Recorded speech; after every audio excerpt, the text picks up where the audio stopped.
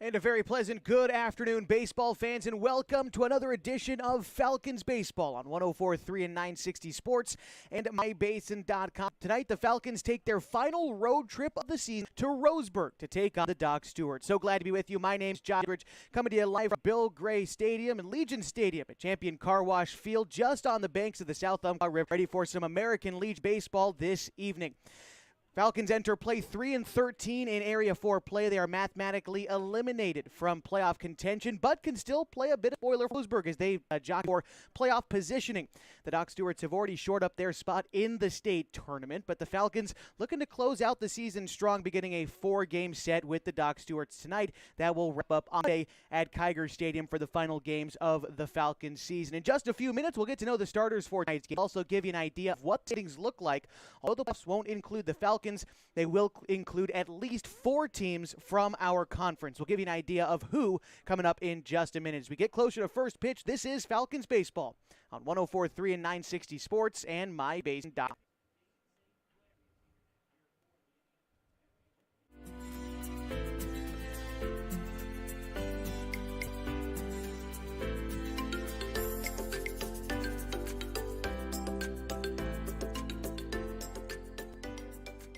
At mybasin.com, we bring you the power of local radio, the pace and reach of social media, and the excitement of local sports. We do this with a team of radio professionals that is second to none. We're proud to call Klamath Falls our home.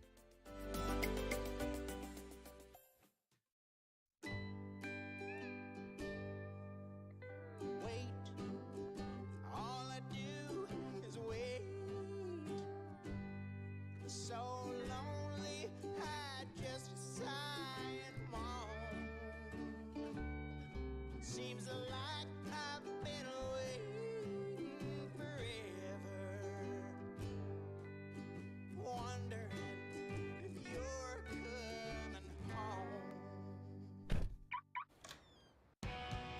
I just saw your face, I know you're coming home. I swear there is no place that feels as good as home. And then I heard your voice, I know you're coming home.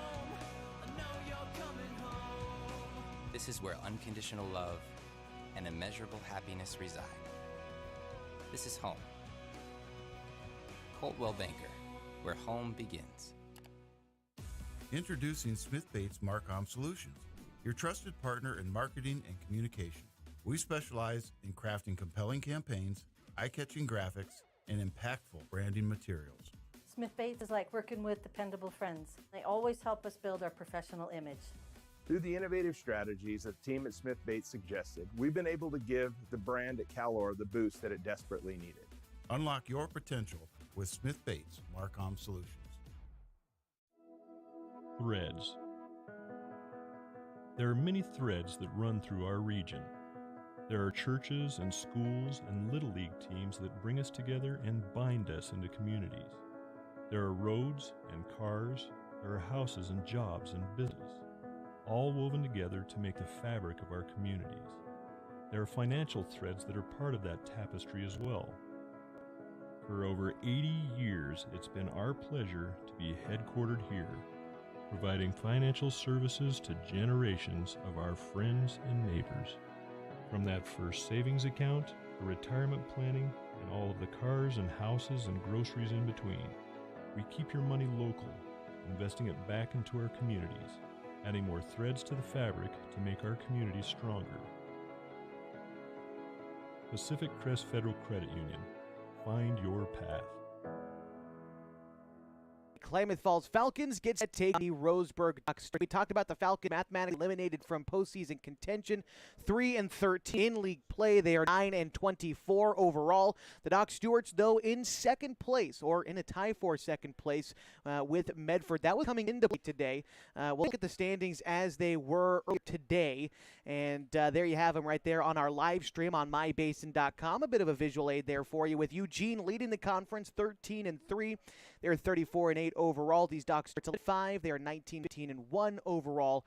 Medford is 11 as well. Redmond is, I believe they won earlier today, 7-10. Grants Pass is 4-13. Two teams going out right now. We'll see if we can get you a score update real quick from Redmond. Grants Pass, after an 8-3 win earlier today, the Generals are trailing Grants Pass 1-0 game, still in the early going. I think they're in the oh no, that game actually is nearly done. They're in the 6th inning, and Grants Pass is leading Redmond in that case. One other set of doubleheaders going on today, and should be starting at about 5 o'clock, is the Medford Mustangs taking on the Eugene Challengers. So you look where Roseburg is in tie for second place right now with Medford. They've got a lot to play for playoff positioning. If they're able to hold on to the number 2 spot, they get an automatic bid to the state tournament where they don't have to play in. Finish third would have to play in tournament. We know Eugene, no matter what, gets that automatic bid as the host team at the state tournament. Taking a look at these Doc Stewarts, though, 11-5 in league play. They are winners of 5 of their last 6 games, and their last loss coming on Monday, that was against the Generals on the road, 4-3. That was actually, back on Monday. So this Doc Stewart team is baseball, and they have a host of star players.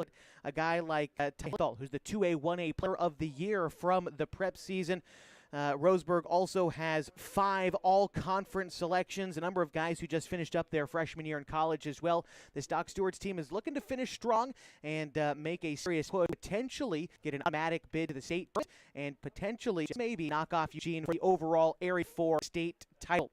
As we get closer to first pitch, we're going to step aside. When we come back, we'll introduce you to the starting lineups for both teams. We get ready for Falcons baseball tonight from Roseburg on 104.3 and 960 Sports and mybasin.com.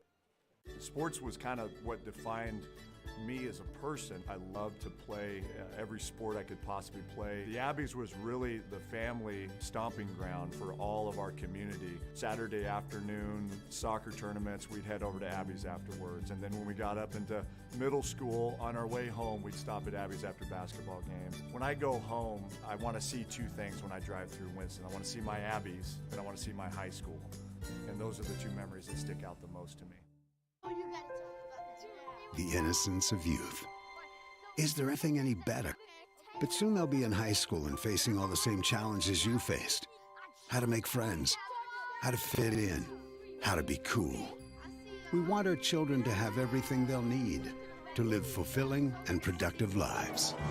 Make sure the kids in your family are among the more than 120,000 participants here in Oregon who take part in high school sports or activities. Comfortable and not corporate. At Klamath Subaru, we built our business on that simple promise. Well, that and some of the best people you're ever going to meet. Hi, I'm Rob Cedar, General Manager at Klamath Subaru. Our 62 employees make it easy for live up to our comfortable, not friendly philosophy. Friendly faces, easy answers, straight talk, fairness, and exceptional service. These are the things you expect. All of us will deliver. Our management team, sales pros, certified service and body shop techs, lot attendants, and detail experts are all 100% focused on you. Local people putting their friends and neighbors first. At Klamath Subaru, that's the only way we do business. It's comfortable, not corporate. Our team members also spend hundreds of hours each year supporting local charities and events through the Subaru Love Promise. That's the kind of people they are. We're very proud of them. They're your friends, they're your neighbors, they're glad to know you, and they want you to be glad to know them too. I'm Rob, and this is what makes us comfortable, not corporate.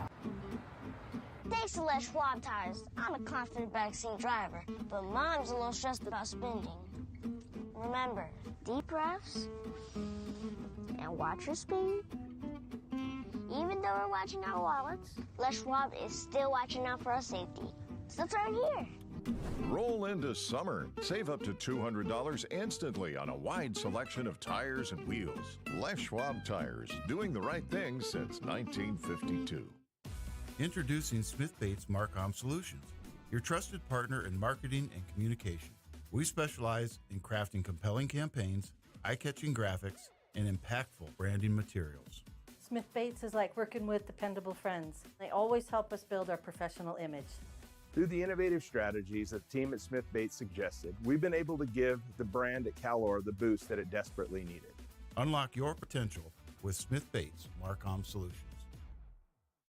Live in Roseburg, have Falcons baseball this evening as we get to know our starting lineups tonight as head coaches this evening. Eric Savage in his second season with the Docs, and of course Coach Peach Whistler for the Falcons as they exchange lineups down on the field. I'll introduce you to the starters as well, and we'll begin first with our visitors tonight, the Klamath Falls Falcons. On the mound for them is going to be Dylan DeYoung. We'll take a look at the young DeYoung when he takes the mound for his numbers. Falcons order goes like this. Leading off and in left field is Max Price. Collins at second base. Mark Carpenter is at third base, hitting third, followed by Marcos Ulloa Ford at shortstop. He's hitting cleanup. Jacoby Takini bats and is catching. Corbin Hamilton batting sixth at first base. PJ designated hitter is at seventh. Ryan Glidden hits eighth in right field, and Ryan Douglas is batting ninth in center field. Go ahead and turn the card over and meet the Roseburg Doc Stewarts, who will be starting Drew Camp on the mound today. And their batting order goes like this. Leading off for the Docs is Hacken Burke, the third baseman, followed by Brevin Harrison in left field. At shortstop and batting third, it's Brooks Avery. Cal Robbins hits fourth and is catching, followed by Withers, the first baseman. Fifth, back sixth, Jake Johnson, the designated hitter, followed by Taj Flora is in right field hitting seventh. Logan Anderson is at second base batting eighth. And Cole Collins in center field. He will be batting ninth for the Docs. That rounds out our starting lineup ahead of Falcons baseball on 104.3 and 960 Sports. Again, if you're watching on mybasin.com, be sure you check out our homepage for Klamath Falls Falcons. mybasin.com/Falcons gives you an idea of the upcoming schedule with our last home game of the season coming up on Monday. Also keep you updated on the standings for Area 4. We'll bring those up one more time for you for those of you watching live from mybasin.com. Again, it's Eugene +3 the playoffs. So no matter where the challengers finish in the league, they do get an automatic bid to the postseason as the hosting team for the state tournament. Roseburg would then get the automatic bid right now if the standings continue as they are to play directly, or pardon me, to get directly into the state tournament. Otherwise, Medford and Redmond, the next two teams up, would have to play into the tournament, meaning they'd have to beat a team from another area. That is where the Falcons season ended last year, was in the play-in round against the Salem Dodgers. This year, the Falcons are eliminated. You see them there, the bottom sort of grayed out there, 13, unable to postseason, but do have a couple of teams in our area that are playing postseason baseball. The Single A Henley team is made the Single A tournament held in Redmond coming up next week, I believe. And then we'll keep you updated as it closer. But tonight, the Klamath Falls Little League Junior Girls Ball team is playing in the West Regional. So congratulations to them. They start at 7:30. They're playing a team from Northern California for a chance to advance to the Little League World Series by the end of this week. So we'll try to keep you updated on scores going on around the state as we move out through tonight's broadcast. But in the meantime, as we learn the starters here at Champion Car Wash Field at Bill Gray Legion Stadium, we'll step aside and get ready for this is Falcons baseball on 4-3 and 960 Sports. Free HD video tonight brought to you on mybasin.com.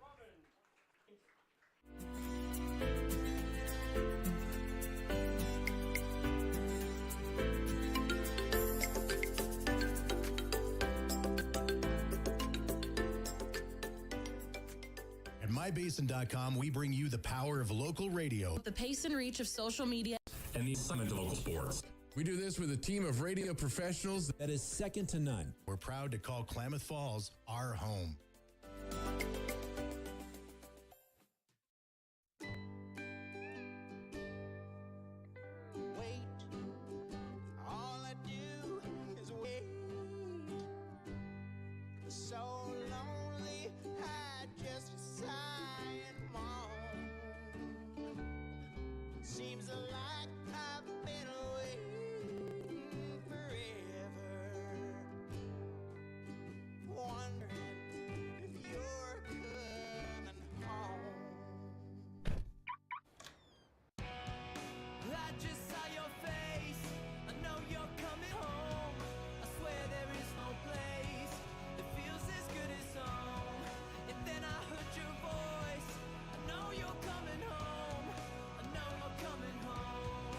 This is where unconditional love and immeasurable happiness reside.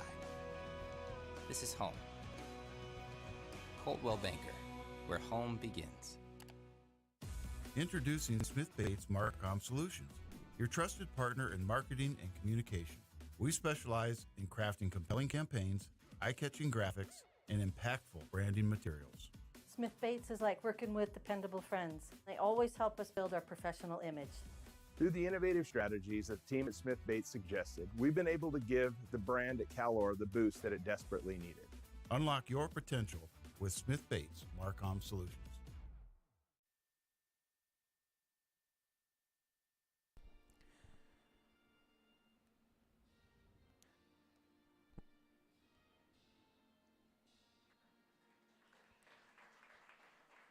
Just heard the national anthem tonight at Champion Car Wash Field in Roseburg, Oregon. About a 3-hour trip over on 140, then up Interstate 5 for the Falcons today, as we are just about ready for baseball. Thank you so much for being with us this evening as we near closer.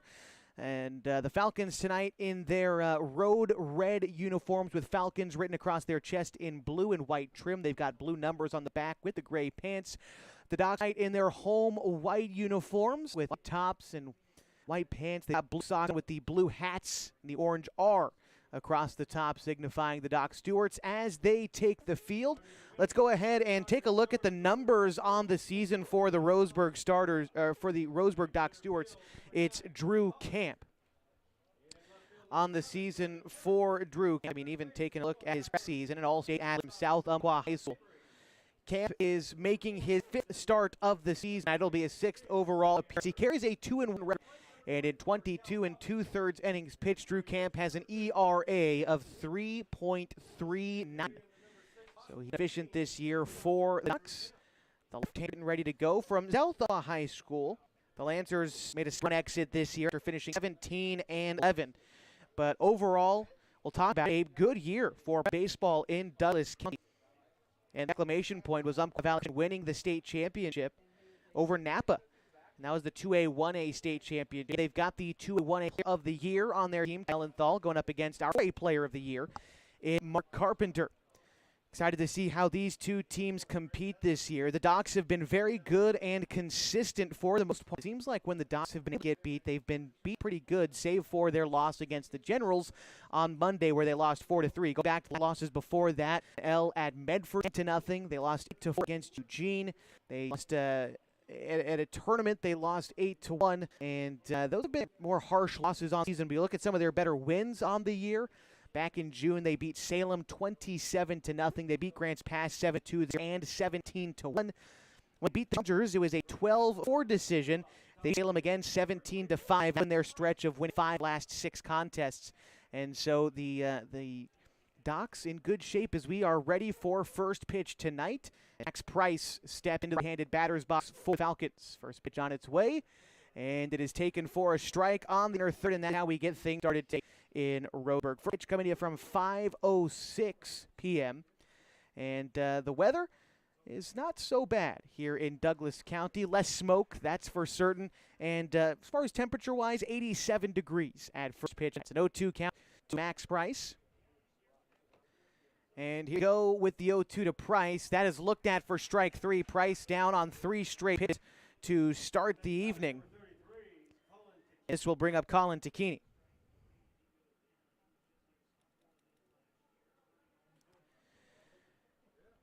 Tacchini has been good for the Falcons his last time out on the mound, but at the plate hasn't gotten the performance he's looking for. Did come up with one big double in the doubleheader the other night, and that was against Medford.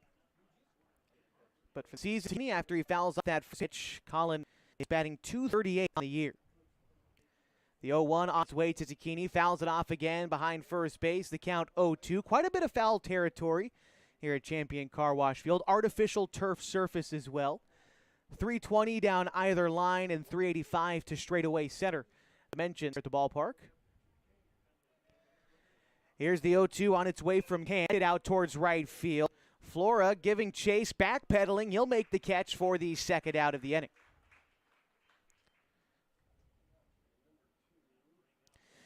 Mark Carpenter, the mentioned 4A prep player of the year.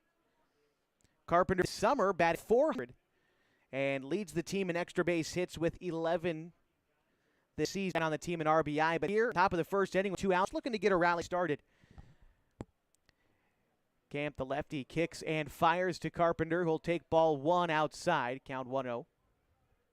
After Carpenter in the order, if the inning continues, it's Marcos Ulloa Ford and meet the Roseburg defensive starters after the pitch. 1-0 on its way. Carpenter, that is ripped third, past the diving glove, Burke to left field. About base knock for Carpenter as the Falcons try to rally for a run at the top of the first inning at their first base hit of the day, and it will bring up Ulloa Ford. From the diamond for Roseburg will go behind the dish first. It's Cal Robbins, Burke third, Avery at short, Anderson at second, and Withers at first. From left to right, it's Harrison, Collins, and Flora. Lefty camp comes set to Ulloa Ford. First pitch to Marcos is slapped foul. Count 0-1. Ulloa Ford committed to continue his collegiate career at Oregon Tech.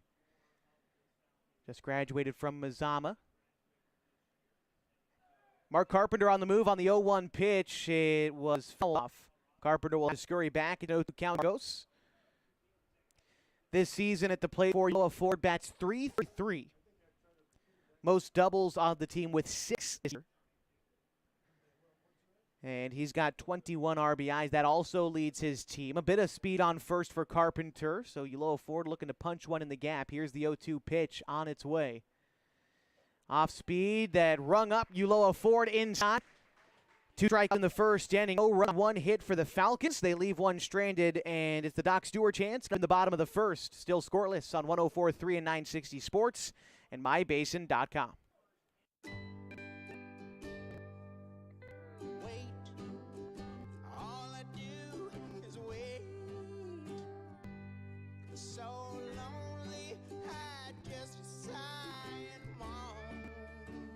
First inning, again, Paxton Burke will be leading things off for the Docs. And going to look at the numbers for Burke this season. He's in a left-handed batter's box. First pitch on its way from DeYoung will sail outside and round 1-0. Burke this season bats .348 for the Docs. The 1-0 pitch on the way is off speed, swung on and missed DeYoung, even up the count at a ball and a strike.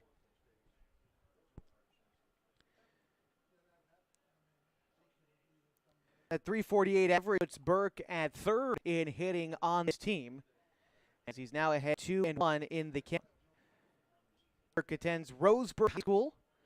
Drove away into town today off 8-5 as it's a 3-1 count Burke. He'll graduate from Roseburg next year, class of 2025. A pitch outside, a 5-pitch walk to start the game, delivered to Paxton Burke, and this brings up Brevin Harrison. Taking a look at Harrison. Bats .324 from the right side for Burke. Runner at first is Burke. Pitch on the way, called strike. It's an 0-1 count. Harrison, a recent graduate of Roseburg High School. One of 8 members of the class of 2024 on this Stewarts team. Off-speed pitch on the move, throw to second. Never really had a chance of beating Burke, but it was off the top of the glove of Tacchini. Rolls into center field. Now going to third is Burke. The throw to third gets away as well. And that's going to be stolen base for Burke. And he's going to reach third on an error credited to Tacchini. And it'll be a 1-1 count with nobody out and a runner at third for the Stewarts in the bottom of the first inning. Take a look for Harrison, his RBI numbers this season. He's got 8, but hitting toward the top of the lineup. Not typically a ton of opportunity. Golden one here in the bottom of the first. He rolls a pitch foul. Count moves now to a ball and 2 strikes. Brooks Avery waits on deck for Roseburg. Behind him, the catcher Robbins. It's a ball and 2 strikes to Harrison as DeYoung comes set. Looks the runner back to third. That's Burke. Pitch home is going to down away. Count 2 balls, 2 strikes, but Jacoby Tacchini, the young catcher for the Falcons, getting some work in there, trying to keep that runner at third. We'll meet the rest of the defensive starters for the Falcons in just a moment. Here's the pitch. It is going to be hit foul. Count remains 2 balls and 2 strikes. Mark Carpenter at third, Marcos Ulloa Ford at short, with Colin Tacchini at second and Corbin Hamilton at first. We'll take a look at the outfield after this 2-2 pitch as DeYoung comes set. The delivery is hit on a line to first, but foul as it drops there. The artificial turf. Count remains 2 balls and 2 strikes.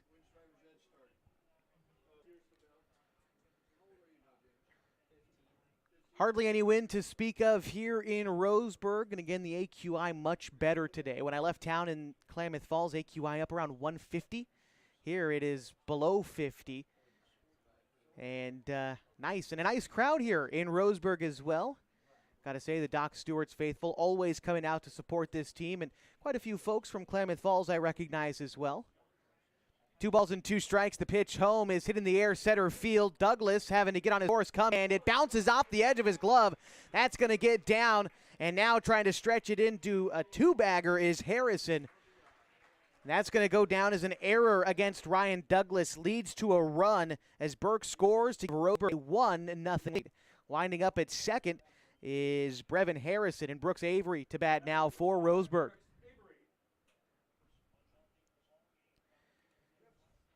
That was the second error of the day for the Falcons, and pitch to Avery as he is second on the team in batting, .375. The pitch is in the dirt. Takini keeps it in front of him, but that one missed. Count 1-0. It was a walk to get Burke on base and 2 errors to get him around to home. An error from Takini and an error from Douglas in center allowed that run to score up early, 1-0. Ball called a strike. Nice one by DeYoung to get back in count. 1-1 to Brooks Avery. Another one of the guys just recently graduated from Roseburg High School. One of 6 Roseburg Indians on this team. The pitch inside is going to miss. Count 2 balls and strike to Avery. Second baseman Takini loosely holding the runner Harrison at second. Pitch is foul back again towards the concession stand here at Bill Gray Stadium. Count now 2 balls and 2 strikes. Nobody out and 1 run for Roseburg in the bottom of this first inning. Pitch from DeYoung as he comes set. It's that one, a curveball left hanging inside. Avery hit a ton to left, but underneath it is Price, and he will make the catch for the first out. As a hanging curveball, Avery just got underneath it, resulted in a fly ball instead of what likely could have been a home run. Here's Cal Robbins. Max Price controls left field for the Falcons. Ryan Douglas in center. Ryan Glidden in right field. Fresh count to Cal Robbins with a runner at second and 1 away. Pitch from DeYoung, an off-speed pitch that misses outside. And 1-0 count now to Robbins. Robbins hits .319 this season for the Docs. 5 extra base hits. All of them have been doubles this year. But 5 doubles, that's good for second most on this team. Here he sends a line drive to right field. Glidden, that's going to get over his head and off the wall. High off the wall. Harrison rounding third, he's going to score. Robbins for 3. The throw is not going to be in time. And an RBI triple for Cal Robbins gives the Docs a 2-0 lead in the bottom of the first inning.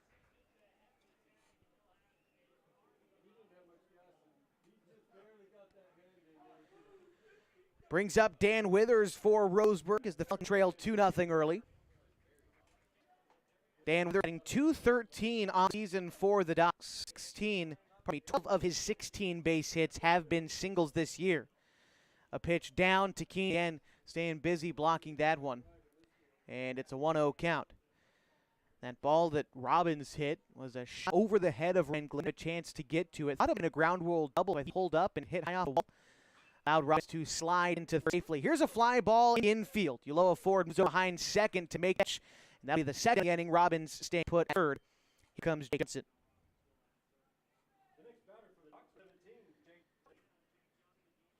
Jake Johnson bats .294 for the Docs this season.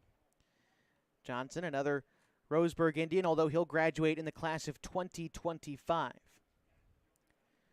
Wrapping up his first season playing AAA baseball for Roseburg. In fact, have 9 first players on this team. But the Falcons, a very young squad, although 1 pitch grounded foul to the third base line, and now an 0 count to Johnson. Nobody as young as the Falcons in terms of the year they graduate high school. Many first-year players and a lot of sophomores, incoming sophomores, a couple incoming freshmen on this Falcons team as well. A curveball, Johnson hits to left. Price He is going to make the catch in territory on the run, and that will end the inning. But the Docs do score 2 runs. 2 runs, errors, and 1 runner left for the Docs. They're up 2-0 as we go to the second inning on 104.3 and 96 Sports and mybasin.com. Threads. There are many threads that run through our region. There are churches and schools and little league teams that bring us together and bind us into communities. There are roads and cars. There are houses and jobs and businesses, all woven together to make the fabric of our communities. There are financial threads that are part of that tapestry as well.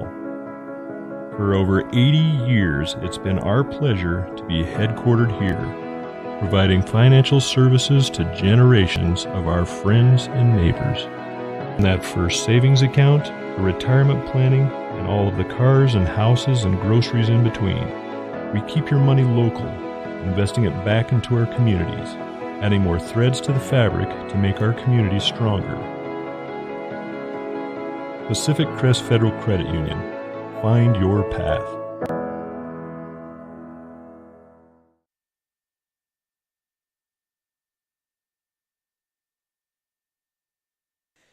For the top of the second inning, Falcons baseball here. Roseburg taking on the Docs Stewarts. They trail 2-0 earlier. For the Docs in the bottom of the first inning, it was then an error, a run to score, then a base clearing triple from Klamath to knock in another. Young was able to get out of the inning with flyouts back to back. Now it's up to the Falcons to try and respond, and to do it, it'll be Jacoby Teeny, Corbin Hamilton, and PJ Safford. 3 guys this half inning for the Falcons. Jacoby Teeny, catcher, steps into the right at batter's box, and here's the pitch coming up. Takini, a couple of base hits last time out in the nightcap against Medford. A heartbreaker for the Falcons to lose in that game. It was a 8-7 extra innings loss. They followed that one up, or I guess that one, with a 6-5 loss to the Mustangs. So unfortunately, 2 tough losses against Medford at home on Wednesday. Although it was the young guys like Kobe Takini, like Pete Stafford, who we'll see a little bit later on, who really came up and tried to gut their team to a victory. Here, Takini hits a fly ball to right center field. It'll be the right fielder, Flora, who calls everybody off to make the catch for the first out in the second inning. Hamilton bats now for the Falcons. Skyline Conference honorable mention in the prep season, although this summer, Hamilton hitting 167. First pitch on its way to Corbin. First pitch swing and fouls it off. The count. Hamilton has started first base this season, right field as well. He's not on the mound a couple of times today at first base to begin the game for the Falcons as he readies for the 1 pitch. Here it comes from Drew Camp. That one missed inside. County ball and a strike. After Hamilton in the Falcon order, it's PJ Safford. Pitch up to Hamilton. It's 1-1. Curveball, then outside, and nice pitch in Camp, trying to get Hamilton to chase, but laying off of it. And it's a 2-1 count. Hamilton, 1 inside the park home run came earlier this season. It's 1 of 2 extra base hits for him, his other being a double. It's now a 2-2 count after Hamilton took the outside fastball for a strike. Camp for the put-away pitch. Already strikeouts today. Curveball, it's rolled out to second. Anderson plays it on a hop, tosses to first in time, and that's the second out in the second inning. PJ Safford batting now for the Falcons. Carries a 10-game hitting streak into this game.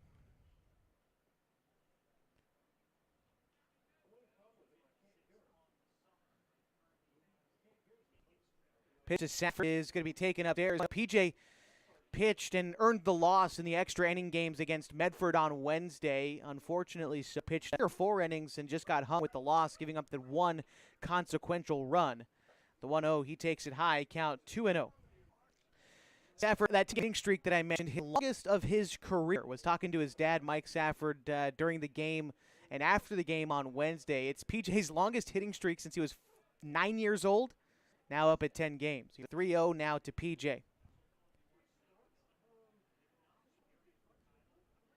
Right-handed batter from Klamath Union High School. The 3-0. It's an off-speed. It misses up there and Safford aboard with a 2-out walk.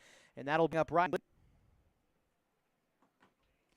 Looking at on the season, batting 200. He's seen that average climb back up to the Mendoza line of late.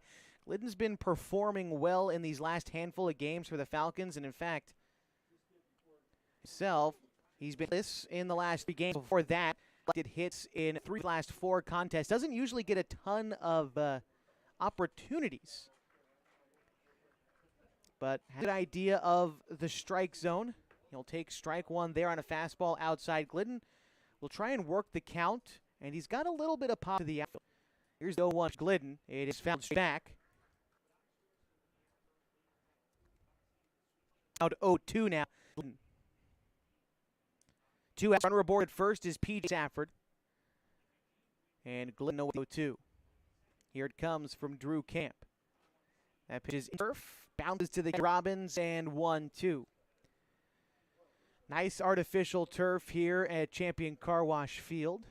We've got the field painted with the lines as if it was mowed, and the dark infield dirt. It's a nice look as Camp pulled the string on Glidden and got him swinging at strike 3 to retire the side in the 2nd inning. For the Falcons, 2 runs, no hits, 1 runner left. They trail 2-0. We to the bottom of the 2nd inning on 4-3 and 960 Sports and my Basin Dom. Sports was kind of what defined me as a person. I loved to play every sport I could possibly play. The Abbeys was really the family stomping ground for all of our community. Saturday afternoon soccer tournaments, we'd head over to Abbeys afterwards. And then when we got up into middle school, on our way home, we'd stop at Abbeys after basketball games. When I go home, I want to see 2 things when I drive through Winston. I want to see my Abbeys, and I want to see my high school. And those are the 2 memories that stick out the most to me. Thanks to Les Schwab Tires, I'm a confident backseat driver, but Mom's a little stressed about spending. Remember, deep breaths and watch your speed. Even though we're watching our wallets, Les Schwab is still watching out for our safety. So turn here. Roll into summer. Save up to $200 instantly on a wide selection of tires and wheels. Les Schwab Tires, doing the right thing since 1952.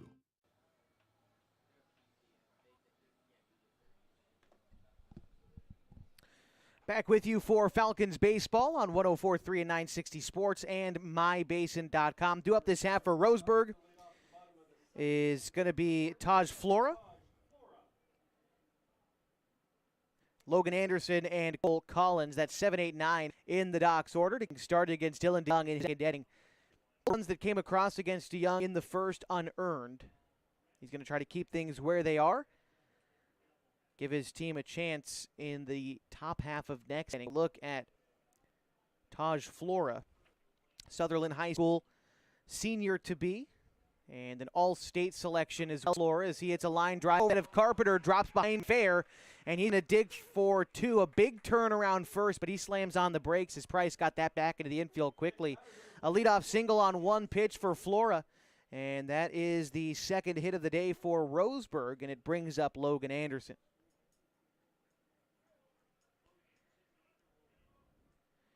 Anderson starting at second base today, a all-state selection from Umpqua Valley Christian, the 2A, 1A state champions. Pitch on its way is hit in the air, foul territory. Hamilton giving chase, but he'll run out of room, and it's an 0-1 count to Anderson.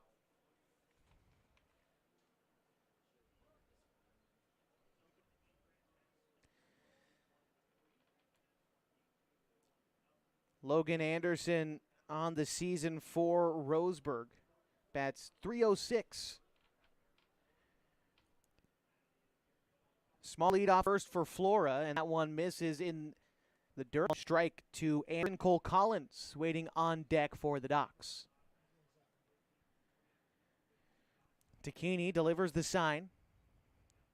Pitch from DeYoung, lined into center field. Douglas hardly has to move to put that one away for the out. He's going to try to go down to first, but back safely is Flora.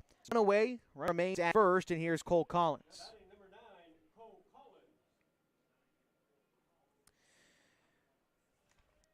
Cole Collins from Oakland High School and Eastern Oregon University. Eastern Oregon failed to make the Cascade Conference playoffs this year. The pitch finds the zone off speed inside.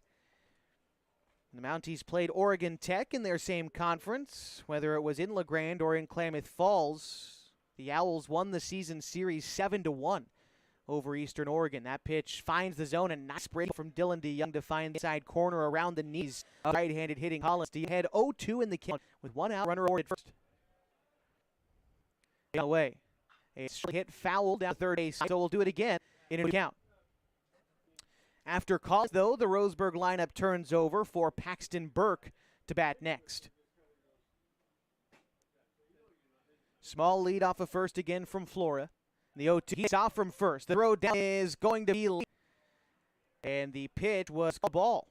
So Flora swipes it, and now it's a 1 count to Cole Collins.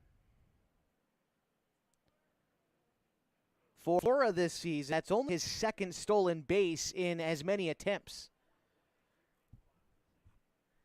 Now bigger leadoff second for him. Here's the 1-2 home. That's going to be hit in the air, foul territory, and out of play behind right field.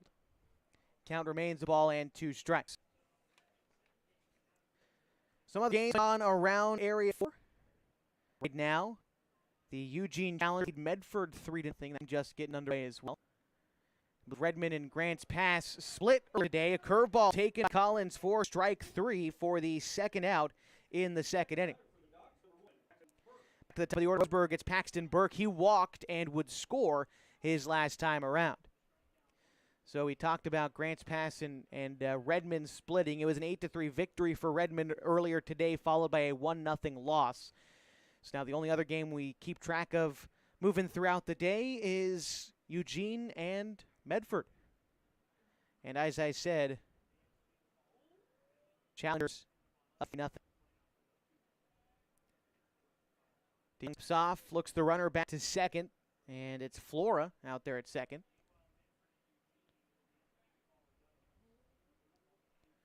DeYoung set with the pitch. Here it is. It's going to miss wide. The count 2-0 to Burke with Brevin Harrison waiting on deck.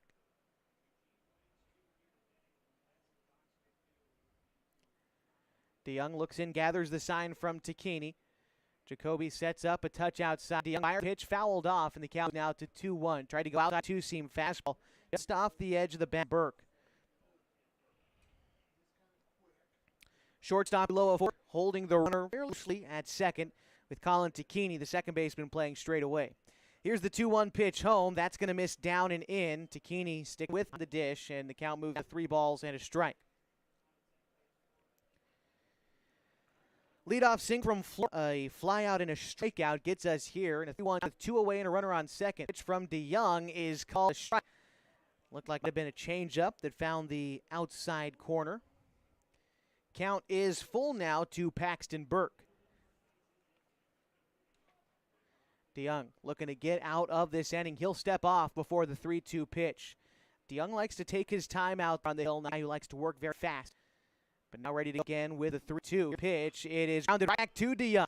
He took the underhanded toss to Hamilton at first, and that will end the inning. No Roseburg runs in the second. They do get 1 base hit and leave him stranded. We go to the top of the third. The Docs up 2-0. 1-4-3 on 960 Sports and mybasin.com.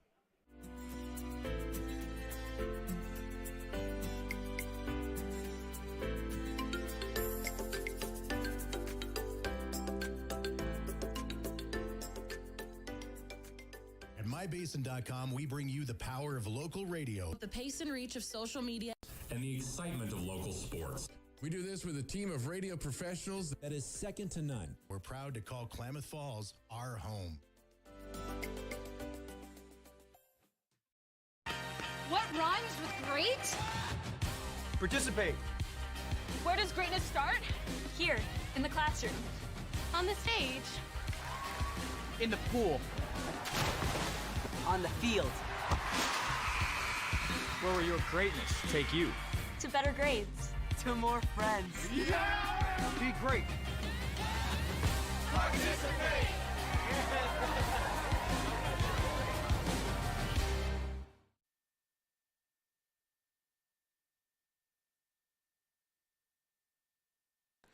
Back with you for the top of the third inning.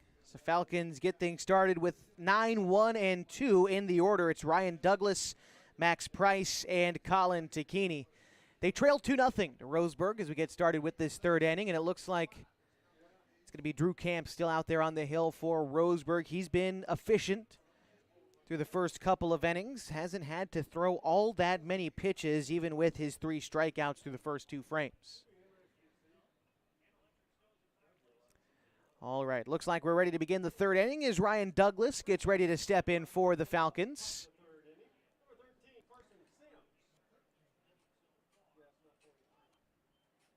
And Douglas going with the no batting gloves. Here's the pitch. That one is in the dirt, and that one rolls away from him.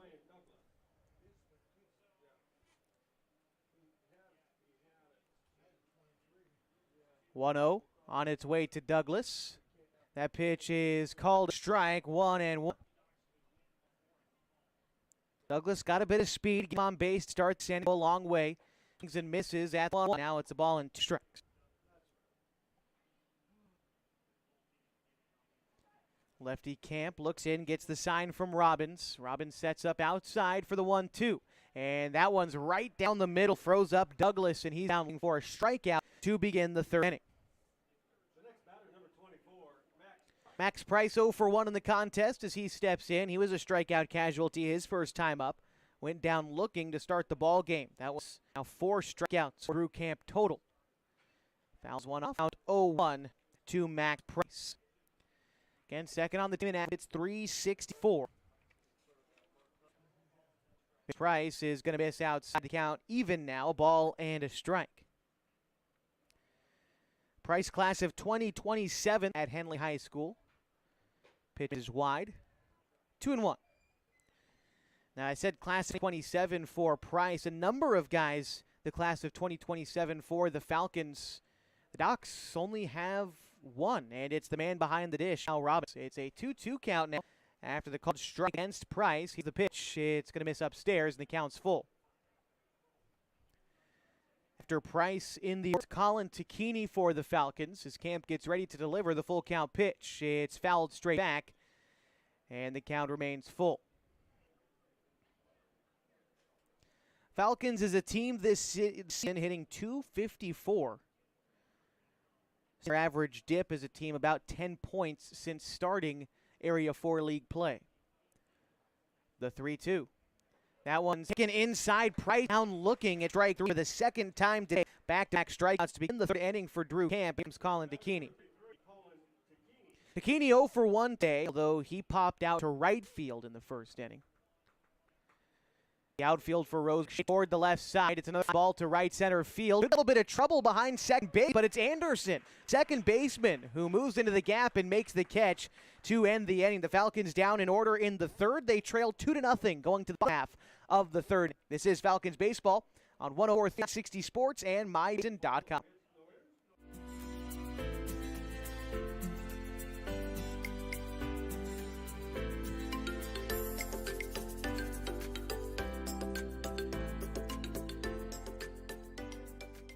At MyBasin.com, we bring you the power of local radio. The pace and reach of social media. And the excitement of local sports. We do this with a team of radio professionals that is second to none. We're proud to call Klamath Falls our home. What rhymes with great? Participate. Where does greatness start? Here, in the classroom. On the stage. In the pool. On the field. Where will your greatness take you? To better grades. To more friends. Yeah! Be great. Participate!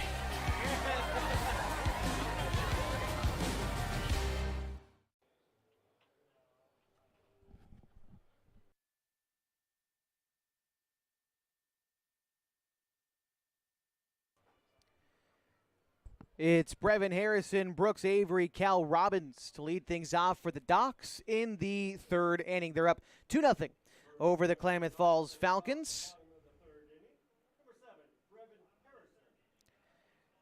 Brevin Harrison, recent graduate again of Roseburg High School, as we are ready with Dylan DeYoung in his third inning of work during this start. The pitch is going to miss, down and in, 1-0.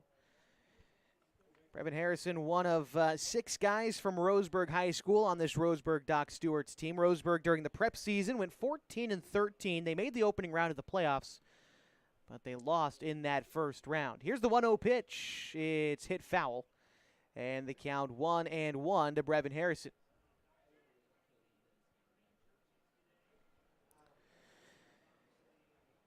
Harrison reached on an error and scored in the first inning. Here's the pitch. That's swung on and missed. A ball and 2 strikes. Looked like DeYoung went with the curveball there and had Harrison reaching for it. DeYoung, here's the 1-2. One's in the dirt. Looked like he tried for the curveball again. Unable to finish that pitch, though, and the count 2 balls and 2 strikes.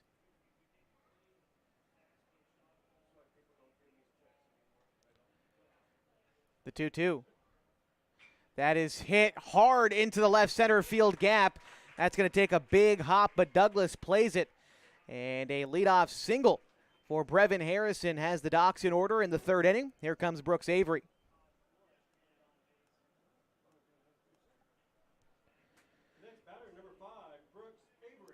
Brooks Avery 0 for 1 in this game. Flew out to left field in the first inning. On the season, hitting .375, gets on base to the tune of .446. Big lead off of first for Harrison. He's breaking for second. The throw down is in time, but the tag is not. And a stolen base for Brevin Harrison puts him in scoring position with nobody out. And that pitch to the plate called a strike, so it's an 0-1 count to Brooks Avery. For Harrison, that is his 4th strikeout of the season, and here's a single to left for Avery. They're waving Harrison around to score. They're going to cut it off, throw to second. Out at second is Brooks Avery, but the Falcons allow Harrison to score. So the Docs lead now 3-0, and the bases will be empty with 1 out after the RBI single from Avery, out trying to stretch it into a double. Here's Cal Robbins, who hit a triple in his first at-bat, 1 RBI on that as well. Now he bats with the bases empty and 1 away after Avery a bit aggressive on the base paths. Robbins pops one up in foul territory. Carpenter giving chase near the Roseburg dugout, but that's out of play. And strike 1.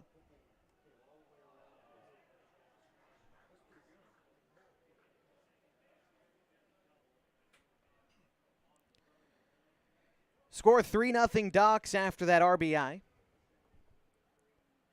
Just in the bottom of the third inning, Dylan DeYoung goes back to work against Cal Robbins in an 0-1 count. Pitch on the way.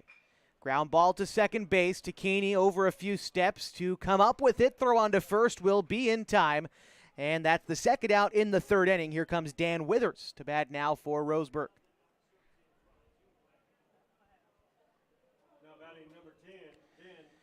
Withers popped out to shortstop in his first at-bat. So he's 0 for 1 today. So Docs look to get something started here again in the third inning. First pitch is going to miss inside. Almost hit Withers. He stood still. I think he was okay with the curveball hitting him there, but it just broke over his knees and into the dirt. 1-0 on the way from DeYoung. Another off-speed pitch, and that one's fouled it off. Withers seen it twice now. We'll see where DeYoung goes in a 1-1 count. He's relied on the curveball early in these at-bats to get ahead. Second time through, he's still doing it. The 1-1 is hit again in the infield. Playable for the pitcher, DeYoung. He'll make the catch, and that will end the inning. Couple of base hits lead to 1 run for the Docs. No runners left. They lead the Falcons 3-0. As we go to the fourth inning on 104.3 and 960 Sports and MyBasin.com.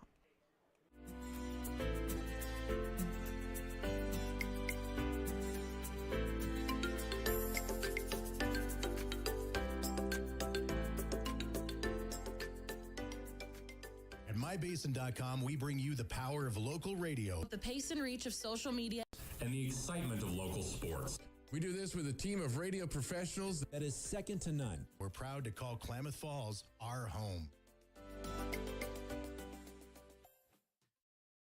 Introducing Smith Bates Marcom Solutions, your trusted partner in marketing and communication.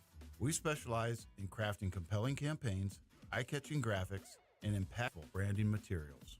Smith Bates is like working with dependable friends. They always help us build our professional image.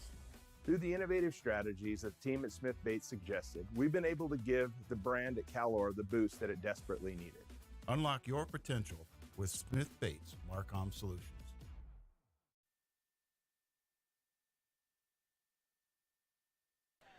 Getting ready for the top of the fourth inning as the Falcons take on the Roseburg Stewarts. Through 3 in the opener today, it's Roseburg who leads 3-0. They've got 3 runs on 4 hits.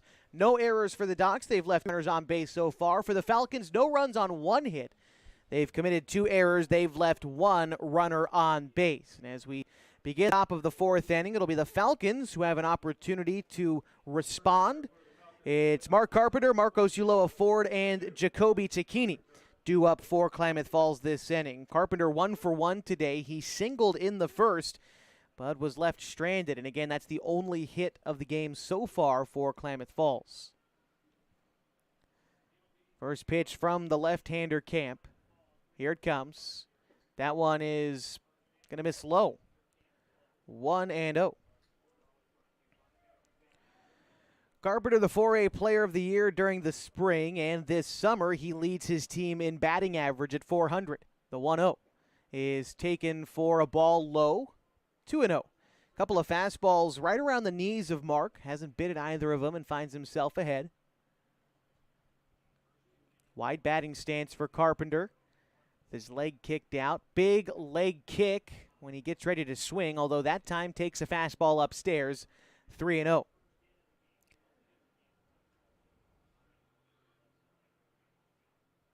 Camp from the windup. The 3-0 is going to be taken for a strike. Carpenter, I think, was taken all the way on that pitch. It's now a 3-1 count to Carpenter.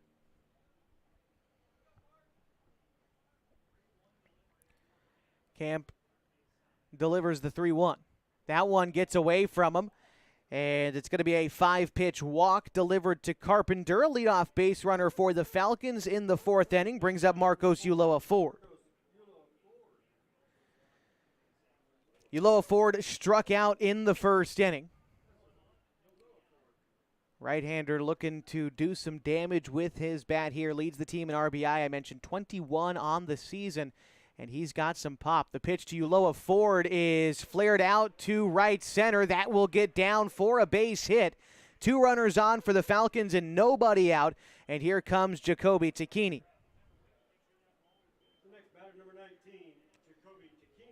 Carpenter to second. Ulloa Ford on at first. And Tacchini, who's 0 for 1 in this ball game with a fly out to center field in an RBI opportunity in the third inning. This is the first time the Falcons have had a runner in scoring position during this contest. Tacchini, 10 RBIs on the season. He bats .212. And we're going to have a conference between the catcher Robbins and Drew Camp. Sure, just trying to calm him down just a moment. The young Tacchini, incoming freshman at Henley High School. He steps in and awaits the first pitch from Camp. Here it is. Tacchini pops one up, looks playable, shallow right field. In is Flora. He'll make the catch for the first out.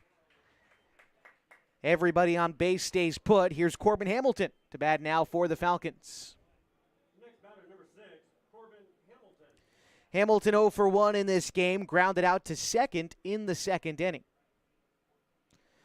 Hamilton hasn't had a lot of luck with runners in scoring position this year, has had plenty of opportunity, but only 8 RBIs this season. He's been much better at getting rallies started than trying to finish them up this season. But here, first pitch, fouled it off. It's an 0-1 count.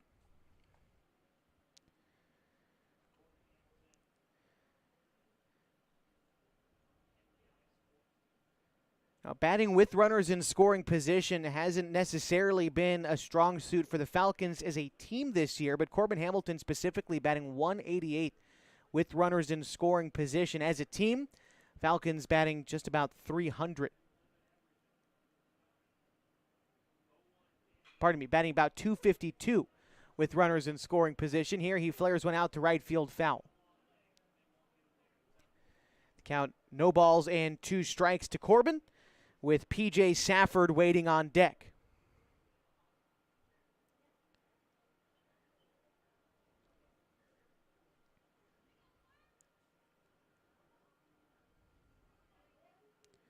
Right-handed hitting Hamilton awaits the 0-2 from Camp. He comes set. Small lead off a second from Carpenter. Decent lead off a first for Uloa Ford. Camp taking his time after coming set. Now delivers a curveball that Hamilton is able to fight off. Count remains 0-2.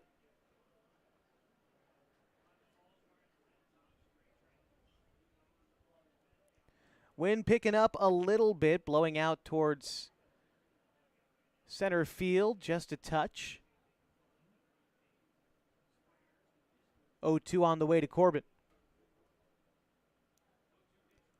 That is also fought off. Hamilton doing a nice job of staying alive in this at-bat, trying to make it difficult for Drew Camp, make him throw a few pitches. Camp has been able to keep the pitch count low during the first portion of this ball game. Here with 1 out in the 4th inning.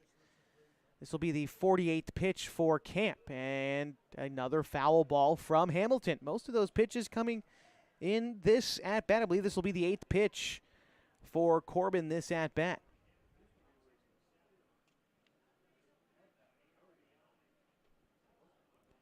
Pardon me, this will be the 6th pitch for Corbin this at-bat. Here it comes. The 0-2 once more is hit hard to right field, but again foul. Trying to time up that fastball. Hamilton's done a nice job of waiting for it, fighting off the off-speed stuff, but he's been out in front of it. Hasn't been able to find the timing this at-bat, but after seeing this many pitches, it's the kind of battle you'd like to see Corbin be able to win, especially this point in the season. 0-2 again, Camp coming set. Checks the runners once more, delivers again. That 0-2 misses high. The count 1-2. Hamilton continues to battle up there. Now this will be the 8th pitch of the at-bat. Camp comes set once more. Pitch on its way. That one in the dirt. Another good take there by Hamilton. That one bounced around his shoes. The count 2 balls and 2 strikes. There's still 2 runners on for the Falcons. Mark Carpenter at second. Marcos Uloa Ford aboard at first. And 1 away in the top of this 4th inning. The Falcons trailed the Docs 3-0. The 2-2 pitch coming up to Hamilton. And fouls it off again.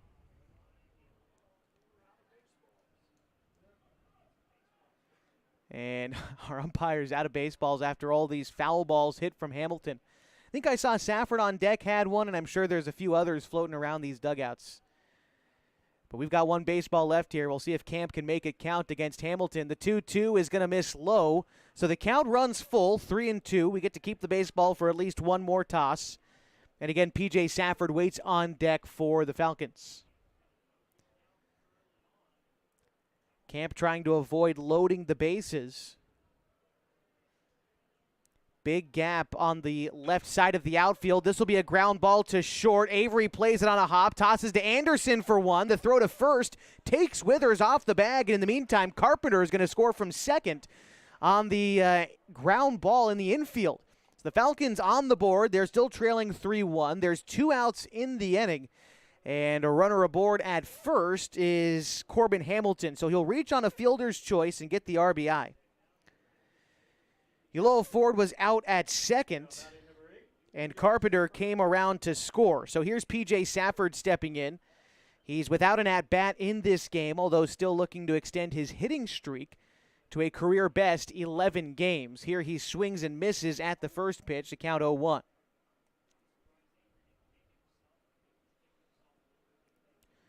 After Safford in the Falcons' order, it's Ryan Glidden. Camp set. Small lead off of first for Corbin, hardly anything to speak of. The pitch to Safford is going to miss down low, and it's a 1-1 count to PJ. Starting as the designated hitter today. You'll also see Safford behind the dish catching. He's played first base, he's played left field in the Legion season as well, and has done some good work on the mound for the Falcons.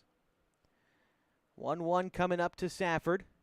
Camp kicks and delivers. An off-speed pitch, Safford chased for strike 2.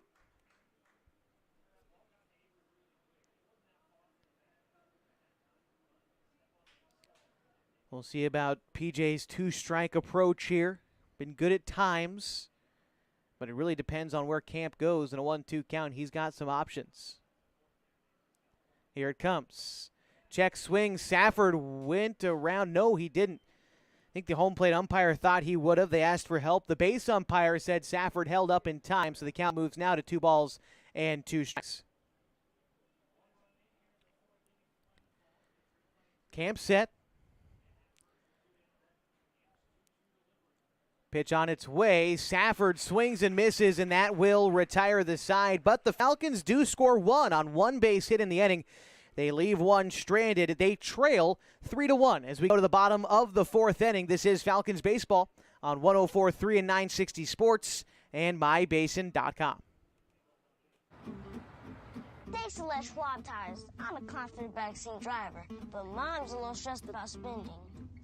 Remember, deep breaths and watch your speed. Even though we're watching our wallets, Les Schwab is still watching out for our safety. So turn here. Roll into summer. Save up to $200 instantly on a wide selection of tires and wheels. Les Schwab Tires, doing the right thing since 1952. The innocence of youth. Is there anything any better? But soon they'll be in high school and facing all the same challenges you faced. How to make friends, how to fit in, how to be cool. We want our children to have everything they'll need to live fulfilling and productive lives. Make sure the kids in your family are among the more than 120,000 participants here in Oregon who take part in high school sports or activities.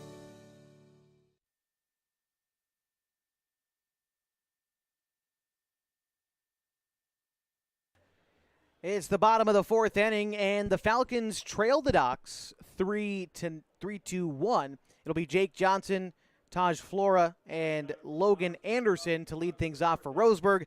That's 6, 7, 8 in the batting order.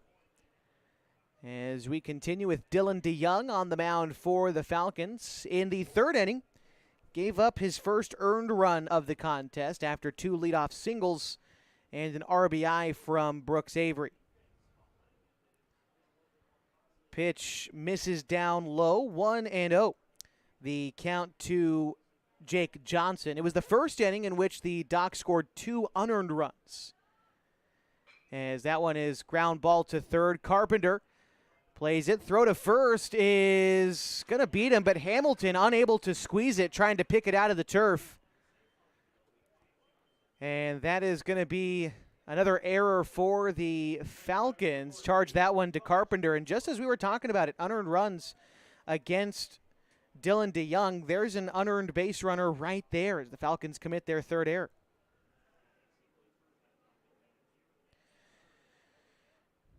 Pitch on its way to Flora. DeYoung, in fact, is going to step off first. But back in that 1st inning, a leadoff walk plus the error allowed a run to score. And then an error in center field that allowed Harrison to reach. He would later be knocked in by Cal Robbins. Falcons in danger of letting it happen to him again here in the 4th. Here's a fly ball to right center. That is over the head of Glidden, misjudged in right field. Johnson now going to 3rd. He's going to round it, try to score. The throw from Ulloa Ford to cut down the runner is not in time.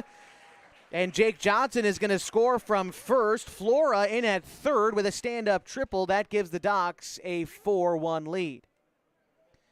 And there you have it. Another unearned run comes across on DeYoung as Johnson, who reached on an error, scored from 1st on that triple.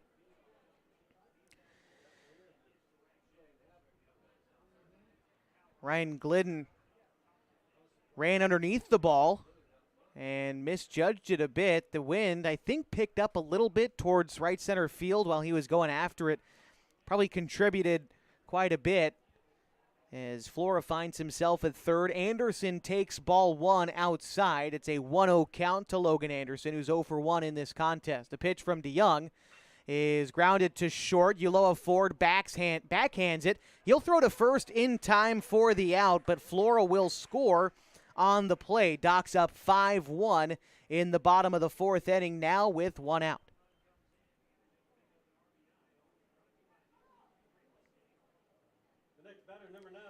Here's Cole Collins, who's 0 for 1 in this game. He struck out in the second inning. Bases empty for DeYoung. The first pitch is in the dirt, 1-0. After Collins, Doc's lineup turns over for the second time tonight with Paxton Burke on deck. An error started this inning for the Docs, followed by a triple and a ground out. That's how they've scored each of their 2 runs this inning. Now an inside fastball misses, 2-0 the count to Collins. This season for Collins, he bats .227 for the Docs, and he gets plunked right on his front thigh there. He's awarded first, and here comes Paxton Burke. Burke 0 for 1 in this game. He walked in the first inning. He grounded out in the second.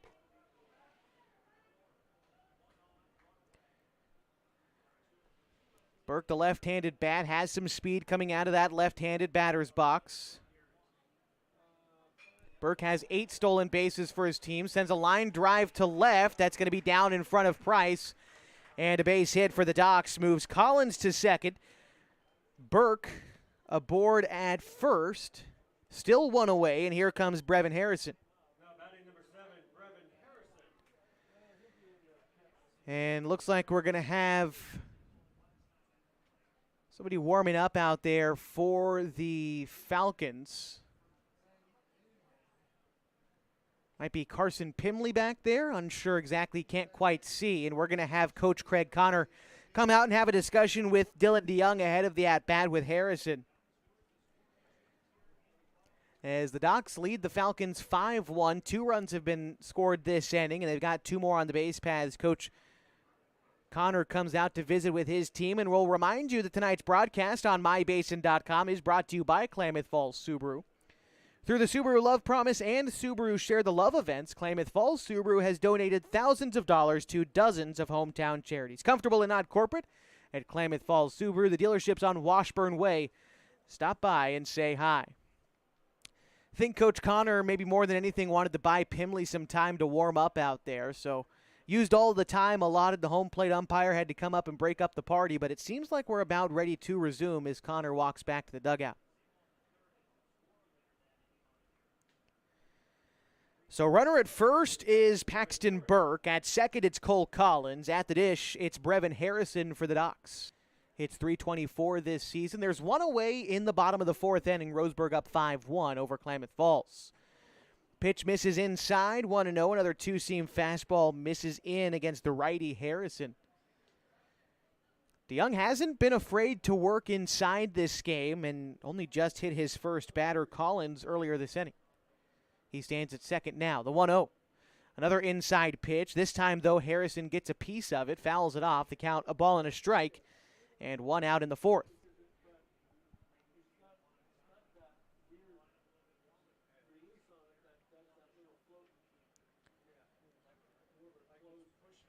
Got a 5-step lead off of second base for Collins. And similarly at first for Burke. 1-1 pitch. Both runners on the move. This one rolled foul down the first base line. The count moves to a ball and 2 strikes. Both runners have to head back. We'll see if the Docs have anything going on the base paths again with a 2-strike count now to Harrison. Brooks Avery waits on deck for Roseburg.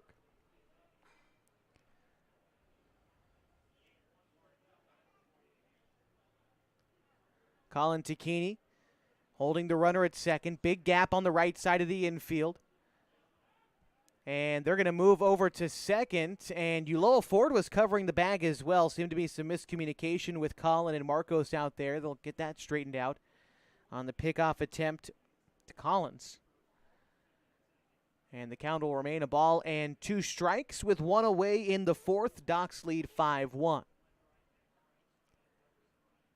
Pitch on the way from DeYoung. Both runners again on the move. This is hit and fair down the left field line. Just fair. 1 run is going to score. They're trying to get Burke into 3rd, and he will get in there safely. An RBI single scores Collins and gives the Docs a 6-1 lead. 7th hit for Roseburg tonight, and this will get Pete Whistler out of the dugout. And we are going to see a change as Dylan DeYoung will exit the game, responsible for 2 runners in scoring position. And Brooks Avery will be next to hit. We'll get you all the changes coming up for the Falcons in just a moment as we continue your coverage of Falcons baseball this season on 104.3 and 960 Sports and mybasin.com. Introducing Smith Bates Marcom Solutions, your trusted partner in marketing and communication. We specialize in crafting compelling campaigns, eye-catching graphics, and impactful branding materials. Smith Bates is like working with dependable friends. They always help us build our professional image. Through the innovative strategies that the team at Smith Bates suggested, we've been able to give the brand at Calor the boost that it desperately needed. Unlock your potential with Smith Bates Marcom Solutions. Sports was kind of what defined me as a person. I loved to play every sport I could possibly play. The Abbeys was really the family stomping ground for all of our community. Saturday afternoon soccer tournaments, we'd head over to Abbeys afterwards. And then when we got up into middle school, on our way home, we'd stop at Abbeys after basketball games. When I go home, I want to see 2 things when I drive through Winston. I want to see my Abbeys and I want to see my high school. And those are the 2 memories that stick out the most to me.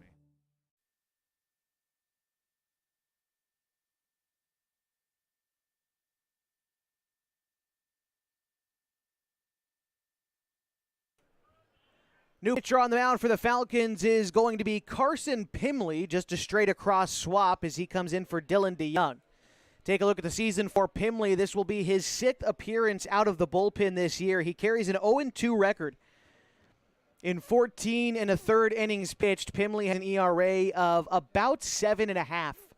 He's looking to get out of a jam here. He'll inherit 2 runners in scoring position, Paxton Burke at 3rd, Brevin Harrison at 2nd, in a game in which his team trails 6-1 in the bottom of the 4th inning. And already this inning for the Docs, 3 runs home. Started out with an error that allowed Johnson to reach first. Taj Flora delivered a triple to score Johnson, and then later on he would score on a ground ball from Logan Anderson. Cole Collins reached base, Paxton Burke reached base, and then Brevin Harrison blasted a double down the left field line to score Collins. So that's how we get Burke at 3rd, Harrison at 2nd. It'll be Brooks Avery to bat against Carson Pimley. Can't quite close the book on Dylan DeYoung yet, as he is responsible for each of the runners on base, but only making it through 3 1/3 in this start. This is the final regular season series for the Falcons this year. Games 1 and 2 tonight. Games 3 and 4 against Roseburg back home at Kiger Stadium on Monday. Encourage you to come on out and support the Falcons in their final home game of the season Monday night. It's a doubleheader starting at 5 and about 7 or 7:30. They've got the full concession stands open and all the work. So with a great crowd here in Roseburg tonight, hope we can replicate that back at home in Klamath Falls. As it looks like we're about ready to resume. Carson Pimley, the right-hander, ready to go to work against Brooks Avery, who is 1 for 2 tonight. Avery flew out in the first, singled home a run in the 3rd. Pitch on the way, infield in for the Falcons, and that one's going to miss outside, 1-0. Outfield playing fairly deep for the Falcons along the left side. The right fielder Glidden in a few steps. Here's the 1-0. That's hit out to right field. Glidden's going to have to turn around and run for it. That is over his head. That's going to score Burke from 3rd. They're waving Harrison around to score from 2nd. And they're going to get Avery into 3rd. Another triple clears the bases for the Docs, and they lead now 8-1 in the bottom of the 4th inning.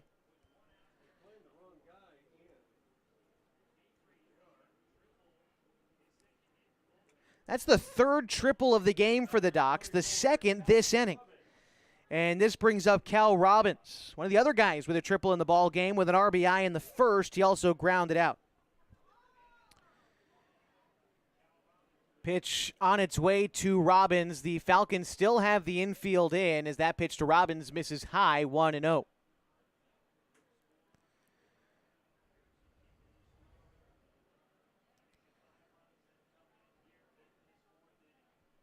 The Ducks, well, Robbins hits a hard grounder to short, and Uloa Ford going to make the easy play to first for the second out. Was saying Roseburg, who has 11 triples all season coming into this game, has 3 in this game alone.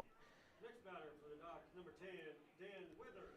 Dan Withers steps in now 0 for 2. He's the 9th batter this half inning for the Ducks. First pitch to him called a strike, 0-1. Brooks Avery at third. The only runner on for Roseburg, 2 away in this 4th inning. Pitch, that's a nice one from Pimley, but I think it just missed inside. And a 1-1 count to Withers. Infield back to playing straight away with 2 outs in the inning. The pitch in the dirt gets away from Takini, and that is going to allow Avery to score from third.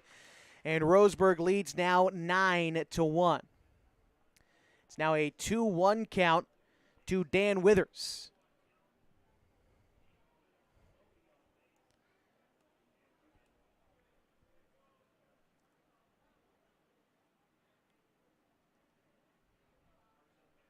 Pitch from Pimley is swung on and missed. The count now 2 balls and 2 strikes to Dan Withers. And Jake Johnson waits on deck for Roseburg. They've nearly batted around this inning. Here's the 2-2. Pimley tries to get out of it. Line drive shot down the left field line. That one, though, does drift foul. Withers steps back in a 2-2 count. 2 outs in the 4th. Ducks lead 9-1 over the Falcons. Withers from Umpqua Valley Christian High School, a state champion in the spring. Checks his swing at a pitch in the dirt. He went around, but the throw to first is going to get him on the drop third strike. But the Ducks score 6 in the 4th inning. And it took them 4 base hits to do it. No runners left stranded. And 1 Falcons error gives us a score of 9-1. Roseburg in front as we go to the 5th inning on 104.3 and 960 Sports and MyBasin.com. Comfortable and not corporate. At Klamath Subaru, we built our business on that simple promise. Well, that and some of the best people you're ever going to meet. Hi, I'm Rob Cedar, General Manager at Klamath Subaru. Our 62 employees make it easy for us to live up to our comfortable, not corporate philosophy. Friendly faces, easy answers, straight talk, fairness, and exceptional service. These are the things you expect. These are the things that all of our people deliver. Our management team, sales pros, certified service and body shop techs, lot attendants, and detail experts are all 100% focused on you. Local people putting their friends and neighbors first. At Klamath Subaru, that's the only way we do business. It's comfortable, not corporate. Our team members also spend hundreds of hours each year supporting local charities and events through the Subaru Love Promise. That's the kind of people they are. We're very proud of them. They're your friends, they're your neighbors, they're glad to know you, and they want you to be glad to know them too. I'm Rob, and this is what makes us comfortable, not corporate. Falcons looking for some runs in the top of the 5th inning. They trail Roseburg 9-1. It'll be Ryan Glidden, Ryan Douglas, and Max Price to lead off this inning.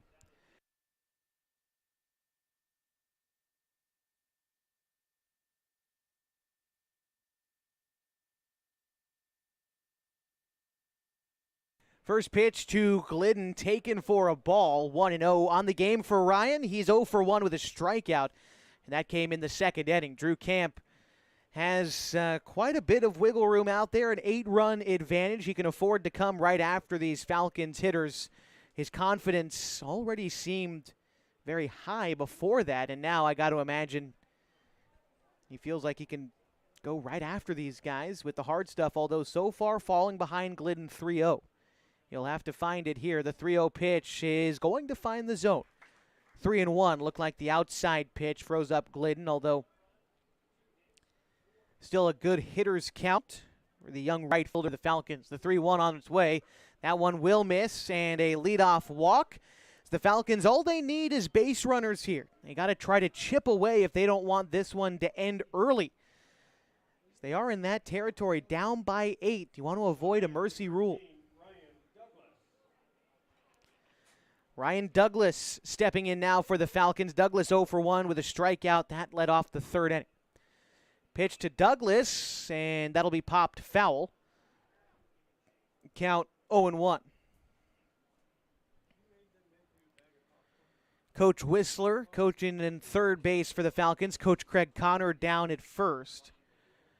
No sign of Coach Sean Teeters, although could be preparing for the Henley Single-A team and their bid for a Single-A state championship. You know, the Single-A Pacific Northwest Regional is going to be right here in Roseburg at Champion Car Wash Field. It's an 0-2 count to Ryan Douglas. Pitch on the way from Camp. Nope, he's going to move over to first. Back safely to first is Glidden. The ball rolled away from the first baseman Withers, but Glidden not on the move. He's going to stay put at first.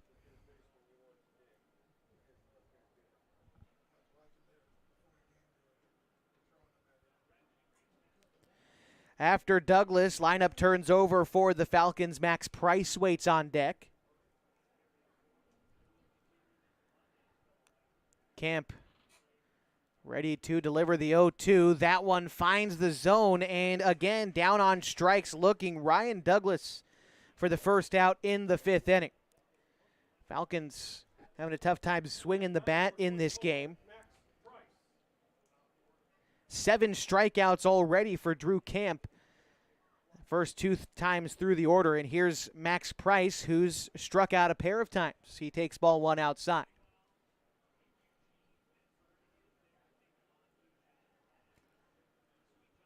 One-0 pitch on its way to Price. 1 away and a runner on first. Pitch to Price, chases a high fastball, count even at 1. 2 runs for the Docs in the first, 1 more in the third. They added 6 in the fourth. How they have their 9-1 advantage. The Falcons added 1 run in the fourth inning. It was an RBI from Corbin Hamilton when he grounded into a fielder's choice that allowed Carpenter to score. 2-1 coming up. And Price swings and misses, and the count is even once more. 2 balls and 2 strikes. Runner on first is Ryan Glidden. Price from Henley High School. They made the 4A semifinals this year. So he takes a pitch outside, 3-2. Lost in extra innings to Marist, who would eventually lose the state championship themselves to Scappoose. 3-2 coming up. Here it is to Price. It's taken for strike 3, and for the third time today, Max Price looks at strike 3. That is the second out in the fifth inning. And here comes Colin Tacchini. Tacchini 0 for 2 today as well, but he's put the ball in play. Once to right field and once to second base, although that was a fly ball into shallow right. The play just made by Anderson at second. Here he bounces one to third. Burke plays it. He'll toss to second to get the lead runner, and that will end the inning. Falcons, no runs, no hits, no runners left stranded. And we will go to the bottom of the fifth inning, trailing the Doc Stewarts 9-1. This is Falcons Baseball, 104.3 and 960 Sports and MyBasin.com.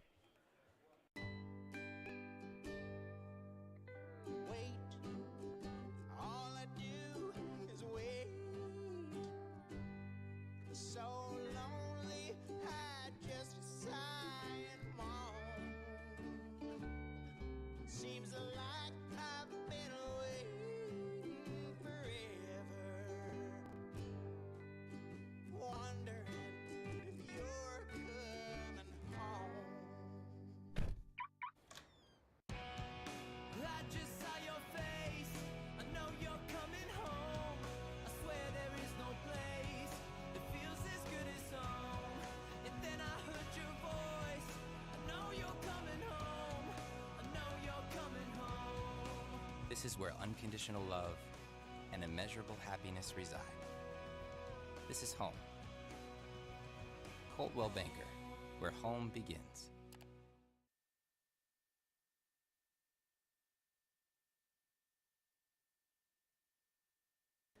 Six, 7, 8 due up for the Docs this half inning. It's going to be Jake Johnson, Taj Flora, and Logan Anderson as the Falcons trail Roseburg 9-1. Carson Pimley getting ready into his second inning of work out of the bullpen. Will close the book on Dylan DeYoung, get you his final line score as Jake Johnson steps in. He's 0 for 2 today. He's flown out and reached on an error and scored. That was in the fourth inning. For Dylan DeYoung on the day, he pitched 3 1/3 innings, gave up 7 hits, 8 runs, 6 of them earned. He walked 1 and struck out 1 as the first pitch into Johnson is called strike 1. Pimley got the final 2 outs in the fourth, gave up a hit and a run. He struck out 1 as well. Here evens the count on a pitch that misses to Johnson.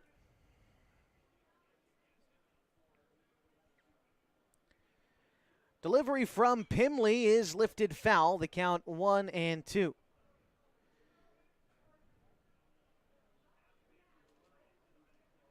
Right-handed throwing Carson Pimley will enter, I believe, his sophomore year at Henley High School. The 1-2 is swung on and missed. The breaking pitch got Johnson chasing. Drop third strike, but Takini throws to Hamilton in time. And that is the first out in the fifth inning. A nice job by Pimley to try to retire that batter. Now here's Taj Flora.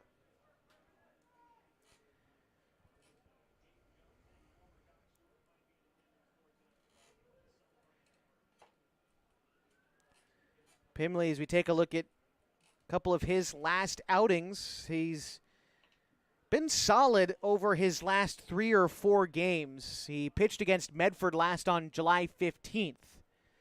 And in that outing, going 3 innings, giving up 5 hits, but just 2 runs. Before that, pitched against Grants Pass on July 10th, another 3-inning outing. He gave up 5 hits, 3 runs. But the ERA has gone down for him of late. It was on June 27th when the Nuggets really got to him.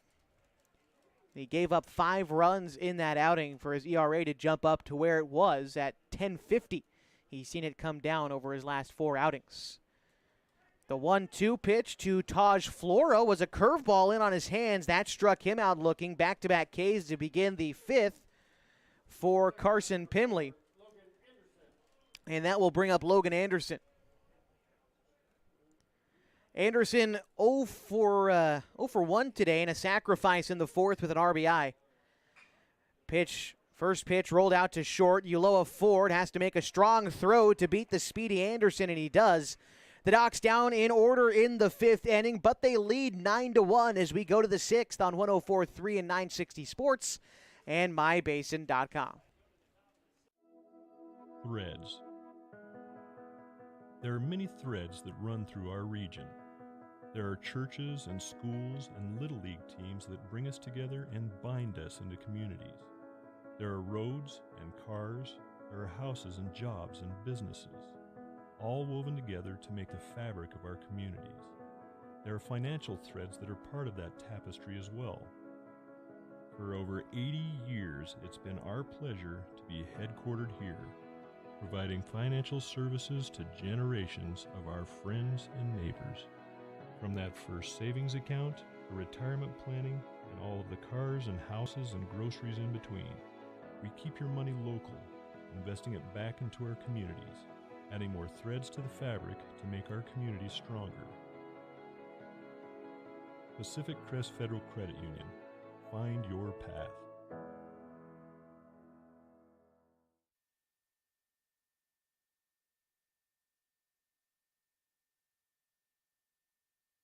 Top of the 6th inning, and the Falcons trail the Docs Stewarts 9-1. So far, ball for Roseburg, 9 runs on 8 hits. No errors. They've left 2 runners on base. For Klamath Falls, 1 run on 2 hits. Falcons have committed 3 errors and left 2 runners on base. Leading off this inning for the Falcons is going to be Mark Carpenter, Marcos Ulloa Ford, then Jacoby Takini. Carpenter has reached base twice today, once on a single in the 1st. He also walked in the 4th. First pitch to Mark this at-bat misses low in the dirt. He's ahead 1-0 in the count.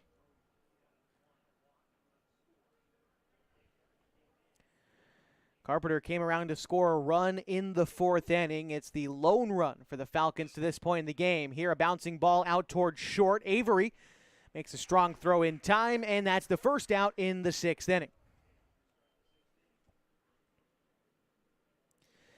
Here's Marcos Ulloa Ford.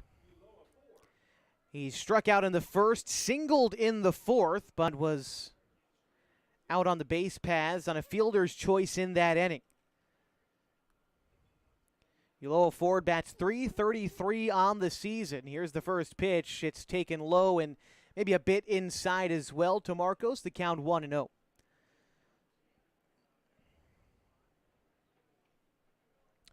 Marcos, the only Viking from Mazama High School on this team, awaits the 1-0.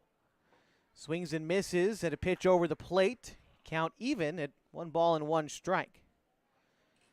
Marcos has 5 base hits in his last 4 games. And swings and misses at the 1-1. Now it's the ball and 2 strikes. All of those base hits singles, though. Hasn't been able to provide the pop as of late that he did earlier in the season, but just looking to get on base. The 1-2, he fouls it off. Count remains. So home run might be nice for the stats, but doesn't really help the Falcons at this point. Just trying to get guys on base so you can try to string runs together down by 8 in the top of the 6th. The pitch to Marcos is going to miss outside. Count 2 balls and 2 strikes. All-state selection in the 4A class. He was third-team All-State on the mound for Mazama this year. The 2-2. And swings and misses at the high heat.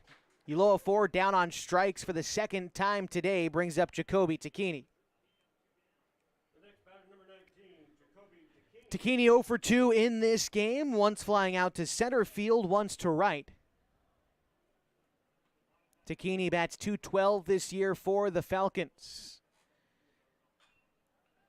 Tacchini just finished up his 8th grade year at Henley Middle School. Will be joining the Hornets high school squad next season. His dad, Joe, the varsity baseball coach at Henley High School. It's an 0-1 count to him, and the pitch is going to check his swing, but he does not hold up in time. The count 0-2 to Jacoby Tacchini. Corbin Hamilton waits on deck if Jacoby can find a way on base. But behind in the count to Drew Camp, who's been dealing these last couple of innings. The pitch. That's hit to center field. Coming in is Collins. He'll make the catch, and that will end the inning.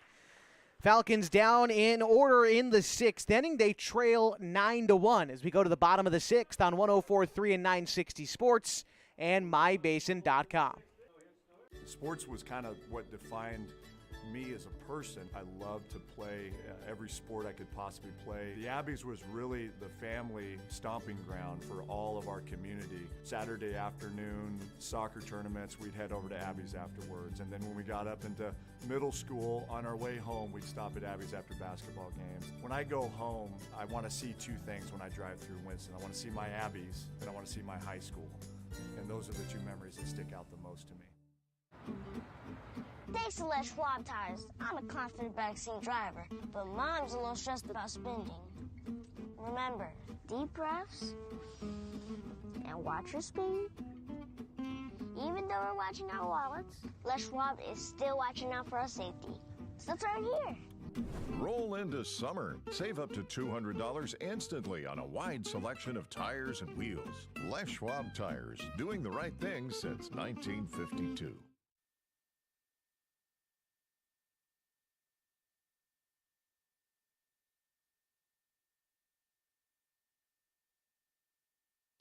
Back with you for more Falcons baseball on 104.3 and 960 Sports. Getting ready to start the bottom of the 6th inning, and the Falcons trail Roseburg 9-1. Carl Pimley getting ready for his 3rd inning of work out of the bullpen, and he'll go up against 9-1-2 in the Doc's order. It's Cole Collins, Paxton Burke, and Brevin Harrison. Collins today is struck out. He was also hit by a pitch. That was in the big third inning for the Docs, in which they scored 6 of their 9 runs. 2 in the first, 1 in the third, 6 in the fourth. They went down in order in the fifth. That was Pimley's first full inning. He's looking for more of that. First pitch on its way from Carson is called a strike. Might have been an off-speed pitch of some variety to Collins to get ahead in this at-bat. Pitch on the way from Pimley. The 0-1 is going to miss outside. Ball and a strike to Collins. Collins graduated from Oakland High School in 2023. Chops one to short. Awkward for Uloa Ford to play on the turf. The throw to first is not going to be there. I think the throw is in time, but Hamilton had to leap off the base to bring it in. And the high throw from Uloa Ford. We'll see how they score it here. That's going to be an E6 against Marcos, even on that close play, to lead off the 6th inning. 4th error for the Falcons this evening. Runner aboard at first for Paxton Burke. First pitch is going to miss into him. 1-0.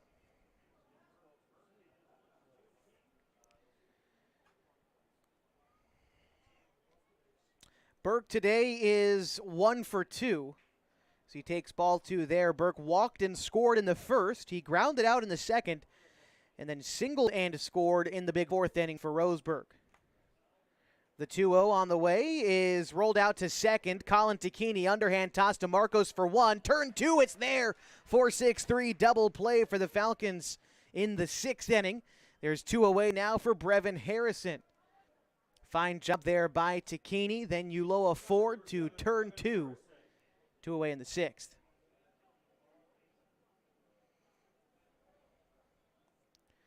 Brevin Harrison bats now. He's 2 for 3. Most recently an RBI double in the 4th inning. Here he hits one to left. Max Price moving over. He will make the catch to end the inning. No runs, no hits, no runners left. 1 Falcons error. And we go to the 7th. The Docs up 9-1 on 104.3 and 960 Sports and mybasin.com.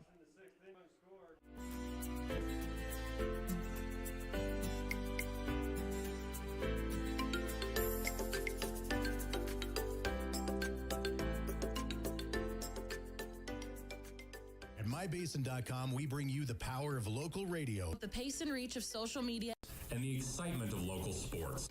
We do this with a team of radio professionals that is second to none. We're proud to call Klamath Falls our home. What rhymes with great? Participate. Where does greatness start? Here, in the classroom. On the stage. In the pool. On the field. Where will your greatness take you? To better grades. To more friends. Yeah! Be great. Participate.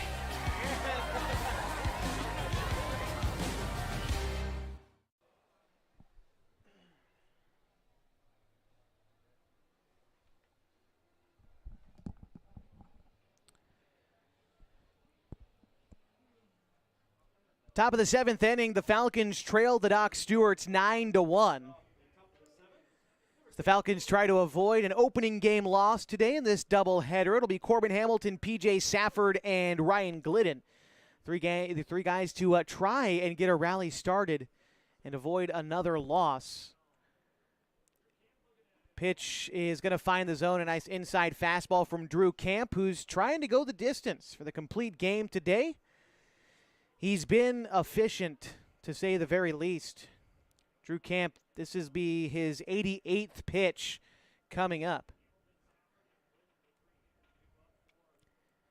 Hamilton at the plate today is 0 for 2. He grounded out and reached on a fielder's choice in the 4th, although he does have an RBI today.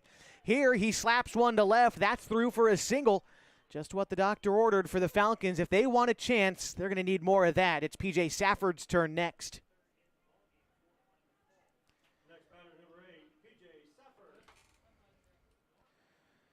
Falcons right now on a 3-game skid that was predecessed by 2 wins and a 9-game losing streak before that. Trying to avoid it. Here's the pitch to P.J. Safford looking to extend his hitting streak. He's struck out and walked to this point in the game. Safford carries a 10-game hitting streak into this contest. It's a 1-0 count now to Safford. Pitch on its way. Safford takes another fastball outside. That was a good pitch from Camp, but a better take from Safford to get ahead 2-0.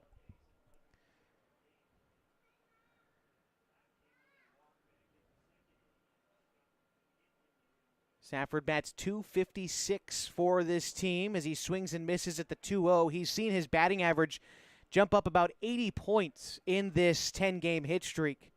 Was hitting below 200. In fact, I believe he was hitting below 250 before this hitting streak commenced. Now he's 4th on the team in hitting. 2-1 coming up to Safford.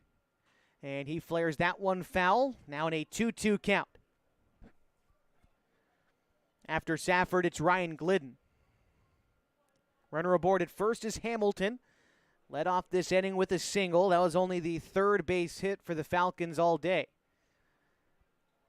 Safford, the right-hander, tall batting stance, awaits for Camp, who comes set. Small lead off of first for Hamilton. Camp checks him and moves home. The pitch is in the dirt, kicks away from Robbins. Trying to go to second is Hamilton. The throw is going to be late, and Corbin in scoring position with nobody out in the 7th inning. Count moves full now to Safford, 3-2. The chance for Safford to possibly extend the hitting streak and pick up an RBI, his team trailing by 8 runs in the 7th. Pitch on its way to PJ, swings and misses, and that will be strike 3. Safford down on strikes for the 2nd time this afternoon, and it brings up Ryan Glidden.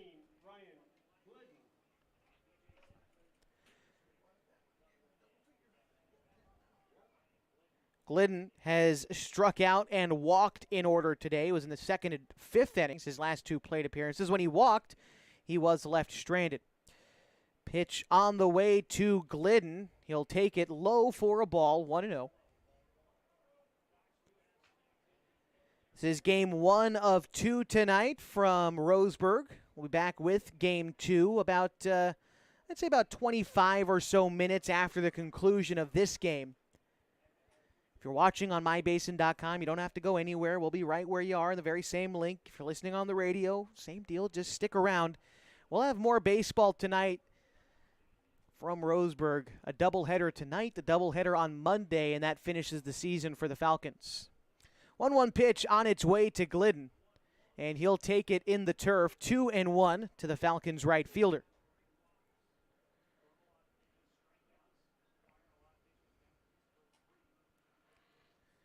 Drew Camp looking to go the distance here, but there is a right-hander warming up for the Docs. So 2-1 to Glidden is hit foul. Count now 2 balls and 2 strikes. This next one will be pitch number 100 for Drew Camp. So far he's walked 3, but he struck out 10.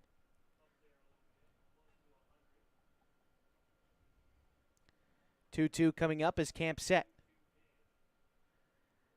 This will be the 100th pitch on its way. It is a curveball that's taken for ball 3. Missed wide and maybe a bit upstairs to Glidden. Ryan Douglas is on deck for the Falcons.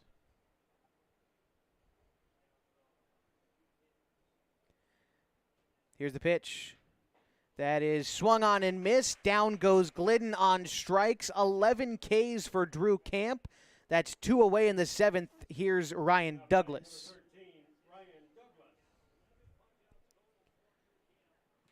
Douglas has struck out twice today. Once in the 3rd, once in the 5th. Runner aboard at second is Hamilton. He led off this inning with a single, but back-to-back strikeouts from Camp, and the Falcons down to their final out of game 1. Popped out of play behind home plate and an 0-1 count to Douglas.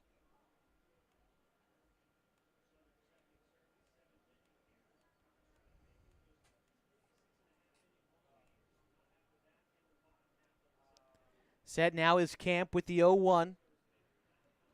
Lefty checks the runner at second, now moves home. It's hit to right field. That's going to get down. Could be extra bases as it rolls to the corner. Douglas is actually going to stay put at first, but an RBI single knocks in Hamilton, and the Falcons trail now 9-2. Nice little RBI poke the other way there from Douglas to extend this ball game. Top of the order now for the Falcons. It's Max Price, who's 0 for 3 today with 3 strikeouts.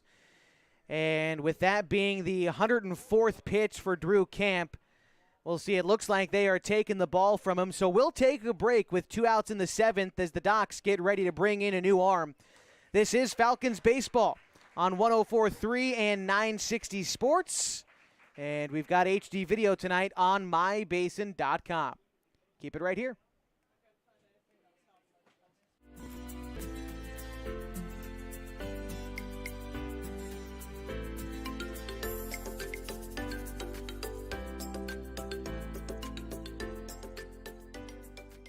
At mybasin.com, we bring you the power of local radio. The pace and reach of social media. And the excitement of local sports. We do this with a team of radio professionals that is second to none. We're proud to call Klamath Falls our home. Introducing Smith Bates Marcom Solutions, your trusted partner in marketing and communication. We specialize in crafting compelling campaigns, eye-catching graphics, and impactful branding materials. Smith Bates is like working with dependable friends. They always help us build our professional image. Through the innovative strategies that the team at Smith Bates suggested, we've been able to give the brand at Calor the boost that it desperately needed. Unlock your potential with Smith Bates Marcom Solutions.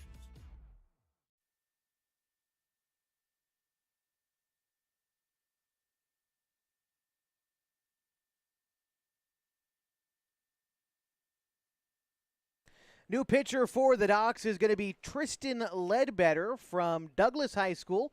Graduated this past spring. He comes in relief of Drew Camp.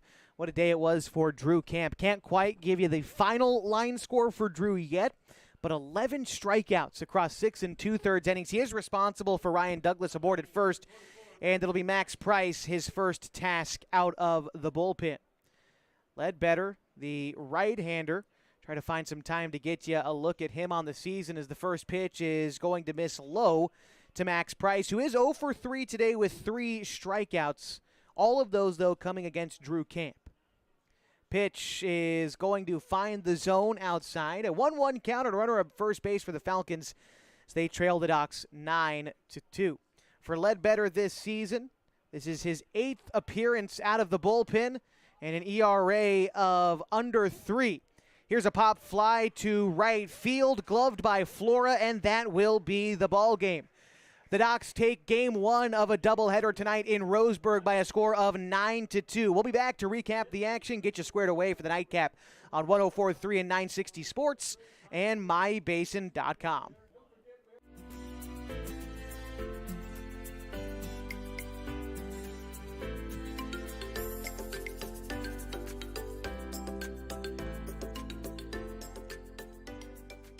At mybasin.com, we bring you the power of local radio. The pace and reach of social media.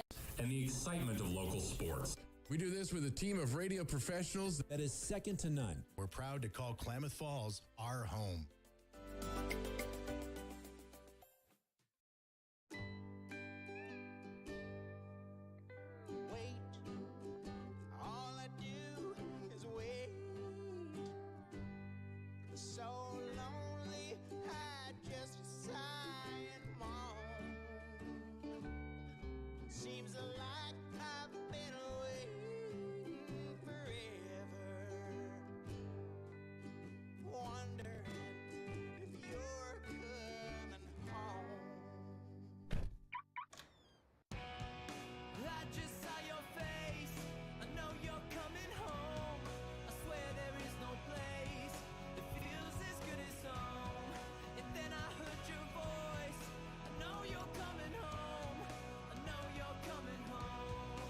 This is where unconditional love and immeasurable happiness reside. This is home. Coldwell Banker, where home begins. Introducing Smith Bates Marcom Solutions, your trusted partner in marketing and communication. We specialize in crafting compelling campaigns, eye-catching graphics, and impactful branding materials. Smith Bates is like working with dependable friends. They always help us build our professional image. Through the innovative strategies that the team at Smith Bates suggested, we've been able to give the brand at Calor the boost that it desperately needed. Unlock your potential with Smith Bates Marcom Solutions. Threads. There are many threads that run through our region. There are churches and schools and Little League teams that bring us together and bind us into communities. There are roads and cars, there are houses and jobs and businesses, all woven together to make the fabric of our communities. There are financial threads that are part of that tapestry as well. For over 80 years, it's been our pleasure to be headquartered here, providing financial services to generations of our friends and neighbors. From that first savings account, to retirement planning, and all of the cars and houses and groceries in between, we keep your money local, investing it back into our communities, adding more threads to the fabric to make our communities stronger. Pacific Crest Federal Credit Union. Find your path. Final score, Game 1 from Champion Car Wash Field, Bill Stadium in Roseburg. Opener goes by Stewarts 9-2. For Roseburg, runs, 8 hits, no errors. They left 2 runners on base. For Klamath Falls, 2 runs on 4 hits. The Falcons committed 4 errors. They left 3 runners on base. The winning pitcher today tossing an absolute gem. Drew Camp in 6 and 2 innings. He allowed 4 hits, 2 runs, each of them earned. 11 strikeouts for Camp in this victory. Loss tonight goes to Dylan DeYoung. 3 1/3 innings pitched. He gave up 7 hits, 8 runs, 6 of them earned. He walked 1 and struck out 1. Carson Pimley pitched in relief of Dylan. Pitched 2 innings, gave up 1 hit, 1 and struck out 3. One other guy we saw on the mound was Tristan Ledbetter picking up the final out of the ball game for Roseburg. Once again, the final score 9-2. We'll be back for the nightcap from Champion Car Wash Field in about 20 or so minutes. If you're watching online on mybasin.com, stay right where you are. We'll be live on this very same link in about 15 or 20 minutes. If you're listening on the radio, we'll return you to normal Fox Sports radio programming for the meantime, and we'll bring you back with a little bit of pregame coverage ahead of first pitch of the nightcap tonight. Once again, the final score of Game 1. The Falcons drop it 9-2. They fall to 3-14 in league play, 9-25 overall on the season. For Roseburg, this win pushes them to 12-5. They are 20-15 on the season. We'll be back for Game 2 in just a bit, but in the meantime, I'll say see you soon. My name is Josh Eldridge on mybasin.com. We'll be back in just a bit.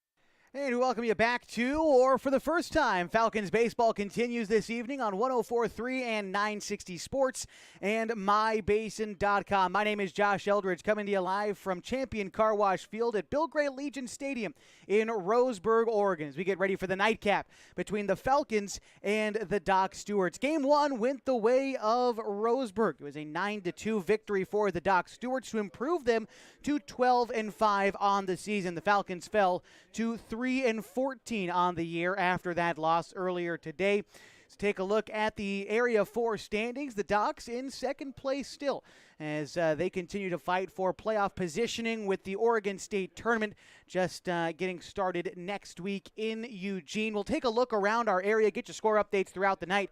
So, you know, Redmond and Grants Pass split earlier today, and Eugene and Medford going at each other this afternoon. It was a 6-0 win for Eugene today. Their game, their nightcap begins in just a bit as well. Get you update on everything you might have missed. Plus, we'll get ready for starting lineups and first pitch just around the corner in Roseburg.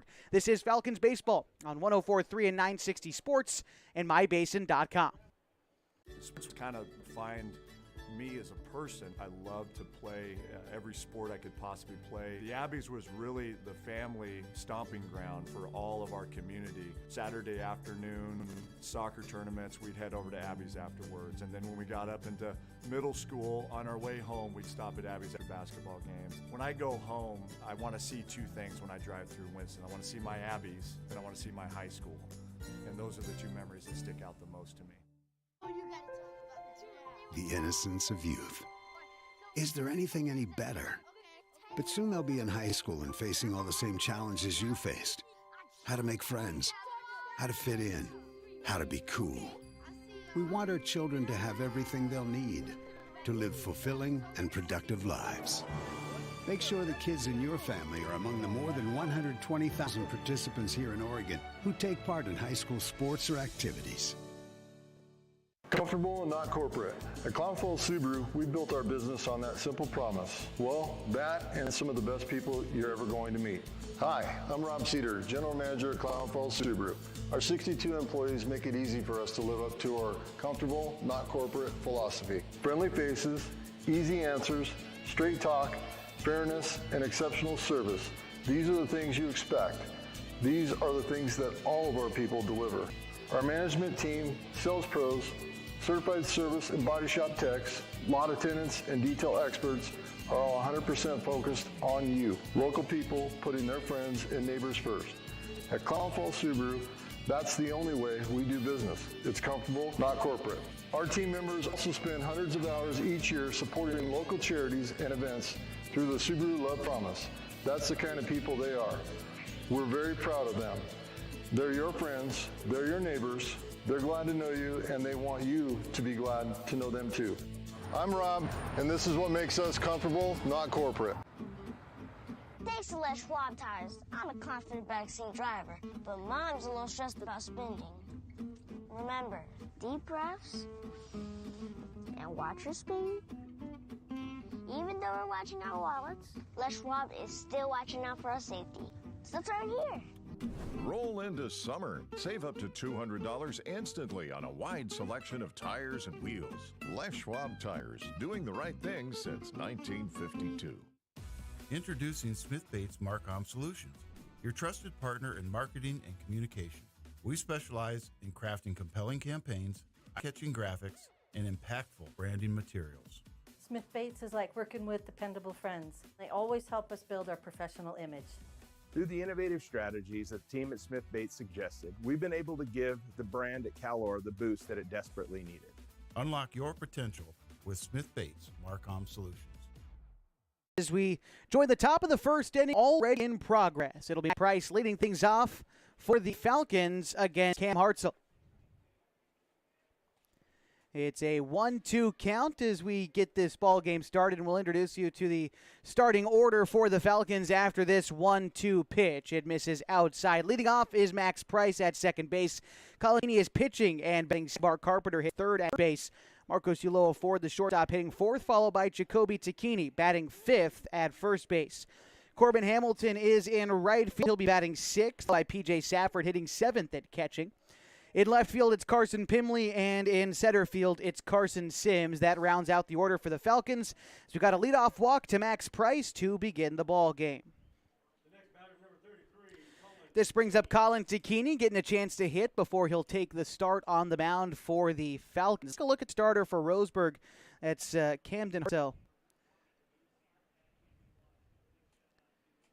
Taking a look at Hartzell this season, let's take a look at his numbers on the mound. This will be his 7th start of the summer for Roseburg. He has a 1-3 record in 21 1/3 innings pitched. He has an ERA of 5.9. Here's the first pitch to Colin T. That one's going to miss inside 1-0. Get to the defensive starters for Roseburg in just a moment as Hartzell, the right-hander, comes set. 1-1 coming up to Tacchini. Here it is. That one looked to be a slider, found the outside corner. A ball and a strike. Hellenthal behind the plate for Roseburg. Burke at third, Avery at short, Anderson at second, and Robbins at first. And the outfield in just a moment as Tacchini settles back in for the 1-1 pitch. Pitch to Colin, lined back up the middle into center field. That's a base knock. Back-to-back base runners for the Falcons to get stuff started in the first. Price moves up to second. Tacchini at first. Here's Mark Carpenter to bat for the Falcons. Nobody out in the first. In left field, it's Harrison. In center, it's Collins. And in right field, it's Flora for the Doc Stewarts. They won the opener today 9-2 over the Falcons. Klamath Falls looking to collect a win in the nightcap as the sun starts to set behind home plate tonight. First pitch coming up to Mark Carpenter. Had a single in the first game and scored a run. Here he rips one down the left field line. Could be trouble if it stays fair, but it just drifts foul. And we'll have to do it again. Carpenter a little bit out in front of that pitch for a loud strike one.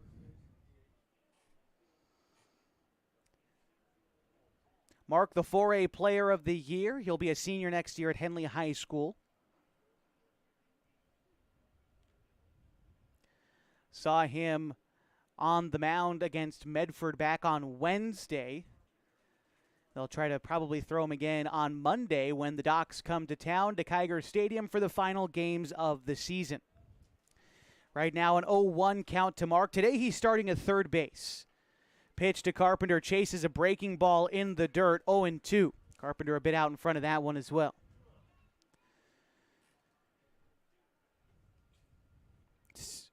One more game tonight against Roseburg, and then 2 more on Monday. That will end the Falcons' 2024 campaign after they've been eliminated from postseason contention. The 0-2 pitch coming up to Carpenter. Here it is. Carpenter waves and misses at a high fastball. He'll go down on strikes for the first out in the first inning. That brings up Marcos Ulloa Ford.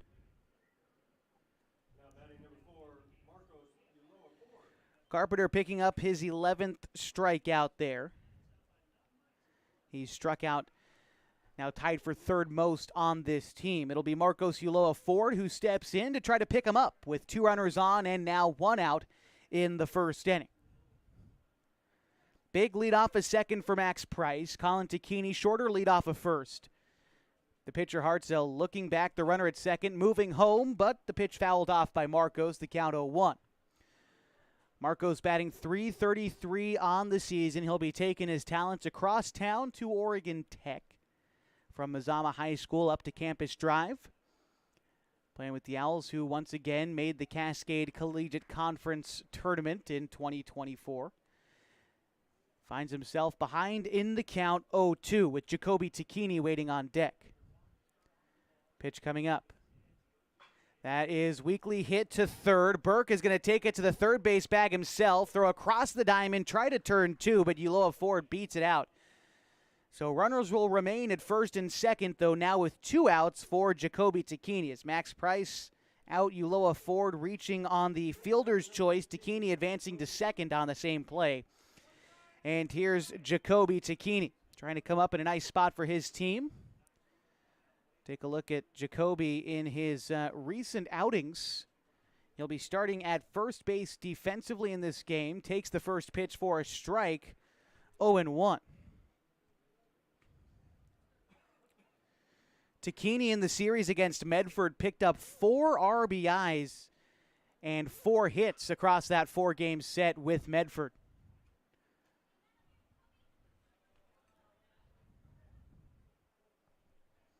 Right now the count 0-2 to him after a couple of foul balls. He steps back in with 2 on and 2 out.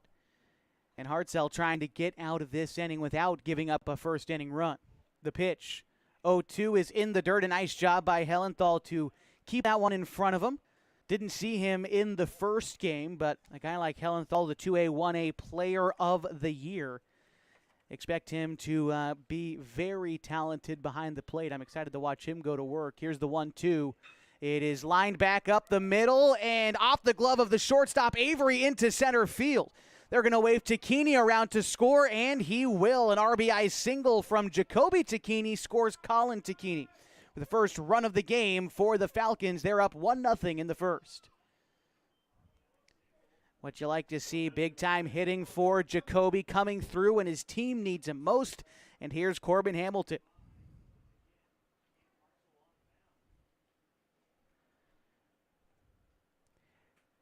Pitch to Hamilton is grounded to third. Coming in is Burke. He'll play it on 2 hops, toss it across the diamond in time for the third out. But the Falcons score 1 on 2 base hits in the inning, and they leave 2 stranded. They're up 1-0 as we go to the bottom half of the first on 104.3 and 960 Sports and mybasin.com.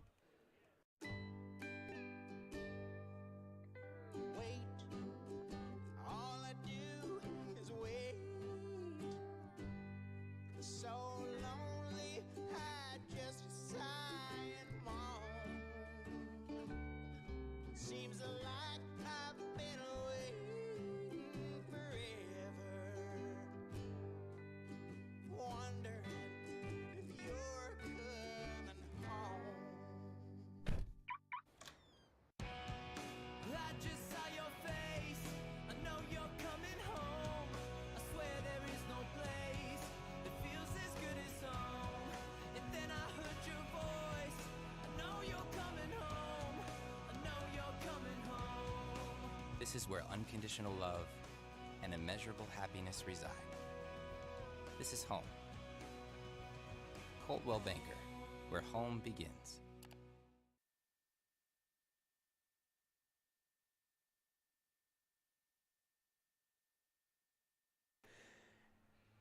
Getting ready for the bottom of the first inning on 104.3 and 960 Sports. Colin Takini on the hill for the Falcons as they lead 1-0 in the bottom of the first inning.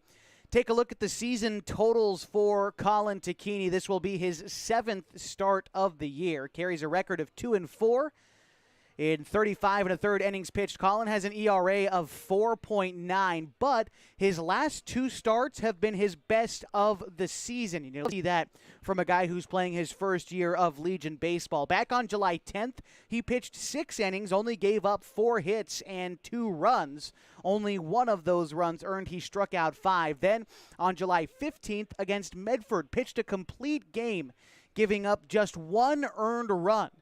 He struck out 3 in that contest as well. He gave up 8 hits, but he scattered them, and again, only 1 earned run in that contest. Colin from Lakeview High School has been throwing well these last couple of games. Hope to see him continue that, now having the lead before even taking the mound. He'll be going up against the Doc Stewarts lineup that goes like this. Leading off at third base is Paxton Burke. Brevin Harrison is in left field batting second. Brooks Avery is hitting third at shortstop. Cal Robbins hits cleanup playing first. Jake Johnson, the designated hitter, hits fifth. Logan Anderson, the second baseman, bats sixth, followed by Taj Flora is in right field batting seventh. Ty Hellenthal, the catcher, hits eighth, and Cole Collins in center field bats ninth. All right, Colin Takini ready to go against Paxton Burke. Burke in the opener today had a single in a 1-for-3 performance. Here he fouls off the first pitch he sees, and Takini ahead 0-1 in the count. So Burke, Harrison, and Avery lead things off for the Docs in the bottom of the first, and the Falcons lead 1-0. The 0-1 pitch on the way from Takini is the breaking ball that misses down and in, 1-1. You'll see Takini go with the typical 2-seam, 4-seam changeup curveball.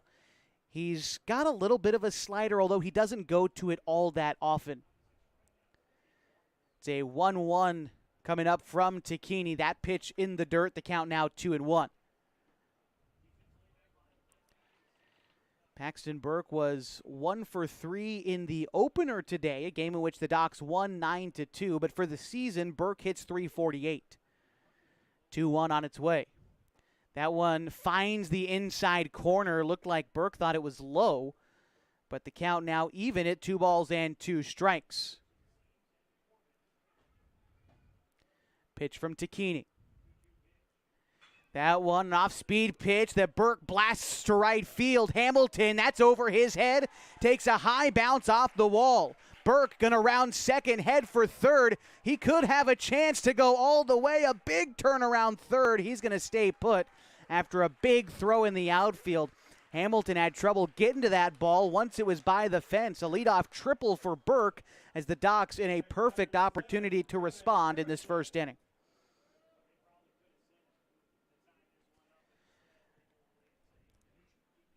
Thought Burke might be able to score an inside the park home run on that ball, but they play it safe.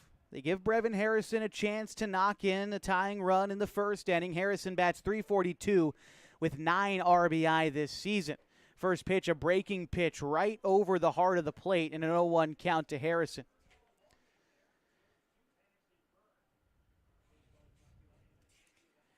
Harrison was 2 for 4 in the opener with an RBI double in that game.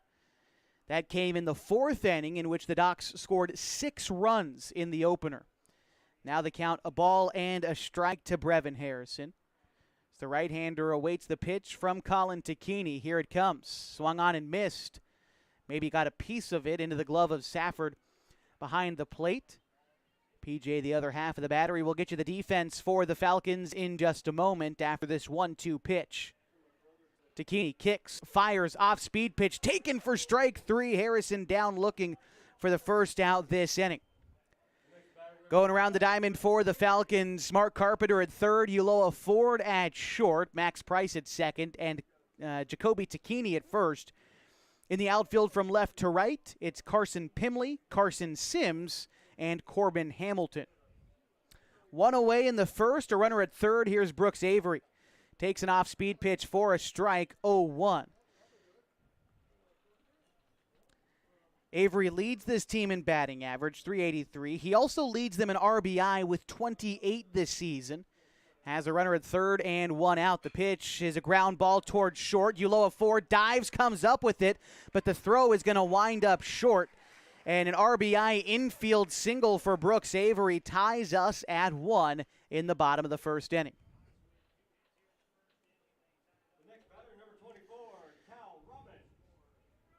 This will bring up Cal Robbins, who had a spectacular game 1. An RBI triple in the first inning helped his team jump out in front. Also worked hard behind the plate in that opener. Now gets some reprieve at first base on defense.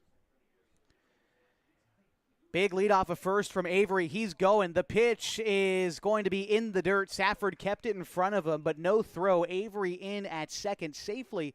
Runner in scoring position. Still 1 out in the bottom of the first inning, a game that's tied between the Docs and the Falcons.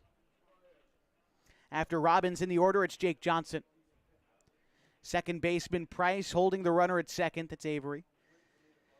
Fairly considerable lead off of second, and a curveball to the plate is called a strike. The count even at 1 apiece. Colin in this first inning is using the off-speed stuff to try to get ahead of these Roseburg hitters.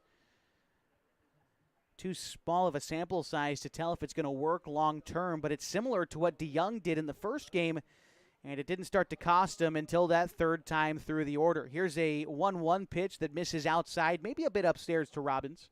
2-1.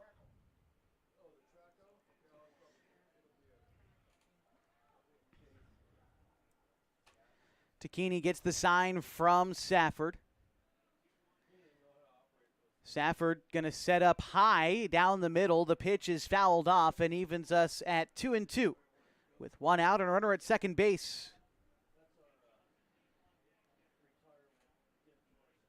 Dimensions here at Champion Car Wash Field. 320 down the left and right field line. 385 to straightaway center field on the artificial turf surface.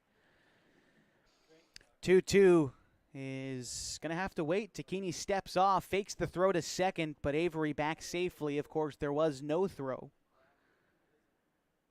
And Robbins steps back into the right-handed batter's box as Takini comes set. He's going to go home with the 2-2. A fastball high and tight near the hands of Robbins is going to run this count full, 3-2.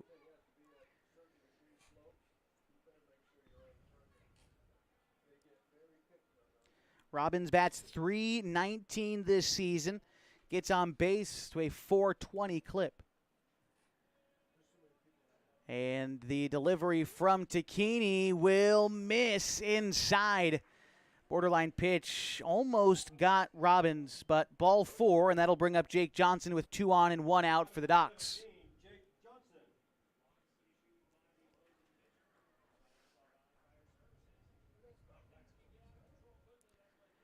Johnson steps into the right-handed batter's box. The season bats .278 with 7 RBI. 2 on and 1 out in the bottom of the first. We're tied up at 1. Pitch on the way from Takini, breaking for third. Avery, the throw to third is, not in time. Nice job by Avery to kind of slide over where the tag would have been. He reached over and was in there safely. Then advancing after the throw was Cal Robbins to second. So 2 in scoring position now for Johnson. That pitch was called a strike to the designated hitter for Roseburg. Johnson from Roseburg High School awaits that pitch upstairs, count even at 1.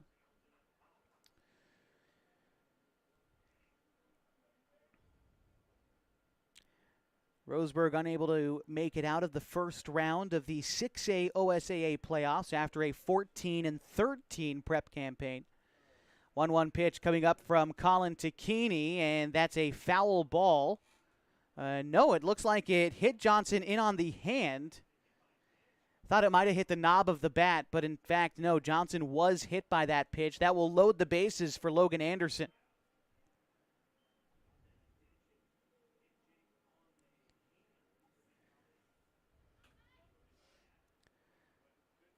So I'm going to give Johnson a moment down there at first. If that did hit him on the hand, wasn't the knob of the bat. Those ones never feel good.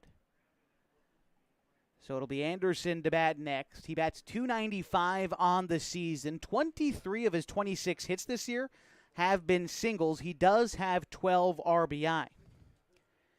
Anderson from Umpqua Valley Christian High School, an all-state selection from Umpqua Valley Christian, helped his team to a 26-5 regular season record and a state championship in the 2A, 1A classification. Strike 1 taken on the inside part of the plate with Taj Flora waiting on deck. Bases loaded for Roseburg. It was a single, a walk, and a hit by pitch that loaded him up for the Docs. Here's the 0-1. That one almost came in and got Anderson, but he ducked out of the way.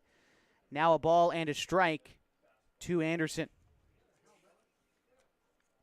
Anderson was 0 for 3 in the opener today. 0 for 2 with a sacrifice and an RBI in the opener today. The 1-1 is going to miss upstairs. The count 2-1 to Logan Anderson.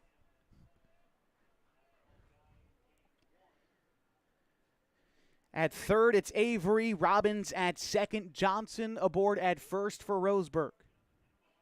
2-1 coming up. Here it is. Ground ball to second. Price up with it. He's going to toss to Ulloa Ford for 1. The back end is there.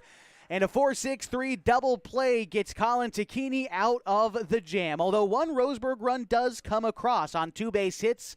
The bases were left loaded from the Docs. We go to the second, tied up at 1 on 104.3 and 960 Sports and MyBasin.com.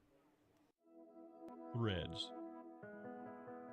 There are many threads that run through our region. There are churches and schools and Little League teams that bring us together and bind us into communities.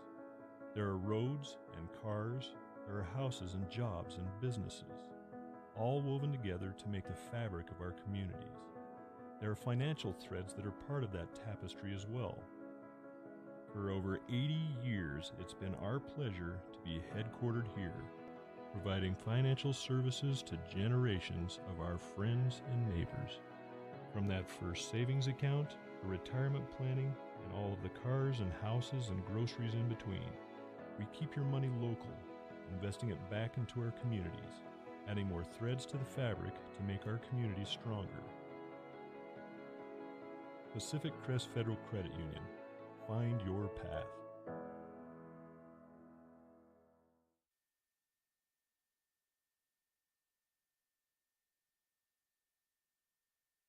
Top of the second inning, tied up at 1. The Falcons take on the Doc Stewarts in Roseburg tonight for games 1 and 2 of a season series. Games 3 and 4 played back at Kiger on Monday.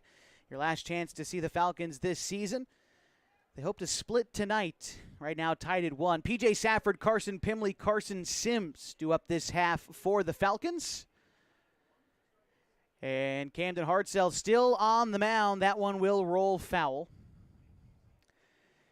0-1 the count to Safford, who saw his hitting streak extinguished in the first game. He had a 10-game hitting streak going into that contest. Now no more after an 0-for-2 performance. As Safford takes ball 1 there high. Now he has gotten on base in the last 11 games. Safford, during the prep season, had 2 back-to-back 8-game hitting streaks. Where he had 8 games, he was hitless in one contest and rung up a string of another 8-game hitting streak. I'm sure he'd like to do that again to finish off the Legion season. It's a 2-1 count to PJ. That pitch also misses outside. The count now 3-1 to Safford. Checking in scores around the state. Right now it looks like Medford leads Eugene 2-0. After they lost 6-0 earlier today. It's a walk to Safford to begin the second. Same way the Falcons began the first, and this brings up Carson Pimley.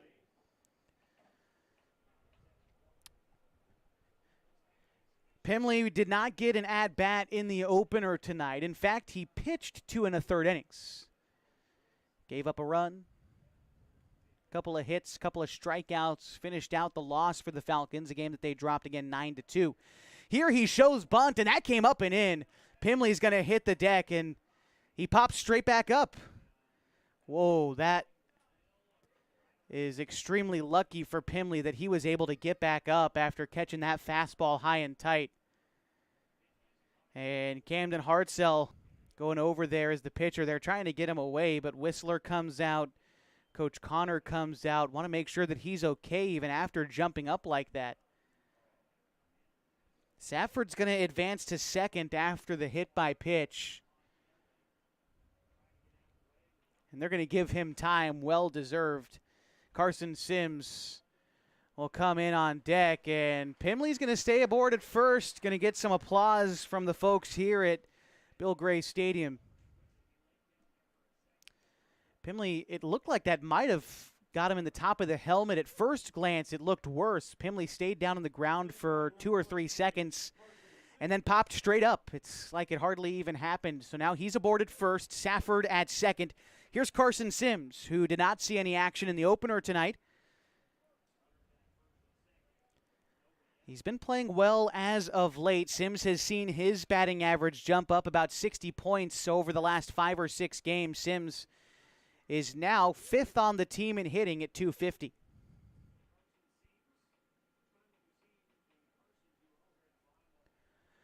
Right-handed batter Sims, a wide batting stance. Here's the first pitch. That's called a strike, 0-1.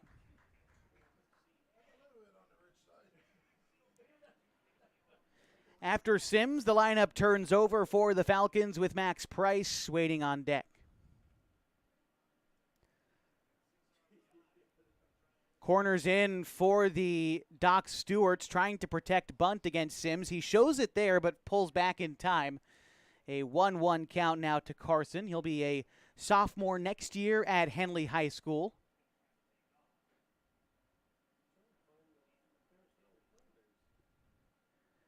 1-1 count to Sims. along with batting .250 on the season, also has 7 RBI. See if he shows bunt here again on the 1-1. He does. He lays it down the first base side. That's going to be picked up by Robbins. He'll go to third to get the lead runner, Safford. Heads up play there by Robbins to record the first out in the inning. That moves Pimley to second. Sims aboard at first after the fielder's choice. Safford out trying to advance. Top of the lineup now for the Falcons is Max Price.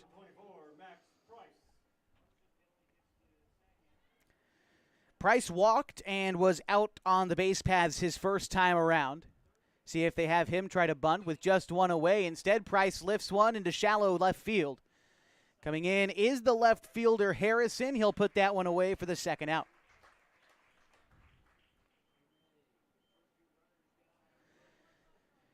So still runners at first and second. Pimley's in second base and Carson Sims at first. Here's Colin Takini, who singled and came around to score the lone run of the ball game for the Falcons thus far. Takini bats .227 on the season, the only Falcon from Lakeview High School. Pitch on its way.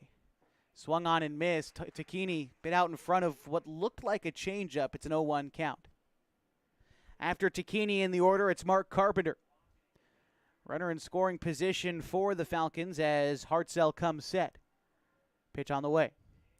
Off-speed pitch in the turf, and the count even at 1. It was a walk, a hit by pitch, and a fielder's choice with a runner out in the base paths is how we get 2 on for the Falcons in this inning. Pitch on the way. That's called a strike on the outside part of the zone to Takini. 1-2. Home plate umpire giving that outside strike to both teams early, so it's going to be there tonight. Here's the 1-2. That pitch was over the middle, but fouled off to Colin Takini. Good for Colin to see that outside strike called against him at the plate, try to find it when he takes the hill in the next half inning.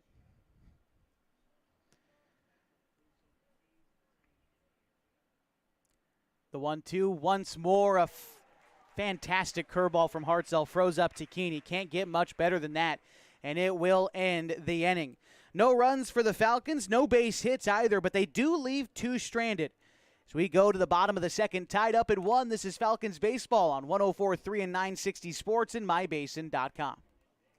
Sports was kind of what defined me as a person. I loved to play every sport I could possibly play. The Abbeys was really the family stomping ground for all of our community. Saturday afternoon soccer tournaments, we'd head over to Abbeys afterwards. And then when we got up into middle school, on our way home, we'd stop at Abbeys after basketball games. When I go home, I want to see 2 things when I drive through Winston. I want to see my Abbeys and I want to see my high school.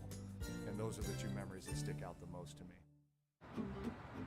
Thanks to Les Schwab Tires, I'm a confident backseat driver, but Mom's a little stressed about spending. Remember, deep breaths and watch your speed. Even though we're watching our wallets, Les Schwab is still watching out for our safety. So it's right here.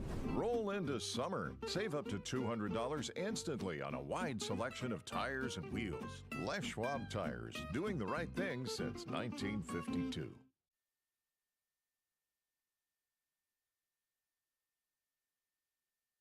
Gearing up for the bottom of the second inning as the Falcons take on the Ducks. It's 7, 8, 9 in the Roseburg order. Due up in this second inning, Taj Flora, Ty Hellenthal, Collins. Still going up against Colin Takini.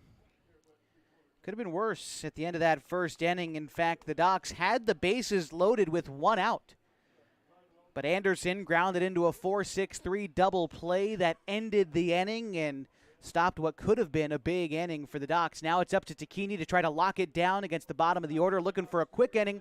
Get your bats back up. It'll be the middle of the Falcons order due up in the next half inning. But you got to worry about Taj Flora at first because Taj had a fantastic first game today. He was 2 for 3 with a single and an RBI triple. He also came around to score. He did strike out once, but those 2 base hits helped his team to a 9-2 victory. First pitch coming up from Colin Takini is hit foul. Straight back, the count 0-1 to Taj Flora. Went to Sutherland High School, was the only all-state selection off a Sutherland Bulldogs team who finished 7-13 during the prep season. The 0-1 is taken outside, a ball and a strike.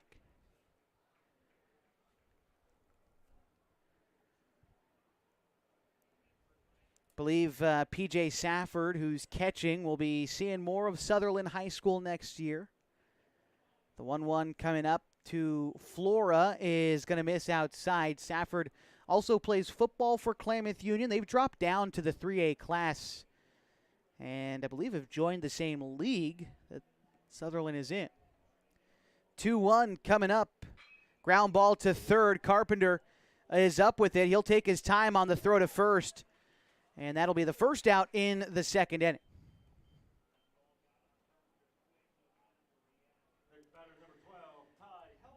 This brings up Ty Hellenthal. First-year player for the Doc Stewarts. He'll graduate next year from Umpqua Valley Christian High School. He was the 2A, 1A Player of the Year for Umpqua Valley Christian. Helped him to a state title here. He hits a deep fly ball center field. Sims going back. He'll make the catch on the run. A nice play by Carson Sims to record the second out in the second inning. That was hit to just about the deepest part of the ballpark. Hellenthal going straight away center field there. Sims, you know it was hit hard when you see the back of his jersey. But he was able to make the catch near the warning track for that second out. This brings up Cole Collins. Collins just wrapped up his freshman season at Eastern Oregon University, another member of the Cascade Collegiate Conference, for which the Oregon Tech Owls are a member. This season, the Eastern Oregon Mountaineers missed the playoffs, and they also lost 7 of the 8 games they played against Tech during the collegiate season. It's a 2-0 count to Cole Collins. Pitch on the way from Takini. Here's the 2-0. That's hit in the air, center field. Sims back a few steps, now moving over to his left. He'll make the catch, and that will end the inning. Docs down in order in the second, still tied up at 1 as we go top third next on 104.3 and 960 Sports and mybasin.com.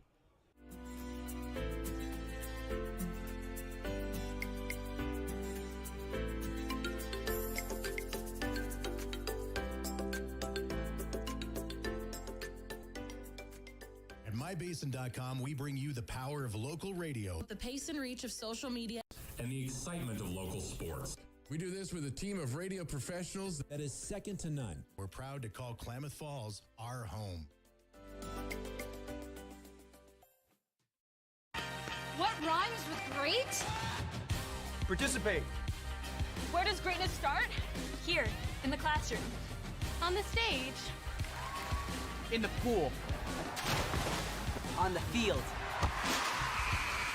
Where will your greatness take you? To better grades. To more friends. Be great. Participate.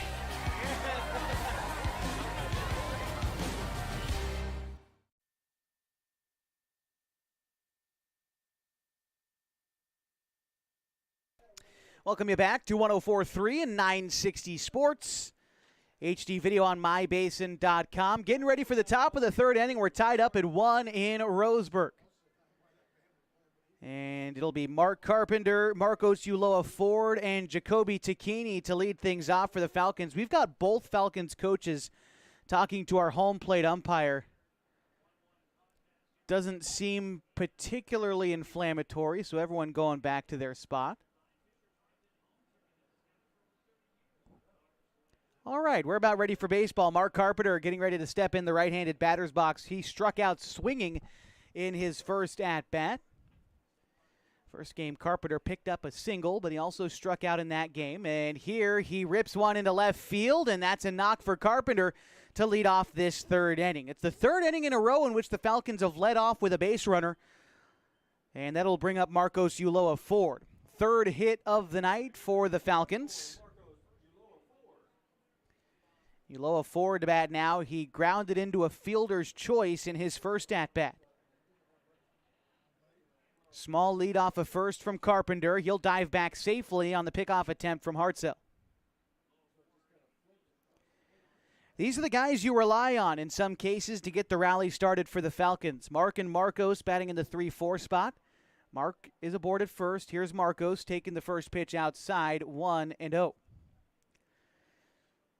Then you've got Takini due up next, who was able to come through in that inning, the first inning rather, with the base hit. It's a 1-0 count to Ulloa Ford now, though. He swings and misses at a pitch down Main Street. Now the count even at 1.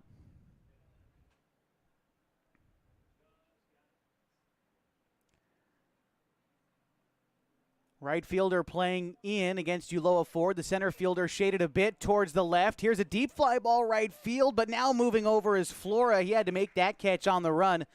Wasn't as deep as I thought it was off the bat. He mostly moved laterally to make that catch for the first out. Looked like it had some jump off the bat, but Flora able to rein it in. For the first out, here's Jacoby Takini, 1 for 1 in this ball game with an RBI single. That came in the first inning. Carpenter aboard at first. First pitch on its way to Takini. Carpenter on the move. The pitch inside called a ball. The throw is going to wind up in center field. So safely at second is Carpenter. Runner in scoring position for Jacoby, who's ahead in the count 1-0.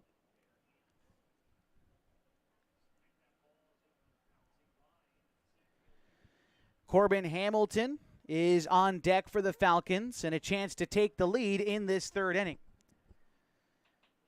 Takini has 11 RBI on this season. 6 of them have come in the last 6 games. Here's a ground ball to third. Up with it was the third baseman, Burke. He'll look Carpenter back to second before making the throw in time to first for the second out. This brings up Corbin Hamilton, who's 0 for 1 tonight. He grounded out to third base in the first inning. It's still Carpenter in scoring position at second base. And Hartzell set with the first pitch coming up to Hamilton. Looked to be the slider, started inside to Hamilton. It almost broke back across the plate, but a nice job by Hellenthal to knock that one down. Keep Carpenter where he is at second, and it's a 1-0 count to Hamilton. P.J. Safford waits on deck for the Falcons. Set is Hartzell. Moves over to second, and Carpenter back safely. Temperatures dropped quite a bit tonight in Roseburg. Started at 5 o'clock, about 90 degrees, now down to 77 with a fair bit of wind blowing around in right field. The 1-0 is going to miss outside. The count 2-0 to Hamilton.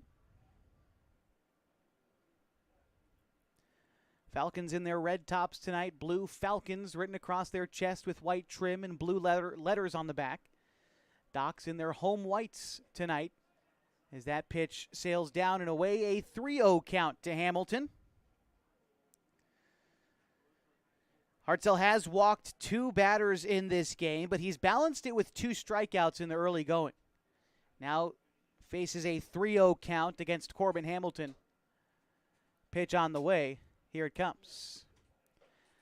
That one misses in. A good take there by Hamilton to get on base with 2 outs, bringing up P.J. Safford.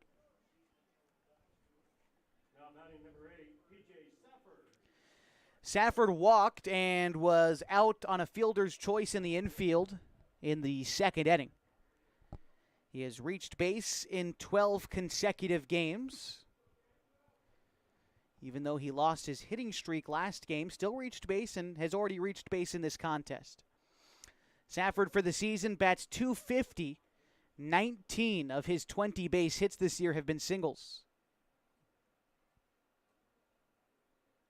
Pitch coming up to Safford. Swung on and missed. Safford's 1 double of the year came against Medford when he was able to shoot an RBI double down the right field line at the time, giving his team a lead. Love to do the same here. 2 outs, 2 on, and an 0-1 count to Safford. The pitch is grounded back right to the pitcher, Hartzell. He'll take it to first base. Underhand toss. That will end the inning. No runs on a base hit for the Falcons. They leave 2 stranded. We're tied up at 1. Going to the bottom of the third next on 104.3 and 960 Sports and mybasin.com.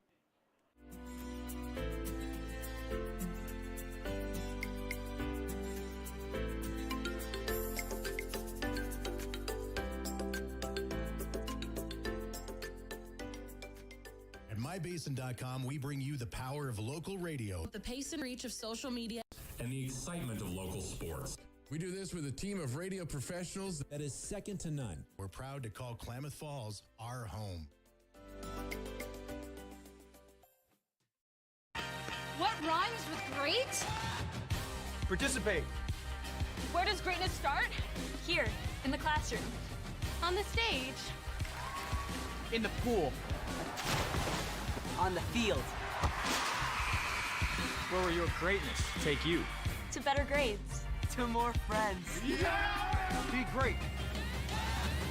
Participate.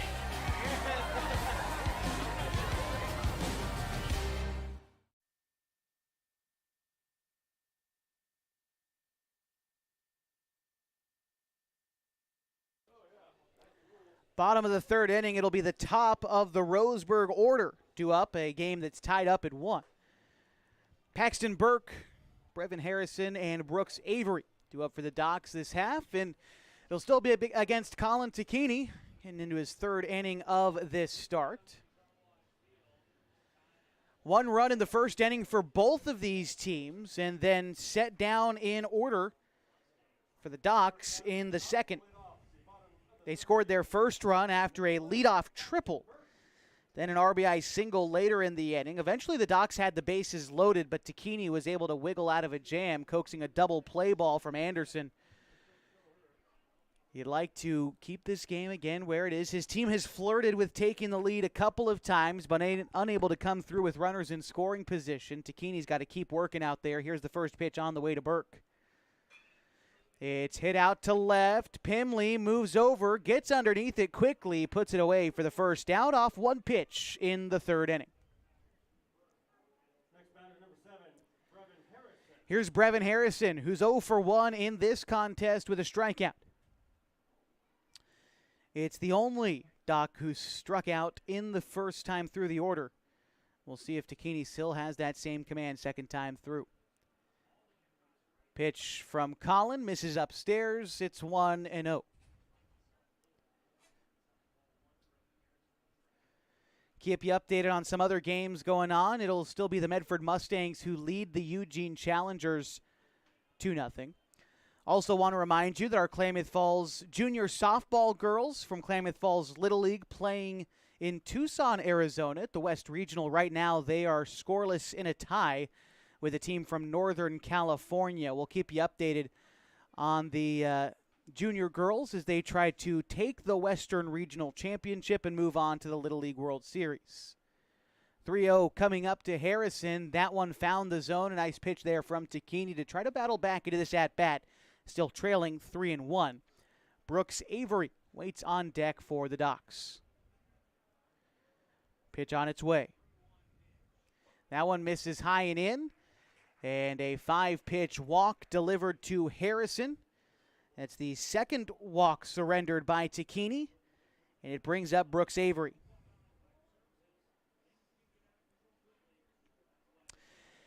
Avery hit an RBI single in the first inning, would eventually be stranded at third base. Avery in the opener tonight was 2 for 3 with 3 RBI. He had an RBI single and a 2 RBI triple in that game. Here he shoves the bunt down the first base line. Going to be hard to get to. Tacchini tosses it with his glove, but unable to make the play was Jacoby Tacchini at first. A fantastic effort there by Colin to try to scoop it up with his glove and kind of shove it to first, but it was just off the edge of the leather in the glove for Jacoby. And that puts 2 on with 1 out for the middle of the Roseburg order, starting with the cleanup hitter, Cal Robbins. It's going to be an infield single for Avery, his second knock of this game, making him 2 for 2. And here's Robbins, who walked and was left stranded at second base in the first inning. He hits .319 for the Docs, second on the team in RBI with 22. pitch in the turf, blocked by Safford. It's a 1-0 count to Robbins. 22 RBI, 18 runs scored for Robbins this season. His first season with the Docs.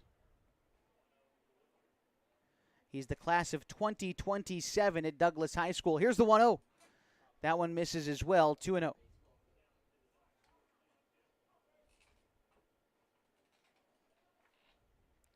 After Robbins in the order, it's Jake Johnson. Takini looking for a ground ball and maybe a way out of this inning, much like he did in the first. Pitch coming up from Colin. That one's going to miss high, 3-0. Not going to get many ground balls, throwing elevated fastballs. Takini has to find a way to not let these bases get loaded again at 3-0 count to Cal Robbins. Aboard at second is Harrison, Avery at first. Takini keeping his eye on Harrison at second as he comes set. And the pitch home. That one is going to find the zone, around the knees, in the zone against Robbins, 3-1. Takini having to labor a little bit in this inning. Taking a lot of pitches, to only have one out so far. This will be the 45th pitch for Colin Takini. Here's the 3-1. It's hit in the air, shallow right. Might be playable for an infielder, but instead it's going to be Hamilton who calls everybody off. He'll make the catch. Tagging from second to third is Harrison, and the throw won't be there. Advancing on the throw was Avery, so 2 in scoring position. Now 2 away for Jake Johnson.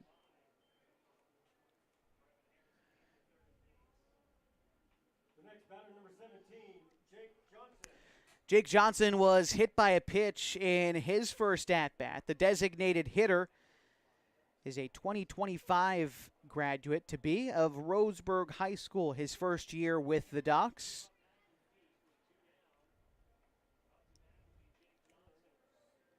Johnson looking to come up and try to break our 1-1 tie in the bottom of the third inning. 2 in scoring position, Harrison at third, Avery at second. Curveball's going to miss outside from Takini. The count 1-0 to Jake Johnson.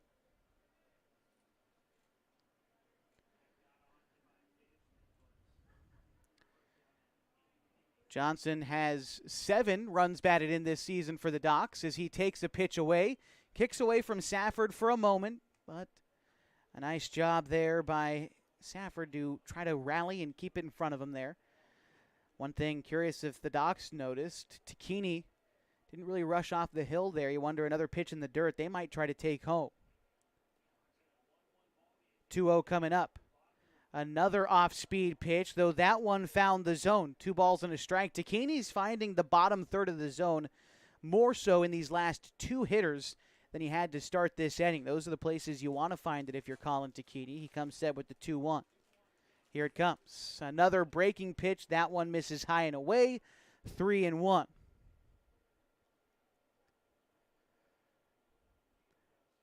On deck is Logan Anderson for Roseburg, and first base is open.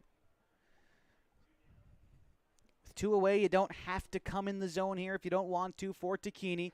In fact, he will miss high and issue a walk to load the bases. And for the second time tonight, Logan Anderson will bat with the bases juiced, and this time with 2 outs.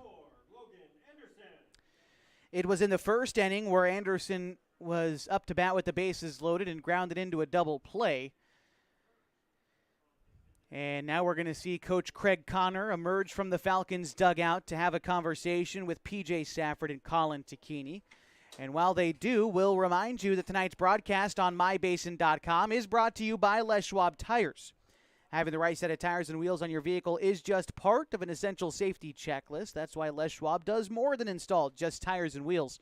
Come on in for a free pre-trip safety check. They're going to make sure that everything is in working order at Les Schwab Tires. 3 locations in the Klamath Basin: South 6th Street, Washburn Way, and in Merrill. Les Schwab Tires has been doing the right thing since 1952. All right, Coach Connor back to the dugout, and we'll resume with the bases loaded for Roseburg. At third base, it's Harrison. Avery at second. Johnson at first. Two away in the inning, and Logan Anderson to hit. Colin Takini comes set. Pitch on its way. That one's going to miss high. 1-0. On deck after Anderson is Taj Flora. Had a stellar game 1, but he's 0 for 1 in this game. Sure, he'd love to bat with a few runners on if Anderson is able to find a way to get on base. Takini comes with the 1-0. That's grounded back up the middle. Ulloa Ford is up with it. Throw to first in time. And again, the Falcons escape a bases-loaded jam with Anderson grounding out. That will end the inning. Still tied up at 1 as we go to the 4th on 104.3 and 960 Sports and mybasin.com.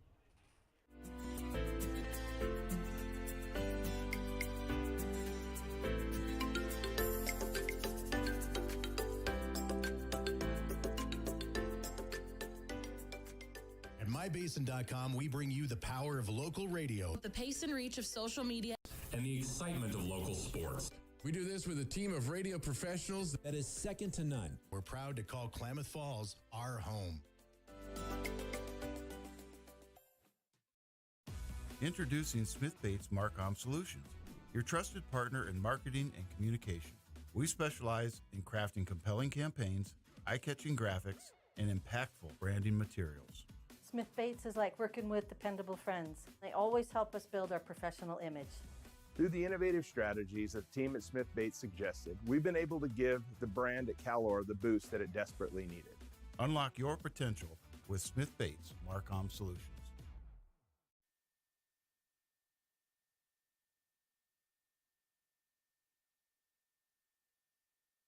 Welcome you back on 104.3 and 960 Sports and mybasin.com. Top of the 4th inning, tied up at 1 for the Falcons. 1 run on 3 hits, no errors. They've left 6 runners on base. For Roseburg, 1 run on 3 hits, no errors. They've left 5. Due up this half for the Falcons, Carson Pimley, Carson Sims, and Max Price. First pitch misses downstairs. A 1-0 count now to Pimley, who was hit by a pitch his first time around. And he'll take a ball there, 2-0. While we have a moment, want to keep you updated on some other scores in the state. Right now, the Medford Mustangs lead the Challengers 2-0. And it seems like our junior girls Little League team still scoreless in a tie against Northern California. A foul ball is going to drop foul. It's a 2-1 count now to Pimley. That was a pop-up. Looked playable maybe for Robbins at first, but he overran it in foul territory and it dropped to the turf. So Pimley gifted second life to lead off this 4th inning.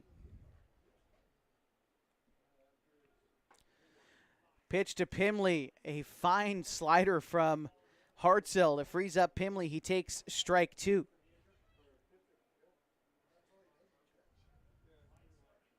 Pimley bats .241 this season for the Falcons as he fouls off the 2-2 pitch.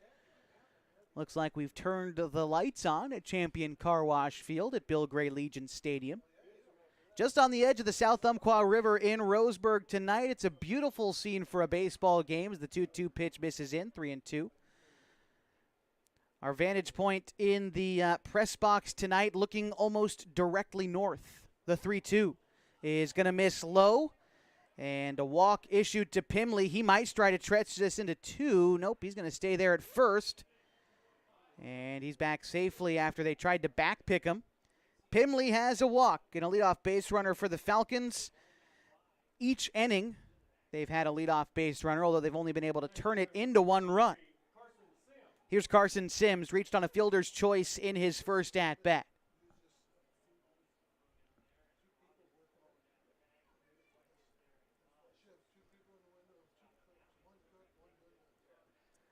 Sims a wide batting stance, hands close to his chest.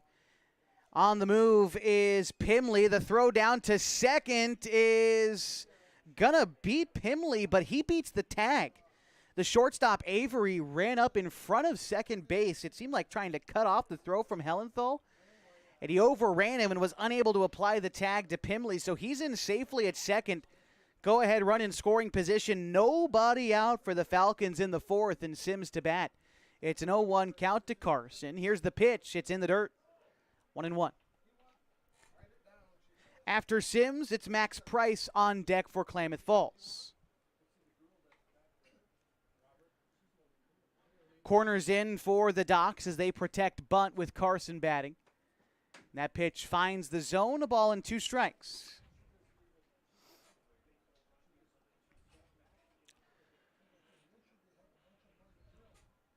Was talking with Carson Sims' dad before this game started. They made the trip up Highway 138 to Roseburg tonight.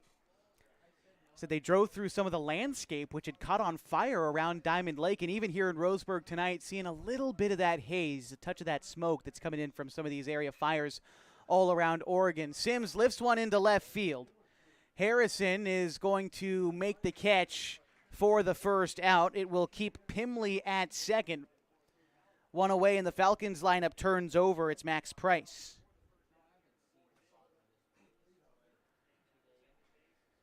Price 0 for 1 in this game. He walked in the first and flew out in the second. Price was also hitless in the opener today, but he bats .348 this season. By my math, I think Max Price is due for one here, but he takes strike one. See if he's able to come through. Big gap on the left side of the infield and the outfield playing in. Price takes strike two on the outer third. Colin Tacchini waits on deck for the Falcons.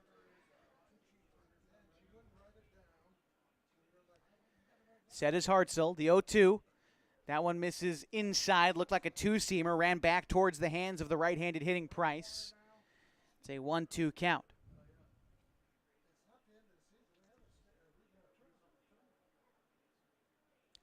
The pitch is taken, strike three called. Price down looking in the fourth inning. Big strikeout there for Hartzell to make it 2 outs in the fourth, and this will bring up Colin Tacchini. Price struck out 3 times looking in the opener today. That one makes it 4 on the day. The pitch to Colin. Swings and misses at the off-speed pitch in the dirt. The count 0-1. Mark Carpenter waits on deck for the Falcons if this inning continues. Runner at second is Carson Pimley.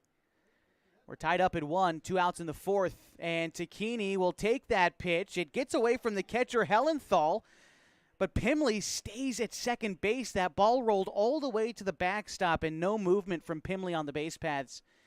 Must have had a bad read on it. It's a 1-1 count.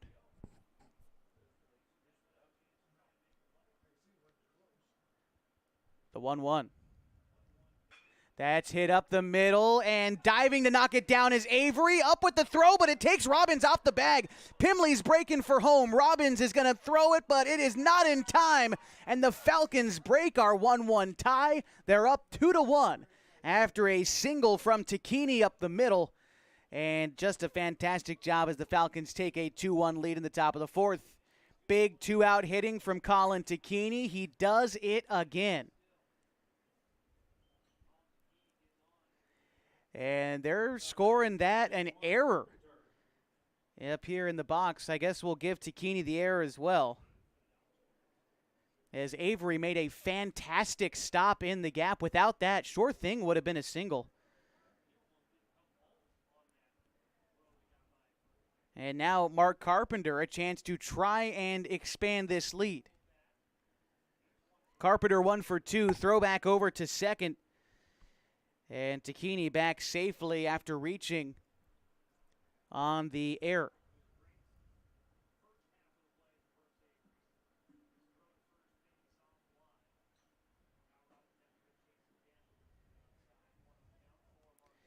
It's a 1-0 count to Carpenter. Looking to come up with another RBI here. He's got 14 on the season. He leads the team in runs scored with 23. Second baseman Anderson holds the runner at second. Carpenter fouls it off, and the count 1-1.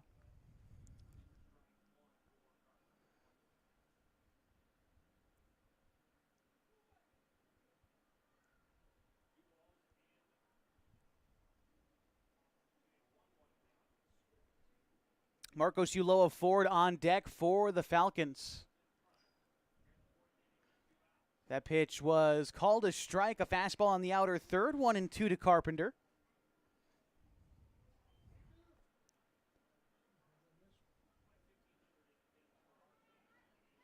Hartzell looks in and gets the sign from Hellenthal. Hellenthal's going to set up outside. The pitch is lifted, shallow right field in foul territory. It'll be Robbins who moves over to make the catch and end the inning, but the Falcons score a run and take the lead. No base hits required, and they leave one stranded. They lead 2-1 going to the bottom of the fourth on 104.3 and 960 Sports and mybasin.com. Thanks to Les Schwab Tires, I'm a confident backseat driver, but Mom's a little stressed about spending. Remember, deep breaths and watch your speed. Even though we're watching our wallets, Les Schwab is still watching out for our safety. So turn here. Roll into summer. Save up to $200 instantly on a wide selection of tires and wheels. Les Schwab Tires, doing the right thing since 1952. The innocence of youth. Is there anything any better? But soon they'll be in high school and facing all the same challenges you faced. How to make friends, how to fit in, how to be cool. We want our children to have everything they'll need to live fulfilling and productive lives.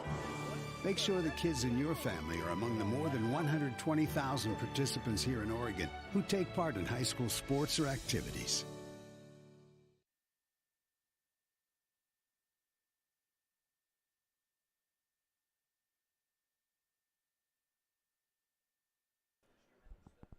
Bottom of the fourth inning, and the Docs a chance to respond with the bottom of their order.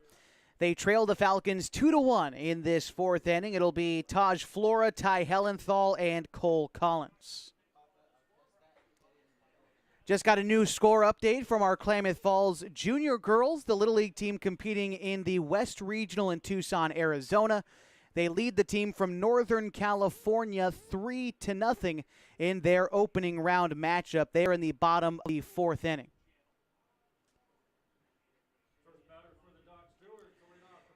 In Eugene, the Medford Mustangs lead the Challengers 2-0. And again, in our game, the Falcons lead Roseburg 2-1. It was the fourth inning in Game 1 where the Falcons began to falter, a 6-run inning for the Docs in the opener tonight. It's up to Colin Tacchini. Try to avoid that same fate. He's done well so far. Here's the first pitch on its way to Flora. Strike one. A breaking pitch on the outer third found the spot. And Flora behind 0-1. He is 0-for-1 in this contest. A ground out in the second inning. Pitch on its way. That one is fouled straight back. The count 0-2.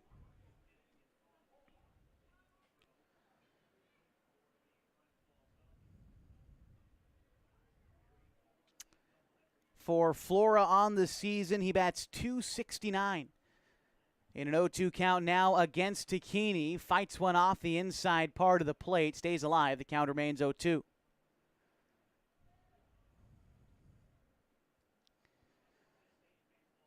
The Docs left the bases loaded in the third inning and the first.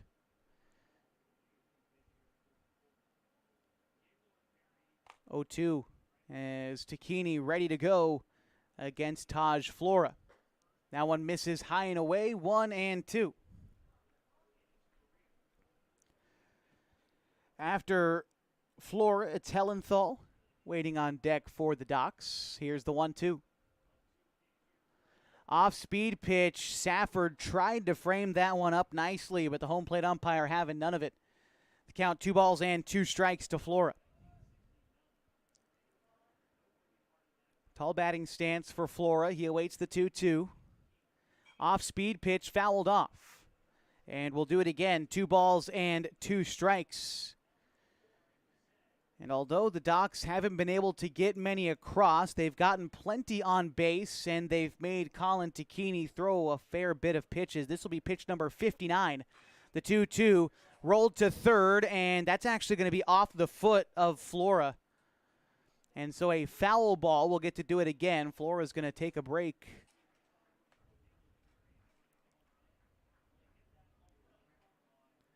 This will be the 8th pitch of this at-bat to Flora. That's what I mean by these Docs are really making Takini work through a solid outing so far. The 2-2 again to Flora. Hit in the air, right field. Second baseman Price goes back a few steps. He'll make the grab on the cut of the grass for the first out.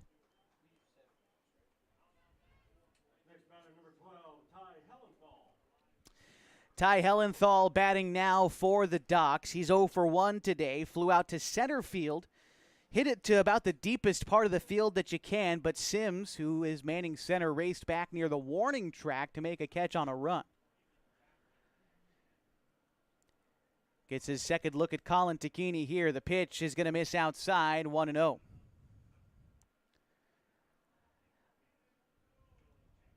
This summer for Hellenthal, he bats .236. Here's the 1-0. Pitch rolled foul. Count 1-1. And for Ty Hellenthal, guy who was the 2A, 1A player of the year, this is his first summer with the Docs. He's the kind of players you like to see their progression. You have such good season against the 2A, 1A players around the state, but you come into this Legion season where you're playing 6A guys, 5A guys, in some cases the player of the year. We've got the 4A player of the year in Mark Carpenter. Eugene has the 5A player of the year, Eli Christ, who's going to work against Medford tonight. So you start to play some of these guys. Your numbers dip a little bit, but it's up to guys like Hellenthal to try to stick with the process. Here he pops one into foul territory that's caught by the first baseman, Takini, and that's the second out.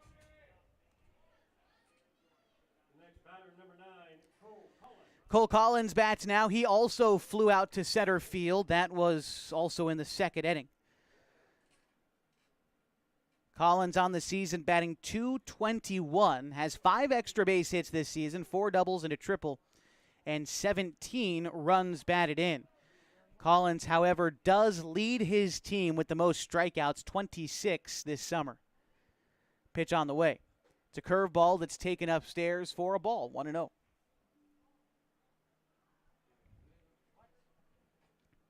After Collins, back to the top of the order for the Ducks with Paxton Burke on deck. 1-0 on the way from Takini. That's hit foul as well to count 2-0. Season continues for the Falcons on Monday when they've got a doubleheader at Kiger Stadium at 5 and 7:30 against these Doc Stewarts. It's the final 2 games of the season for the Falcons, but the Doc season will continue. They've already shored up their spot in the postseason, just a matter of if they get the automatic bid to the state tournament or if they have to play in. If they hang on to second place in the league, they will get that auto bid to the tournament without having to play in. But if Medford is able to get in front of them, and right now they lead Eugene 2-0, then they will have to play in to the state tournament. The count now is 2-2 to Cole Collins.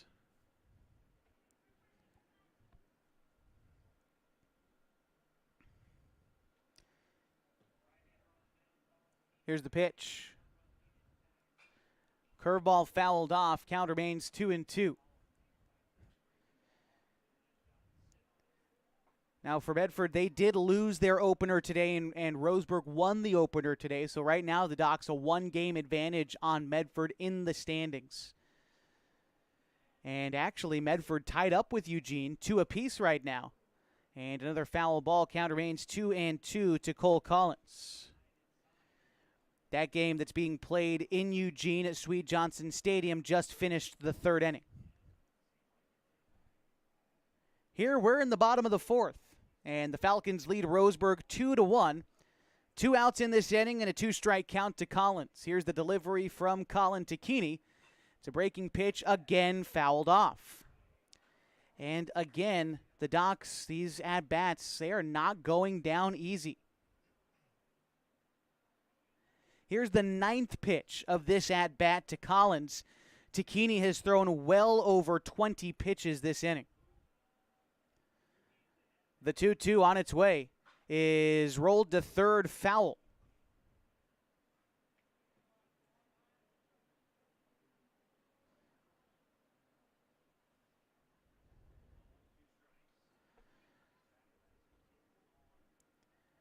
ran out of balls here again. This happened in the first game where the Docs foul off all these pitches and we run out of baseballs on the field.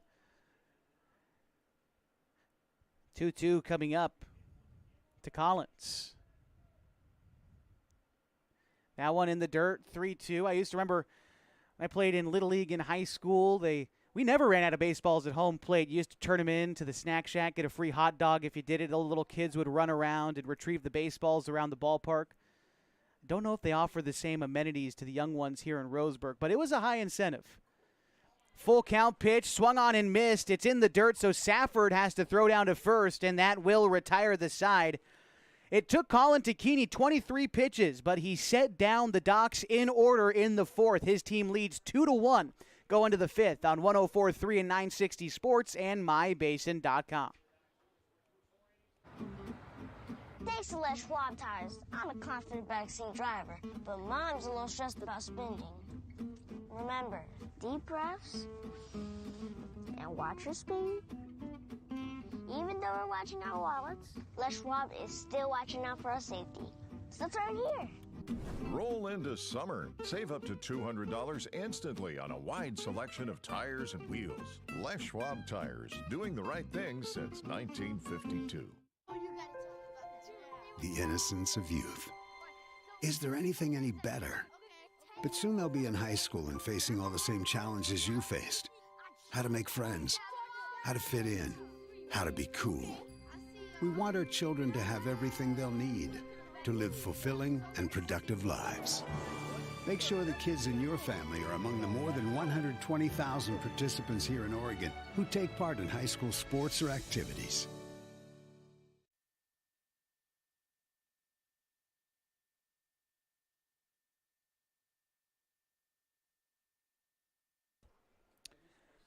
Marcos Ulloa Ford takes a pitch outside as we join you in the top of the fifth inning. Already in progress in Roseburg as the Falcons lead the Doc Stewarts 2-1. And the 1-0 misses low to Ulloa Ford as well. It's Marcos, then Jacoby Tacchini, then Corbin Hamilton. That's 4, 5, 6 in the Falcons' order to try to build upon their lead in the fifth inning. Ulloa Ford pops one foul. Count 2 balls and a strike. Another score update from Tucson, Arizona. Our junior girls from Klamath Falls Little League, the softball team, is now trailing 4-3 in the West Regional Championship against the team from Northern California. That game, as we keep you posted on it, is now in the, I believe, bottom of the fourth inning. It's a 2-2 count now to Marcos Ulloa Ford here in Roseburg. The Falcons lead the Docs 2-1. Pitch to Marcos is rolled back up the middle. The second baseman Anderson ranging over. He'll make the throw in time. A nice play there by Anderson to record the first out in the fifth inning. Here's Jacoby Tacchini, who's 1 for 2 in this game. Jacoby singled in a run in the first inning, then grounded out in the third.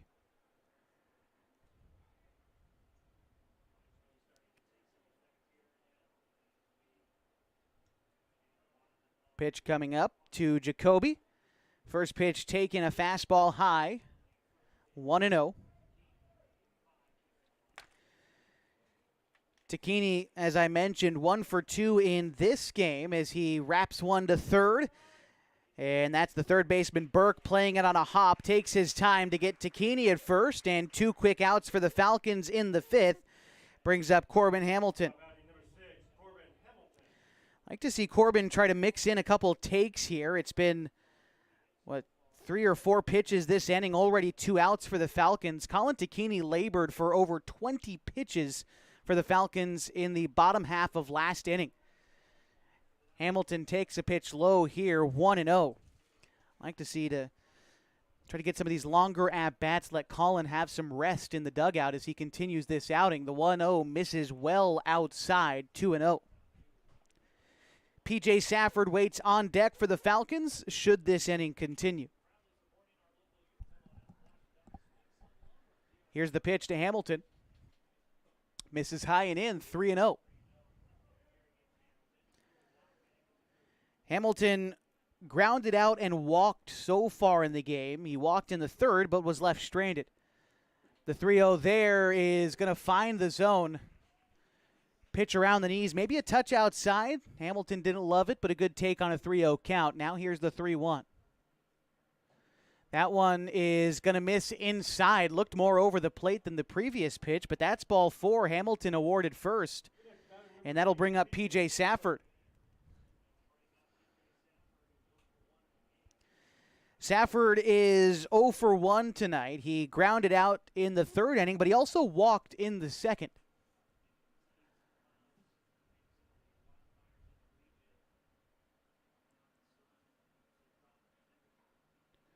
Pitch coming up to Safford. He takes it away for ball 1. PJ was the designated hitter in the opener tonight. Now he's catching in this contest. Had to see the catching duties increase. It's primarily what PJ does in the prep season for Klamath Union High School. But with Connor Shively going out with a season-ending injury a few weeks ago, PJ has seen his role increase behind the mound. Want to wish Connor Shively quick recovery. Hope to see him back for the football season for Henley as they try to defend a 4A state title. And the team's certainly missing that left-handed bat in the order. Hope you're doing well back at home, Connor. It's a 1-0 count to P.J. Safford. That pitch is in the dirt. Back safely is Corbin Hamilton. The count 2-0 to P.J. Safford. Looks like we're going to have a right-hander getting some tosses in for Roseburg in the bullpen.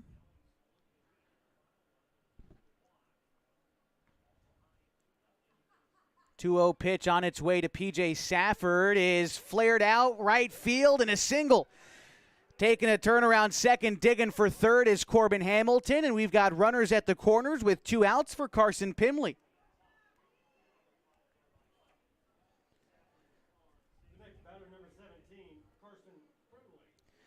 Pimley is without an at-bat in this game. He was hit by a pitch in the second. He walked and scored in the fourth.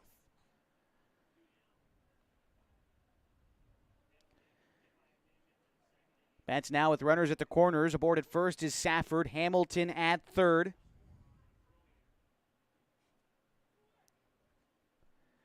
And set now is Hartzell. The delivery is hit in the air, out of play behind first in an 0-1 count. And this will be the 88th pitch coming up for Hartzell. As again, we do have a right-hander warming up in the Roseburg bullpen. Pimley getting signs from head coach and in the third base box, Pete Whistler. See what's going on here in the 0-1 count. Pitch to Pimley. That one is in the dirt. Nice job by Hellenthal to keep it in front of him, but the count's even at 1. There's back-to-back groundouts to begin the inning for the Falcons, but a walk followed by a single is how we get runners at the corners with 2 away in this inning. The 1-1 coming up to Pimley. Grounded sharply to third. Coach Whistler almost making a play on that one. Doesn't have the soft hands he used to have when he was playing minor league baseball. Still a 1-2 count to Carson Pimley.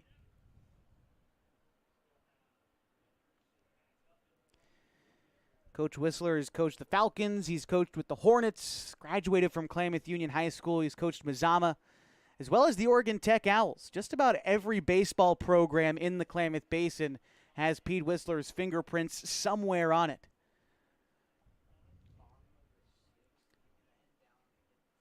2-2, the count to Pimley. Hartzell said he's been taking his time. Here's the 2-2. That is hit again, foul. Pimley putting up a good battle here. Be the fifth pitch of this at bat to the young Pimley. Pimley class of 2026 for Henley High School. The 2-2 is going to miss inside, and I believe that caught Pimley's jersey. And so that will load the bases now for Carson Sims.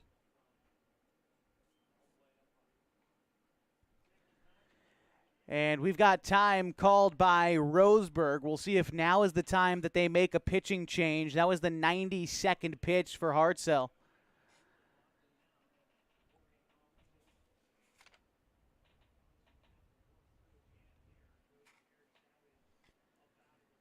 We'll remind you, while they have a meeting on the mound, that tonight's broadcast is brought to you by Abby's Legendary Pizza.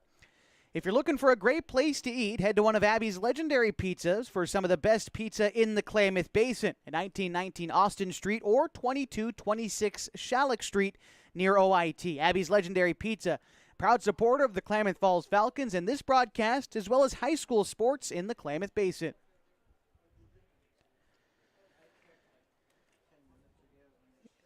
Carson Sims bats with the bases loaded and 2 away.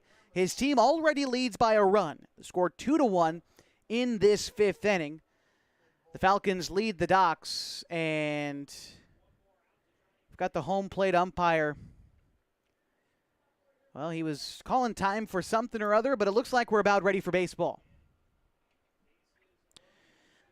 These are the types of spots that Carson has found himself in multiple times this year. Would love to come through for his team as he takes a strike there. Runners in scoring position, although typically Sims bats late in the ball game in these spots. Less pressure here. Stay loose up there, young buck. He's an 0-1 count. Here it comes. It's taken for a strike, 0-2. Pitch in a similar spot to the previous one on the outer third. Sims going to have to choke up and try to put a ball in play here. 0-2, waved at and missed. Sims visually frustrated as he goes down swinging to end the inning. The Falcons leave the bases loaded in the 5th, but they do lead 2-1 as we go to the bottom half on 104.3 and 960 Sports and mybasin.com. Introducing Bates Marcom Solutions, your trusted partner in marketing and communication. We specialize in crafting compelling campaigns, eye-catching graphics, and impactful branding materials. Smith Bates is like working with dependable friends. They always help us build our professional image. Through the innovative strategies that the team at Smith Bates suggested, we've been able to give the brand at Calor the boost that it desperately needed. Unlock your potential with Smith Bates Marcom Solutions. Sports was kind of what defined me as a person. I loved to play every sport I could possibly play. The Abbeys was really the family stomping ground for all of our community. Saturday afternoon soccer tournaments, we'd head over to Abbeys afterwards. And then when we got up into middle school, on our way home, we'd stop at Abbeys after basketball games. When I go home, I want to see 2 things when I drive through Winston. I want to see my Abbeys and I want to see my high school. And those are the 2 memories that stick out the most to me.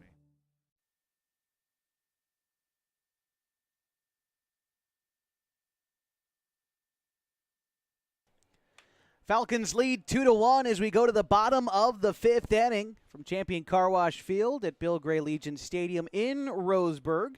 Colin Tacchini into his 5th inning of work during this start. He's pitched well so far. He's only given up 3 hits against the Docks and 1 run. And it came in the 1st inning. Since then, since that 1st inning, Tacchini has only allowed 1 base hit. He has walked 2, but only 1 base hit, hoping to keep that streak alive as he faces Paxton Burke to lead off this inning. Paxton is 1 for 2 against Colin Tacchini in this game. Led off the game with a triple, actually, and would come around to score in the 1st inning. After that, he flew out to left.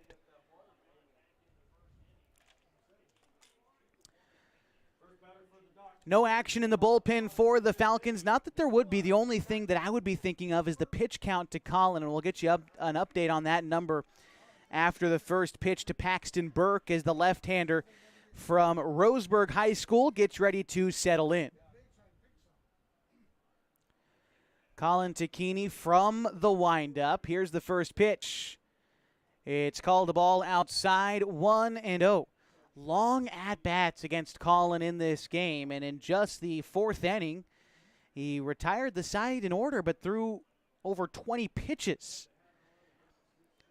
He fires in a strike, evens the count 1-1. That was pitch number 75 for Tacchini through the first 4 innings. 1-1 coming up to Burke. Off-speed pitch misses upstairs, 2-1. Burke, Harrison, and Avery, the top of the Roseburg order as they try to rally back to tie or take the lead in the bottom of the fifth. They trail the Falcons 2-1. This one fouled off. 2 balls and 2 strikes to Paxton Burke.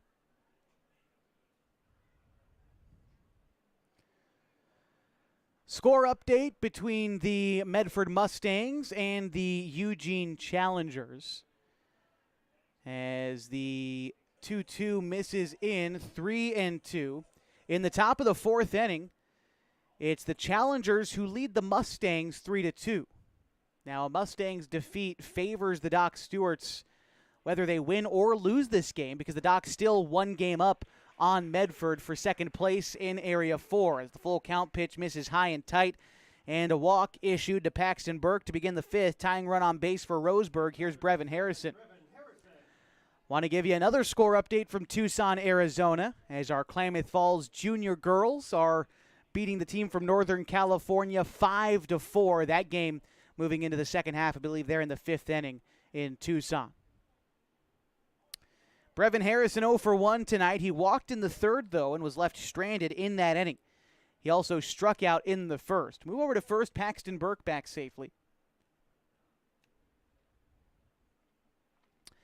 Another Area 4 doubleheader commenced earlier today, and Roseburg and Grants Pass split those pair of games as they battle for the 4th place spot in the Area 4 standings. 4th place does get the chance to play into the state tournament. 2nd place team gets an automatic place in the state tournament. 3rd place has to also play in, and that's what Roseburg is trying to avoid. A game up on Medford for that 2nd place spot right now. This bunt is popped into foul territory, and an 0-1 count to Brevin Harrison as the Docs playing for a single run perhaps in this inning, trying to get Burke into scoring position for the middle of their order due up next.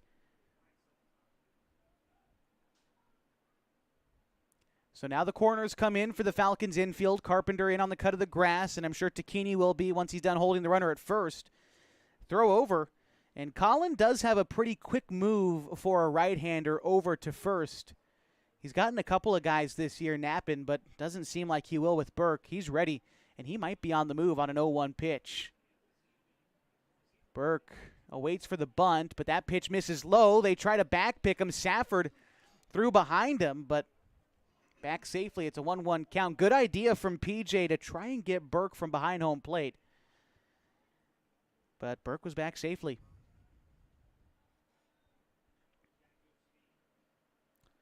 Takini checks the runner before coming set. Together now and moves to Harrison at home. Harrison pops up the bunt. Safford is going to make the catch in foul territory, and a fine job by PJ, an all-conference catcher for Klamath Union, to put that one away. Tough one for him to make that play on the bunt behind home plate, but able to record the first out. It brings up Brooks Avery.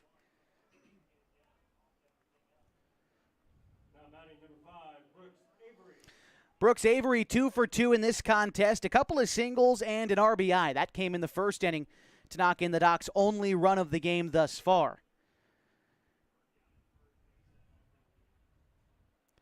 Move over to first again. Back safely is Burke.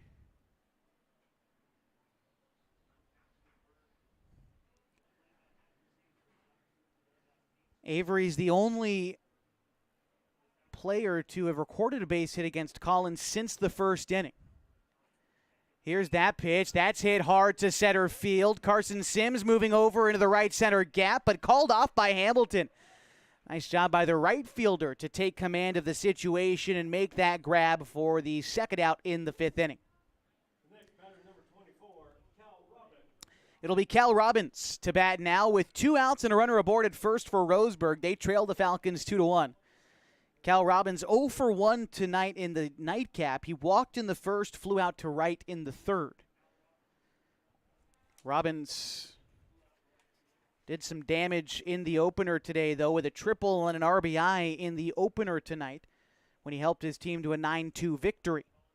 First pitch to Robbins is fouled back to first base, and an 0-1 count now to Cal.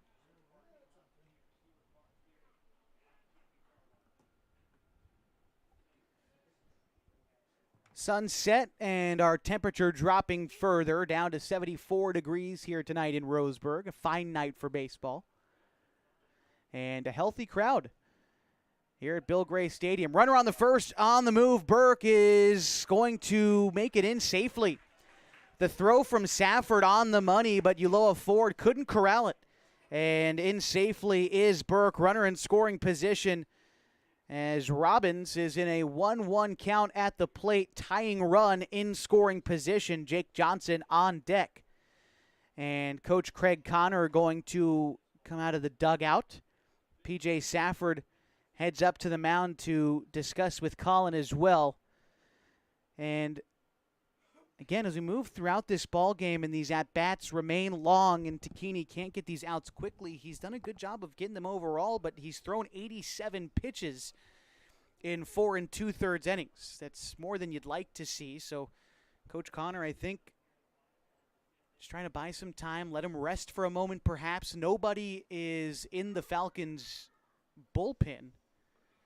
And so there he goes, just heading back to the dugout. It seems like that was the only goal. Try to relax him a bit, calm him down, give him some rest because he has to go back to work against Cal Robbins in a 1-1 count. 2 outs in the bottom of the 5th inning, and the Falcons lead the Docs 2-1. Colin Takini coming set after checking the runner at second. Takini takes his time, delivers home. A fastball will miss high around the letters of Robbins, but that's out of the zone, 2-1.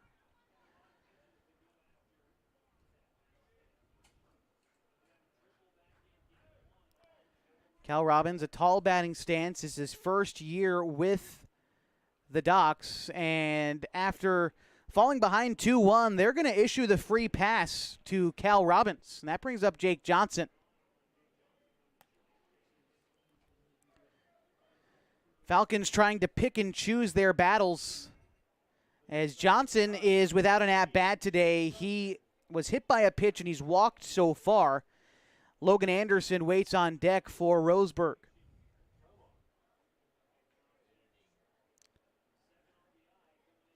Johnson waits the first pitch from Takini, checks the runner at second. Big lead off of second base. Curveball's going to miss high. Count 1-0. Burke is taking a considerable lead off of second base and an even larger secondary lead.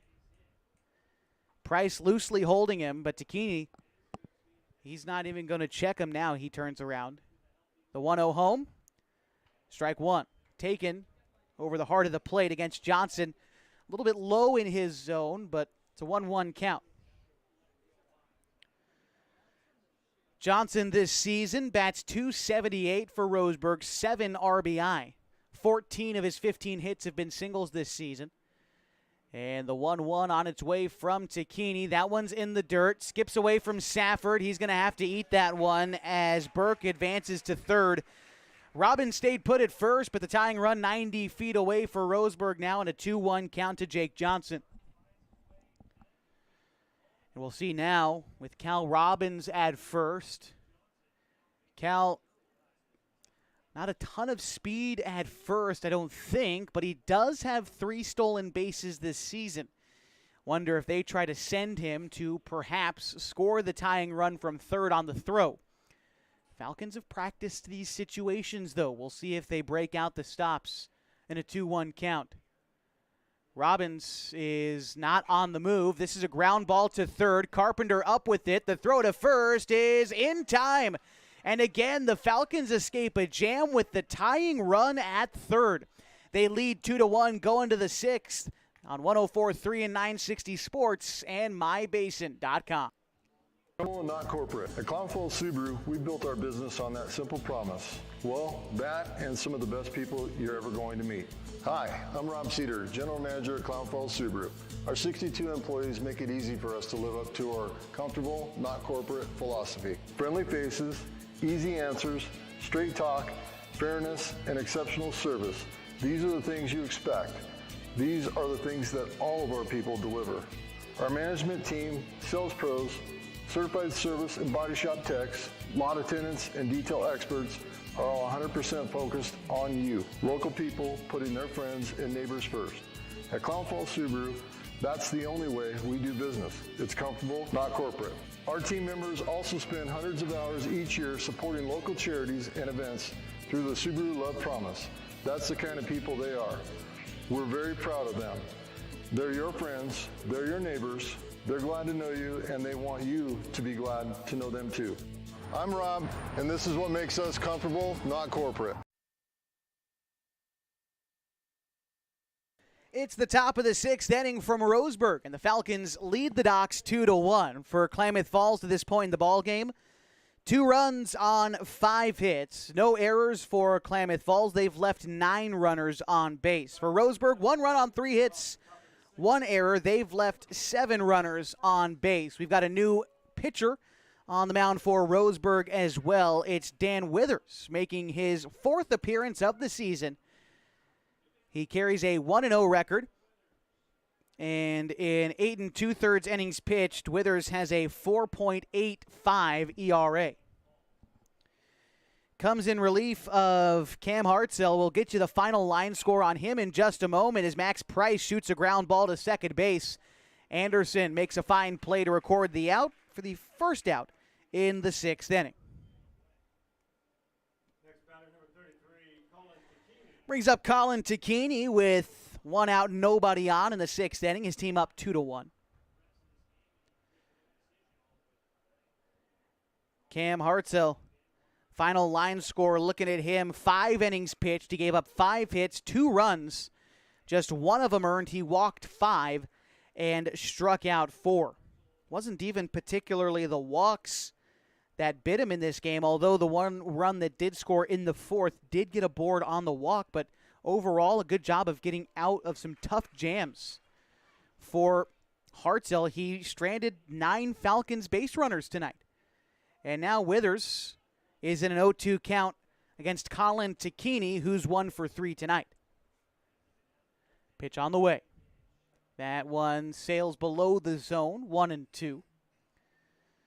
Tacchini actually 2 for 3. I want to make an amendment. He reached on a single and then advanced on an error, which scored a run in the 4th inning. So 2 for 3 and an RBI for Colin. The 1-2 is going to miss low. Count 2-2.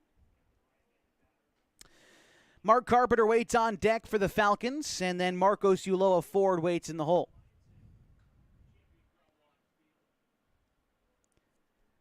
2-2 pitch coming up to Colin Tacchini. A breaking ball that missed high and in from Withers, and the count is full, 3-2.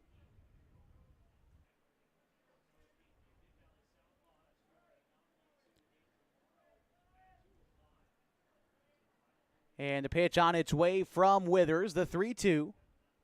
Ooh, a nice breaking pitch. Tacchini had no chance of catching up to that one. Down looking for the second out in the 6th inning. Gearing up for a fastball. You could tell that's what Tacchini was looking for. Got the bender and was caught looking. Want to give you a score update from Tucson, Arizona. Again, the Klamath Falls Junior Girls Softball team leads 8-5 against Northern California. And in Eugene, the Challengers lead Medford 4-2. That pitch is going to miss inside to Carpenter, 1-0. Carpenter 1 for 3 tonight. He struck out, singled, then popped out to this point in the ball game. Bats with 2 outs in the top of the 6th inning. Pitch on the way is fouled back, 1-1.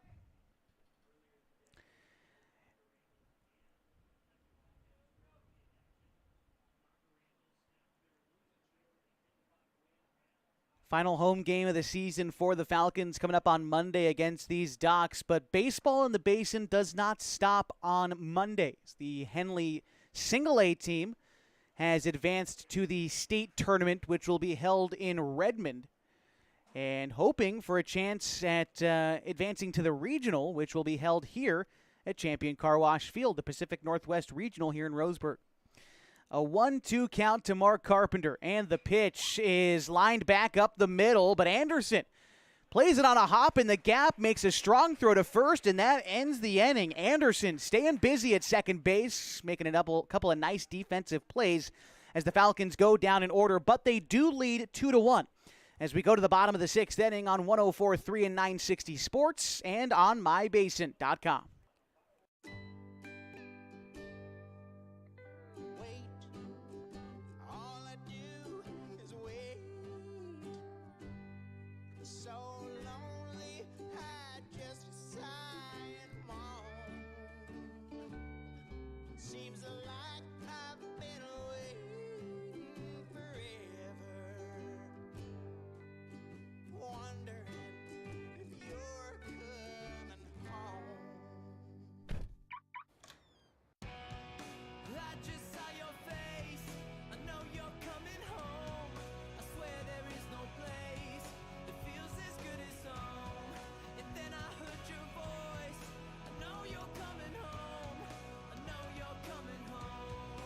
This is where unconditional love and immeasurable happiness reside.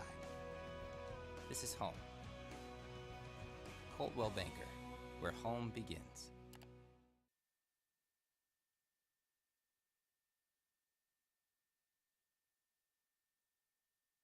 Bottom of the sixth inning, and the Falcons lead the Docs 2-1. So we get started with Logan Anderson, then Taj Flora, then Ty Hellenthal. That's 6, 7, 8 in the Roseburg order as they try to come back, tie, or take the lead in this sixth inning. Frankly, it's been the bottom of the sixth inning.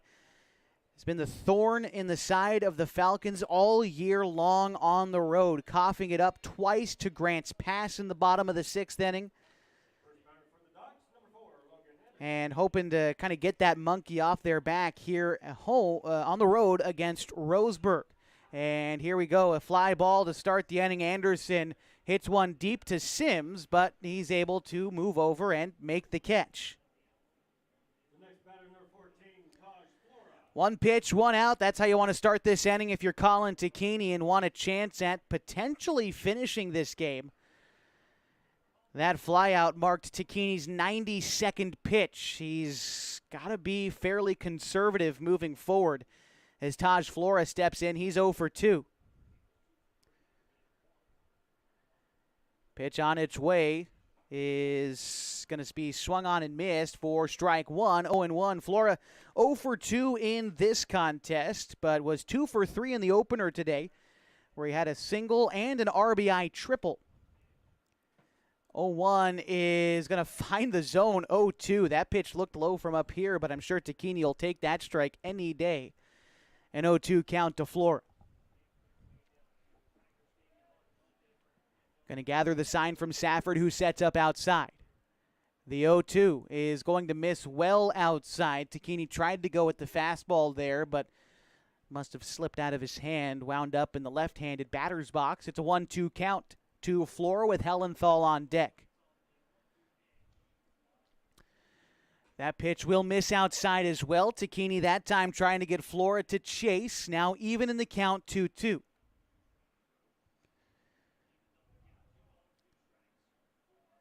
Flora, 269 hitter for the Docs, awaits the 2-2. The pitch is going to miss down and in.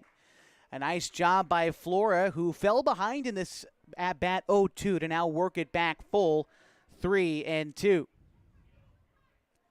Takini having to dig for this full count pitch. Here it is. It is taken for ball 4 low, and a one-out walk issued to Flora. Tying run on base for Ty Hellenthal.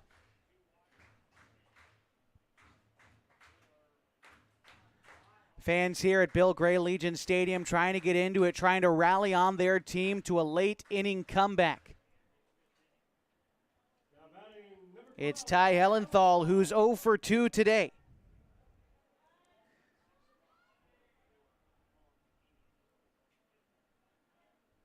Hellenthal this season bats .236. Throw over to first, back safely is Flora. One away in this inning. And a runner on first for Roseburg. They trail the Falcons 2-1. Second baseman Price and Yulo afforded short at double play depth. That would get them out of the inning. Throw down to first, and Safford trying again to backdoor Flora. He's come close a couple of times. That one not particularly close, though. Bounced it to first, and a good job by Takini to get out of that inning. And we're going to have time called by the batter. It's going to be Hellenthal who wants to go have a conversation with the third base coach. We'll remind you that tonight's broadcast is brought to you by Pacific Crest Federal Credit Union. Picking the right path can make the journey easier, the distance shorter, and can assure that you end up at the right place. Whether you're dreaming of owning a home or you just want a great checking account, Pacific Crest Federal Credit Union can help you reach your goals. It's a 1-0 count to Hellenthal as Takini gets back on the rubber. Corner in. Well, not so far in. Carpenter playing even with the third base bag. The pitch in the zone for a strike, 1-1. That low fastball has gone the way of the pitcher more often than not tonight for both teams. The strike zone, what you will say, has been a bit bigger than we're accustomed to, but it has been consistent behind the dish tonight. And got to commend that. Credit where credit is due. Consistent, even in a bigger zone, is better than not consistent at all. It's a 2-1 count now to Hellenthal.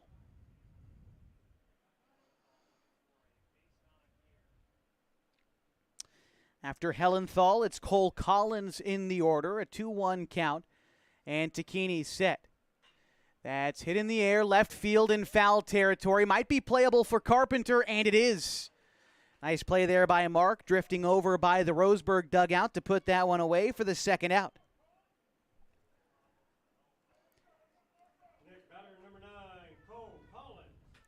Cole Collins is 0 for 2 tonight. And for Colin Takini, that was pitch number 103. He's maxed out at 115.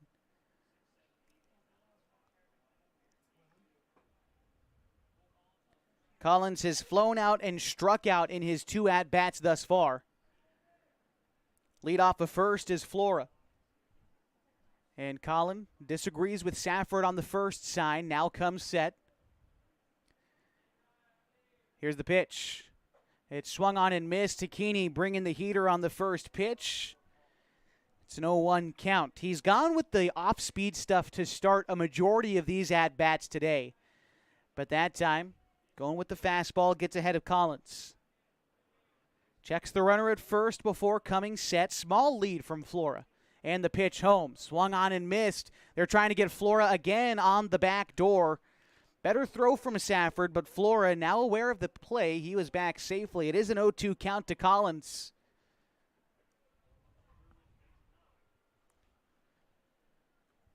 Takini looking in. Safford gives the sign. Gets it from Coach Connor in the dugout. Takini checks it first. Now set again with this 0-2. Big pitch on the way. Popped up into right field. Could be playable for Hamilton. He comes in, makes the catch, and that will end the inning. The Falcons carry a 2-1 lead into the 7th. We'll be back as we continue your coverage of Falcons baseball on 104.3 and 960 Sports and mybasin.com. Threads. There are many threads that run through our region. There are churches and schools and Little League teams that bring us together and bind us into communities. There are roads and cars, there are houses and jobs and businesses, all woven together to make the fabric of our communities. There are financial threads that are part of that tapestry as well. For over 80 years, it's been our pleasure to be headquartered here, providing financial services to generations of our friends and neighbors. From that first savings account to retirement planning and all of the cars and houses and groceries in between. We keep your money local, investing it back into our communities, adding more threads to the fabric to make our communities stronger. Pacific Crest Federal Credit Union. Find your path.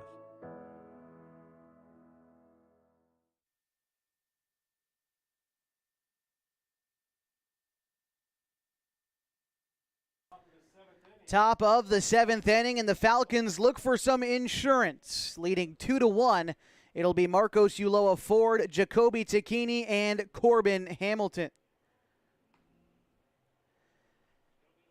Pitch is hit in foul territory, out of play from Ulloa Ford, a 1-0 count. Ulloa Ford is 0 for 3 in this contest. Reached on a fielder's choice in the first. Since then, he's flown out and grounded out.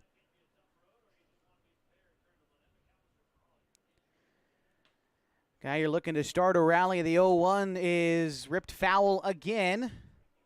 And an 0-2 count to Ulloa Ford to begin this 7th inning.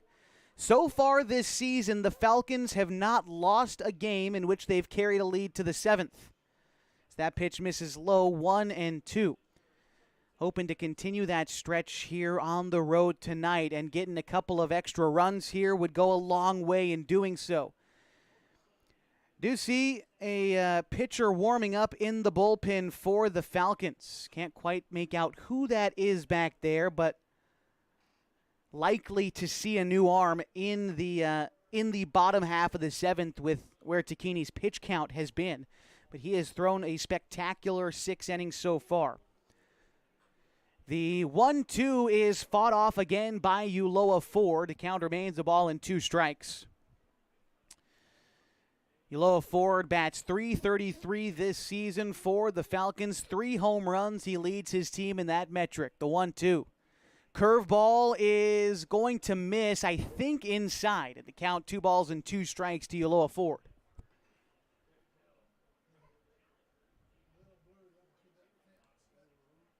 Two. Ulloa Ford hits one opposite field, deep right field, but that's going to drift foul. And count remains 2 balls and 2 strikes. Again, out by where the Falcons are warming up a right-hander.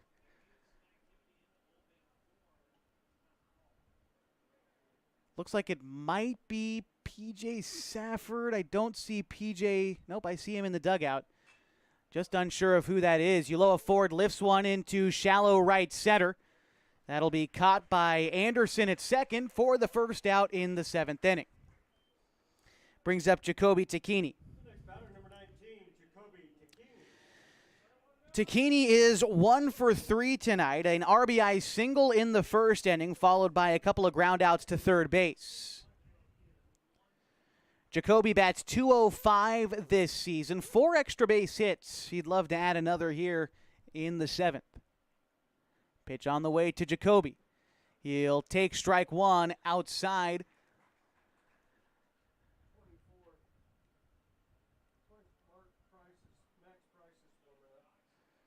So just got word, it looks like Max Price is the one warming up in the Falcons bullpen. The 0-1 is hit back up the middle, gloved by the pitcher Withers, and he'll toss to first for the out.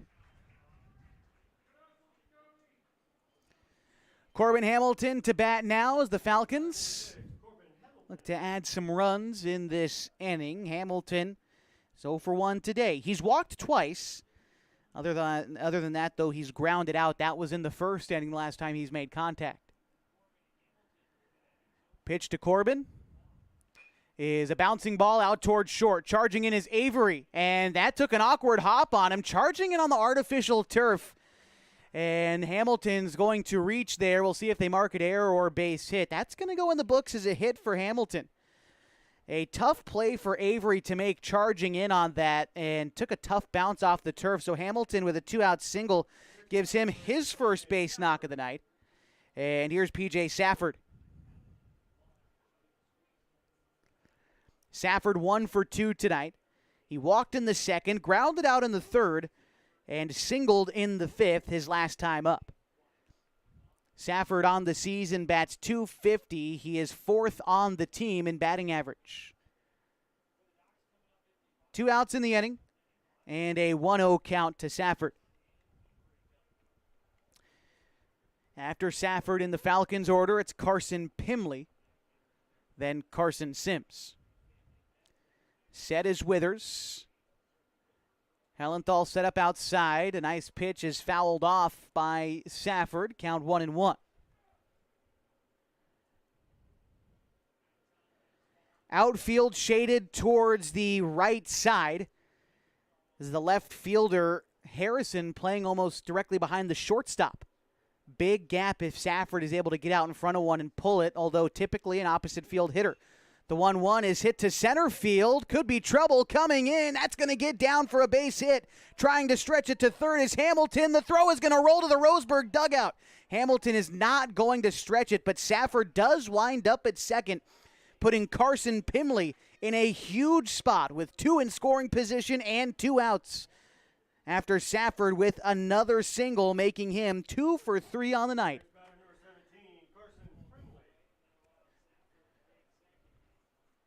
Pimley is without an at-bat tonight. He's been hit twice and walked once. Love to swing away here for the young Carson Pimley. Bats .241 this season, only 2 RBI. But 2 of the biggest runs he's probably seen this season, standing out there in scoring position. Pimley swings and misses at the first pitch, 0-1. Spots like these, you love to see the Falcons competing. Spot where their season doesn't have that great of an outlook. They're eliminated from the postseason, but still battling here against Roseburg. The 2-1 is lifted foul, or pardon me, the 0-1 lifted foul moves the count now to 0-2. Carson Sims on deck if Pimley's able to extend this inning. Would be a huge one for Withers to get out of. The 0-2.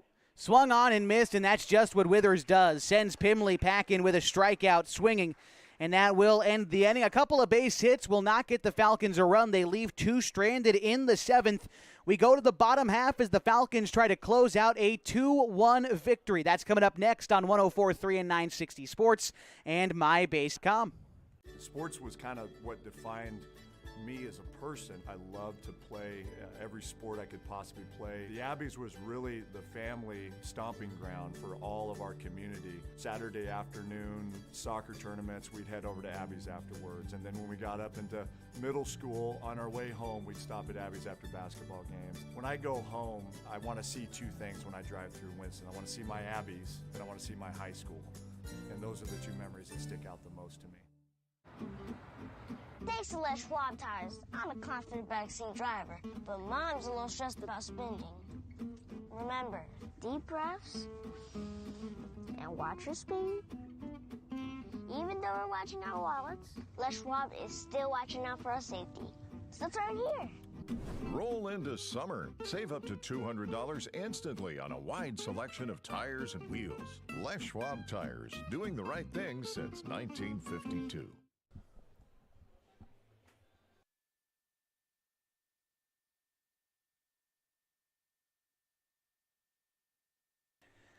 Falcons trying to close out a road win. In the bottom of the 7th inning, they lead the Roseburg Doc Stewarts 2-1, and we've got a new pitcher. It's Max Price as he enters for Colin Tacchini, who would be the winning pitcher tonight if this lead holds after pitching 6 innings of 3-hit ball. 1 run, 6 walks, 2 strikeouts. It's up to Max Price to try to keep us where we are. Looking at the season's stats for Max Price on the mound, he hasn't had a ton of action this summer. In fact, this is only Max's 4th outing of the season and his first since June 28th. Been nearly a month since Max Price pitched. His last outing was a 3-inning performance in a start against Fairfield. He gave up 5 hits, 8 runs, 7 of those earned. He walked 7 batters. Can't afford that in this inning. As you face the top of the Doc's order, it's Paxton Burke, Brevin Harrison, and Brooks Avery. Doc's looking to rally, and the top of the order to do it is not a bad position to be in, although Paxton Burke 1 for 2 tonight.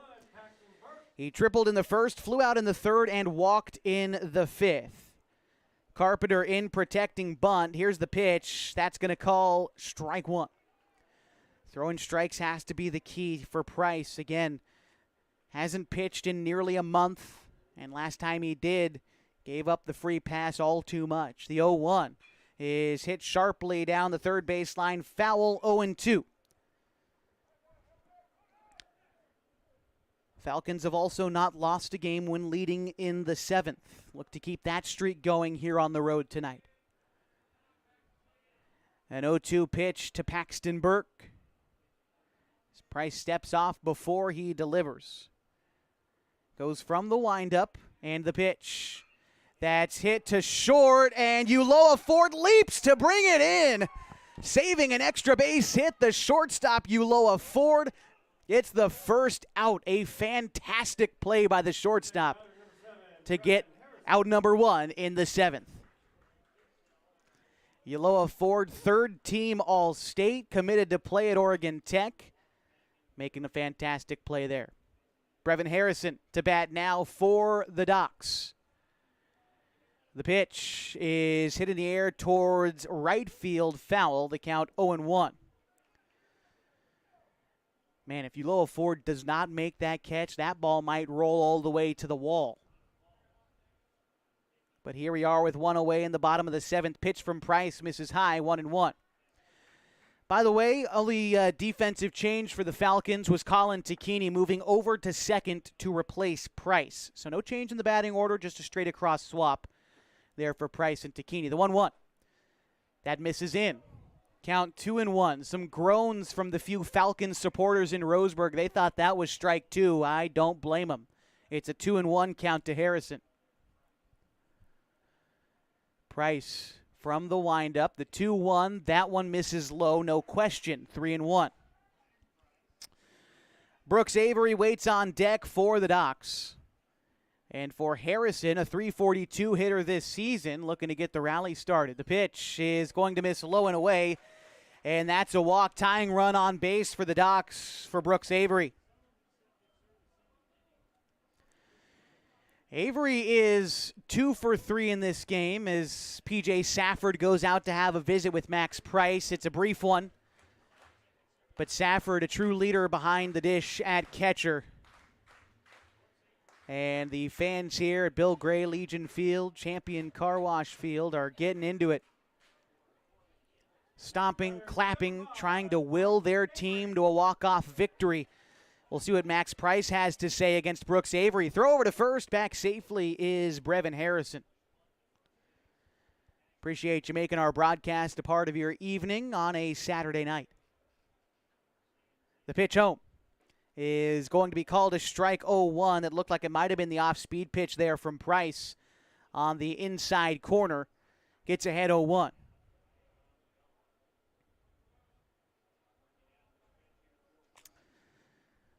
Set is Price. Safford calls the pitch. That one is fouled straight back, and an 0-2 count now to Brooks Avery. Avery leads this team in batting average at .383. He leads the team in RBI and runs scored. Avery from Roseburg High School looking to help out this team. It's the 0-2. It's on its way. Ripped foul again. And we'll do it all over. An 0-2 pitch to Avery. If you're looking ahead in the order, Cal Robbins, Jake Johnson due up next for the Docs. Set is Max Price, and the delivery, a curveball swung on and missed. Big strikeout to get for Max Price, setting down one of the most deadly bats in the Docs order. 2 away in the 7th. Here's Cal Robbins. Robbins is 0 for 1 today, a couple of walks and a flyout. Coach Craig Connor coming out to visit with Max Price. While he does, we'll remind you that tonight's broadcast is brought to you by Coldwell Banker Holman Premier Realty. They know that little things can add up to big bills when you're buying, selling, or owning a home. That's why Coldwell Banker Holman Premier Realty offers their exclusive Beyond the Sale guarantees, protecting buyers, sellers, and homeowners from unexpected repair bills. To learn more about buyer-seller guarantees, call Coldwell Banker Holman Premier Realty today. Falcons infield in on the discussion with Coach Connor and Max Price and P.J. Safford. Falcons looking to record their final out and emerge from Douglas County with a split before finishing up the season at home on Monday. They still have to get through Cal Robbins. Robbins bats .319 this season, 22 RBI. He's second on the team in that metric. He'll be a sophomore next year at Douglas High School. The pitch misses away. Safford tries again to backdoor Harrison, but he's back safe. It's a 1-0 count to Robbins. Again, Jake Johnson is on deck for the Docs.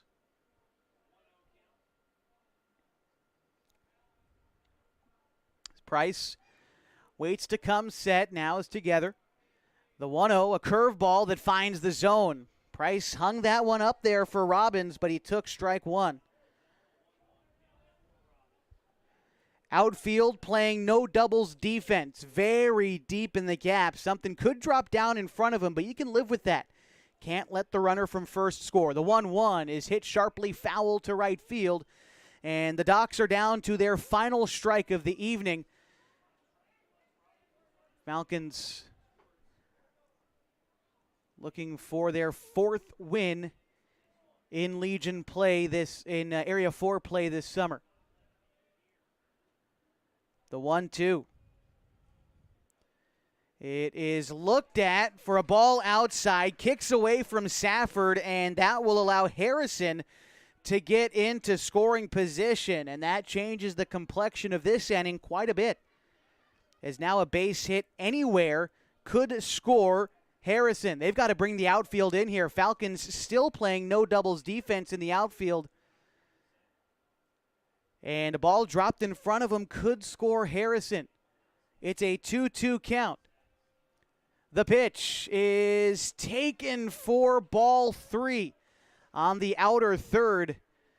And Safford, catcher, trying to make a case for that, but to no avail, of course. It's a full count to Robbins. Big lead off a second for Harrison. Again, the Falcons outfield playing very deep.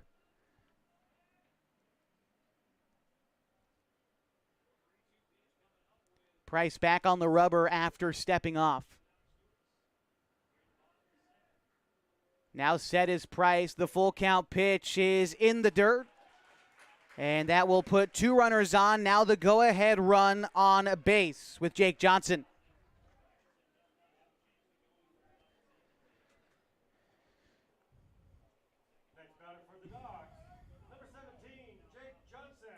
Falcons outfield will remain deep, and now with 2 on, not a bad decision. So you can let the tying run come across. Hypothetically, you don't want to let the winning run come across. It's Cal Robbins at first. Up 2-1 in the bottom of the 7th, 2 away. And Price comes set with the pitch to Jake Johnson. Here it comes. That one in the dirt. Safford blocks it. The count 1-0.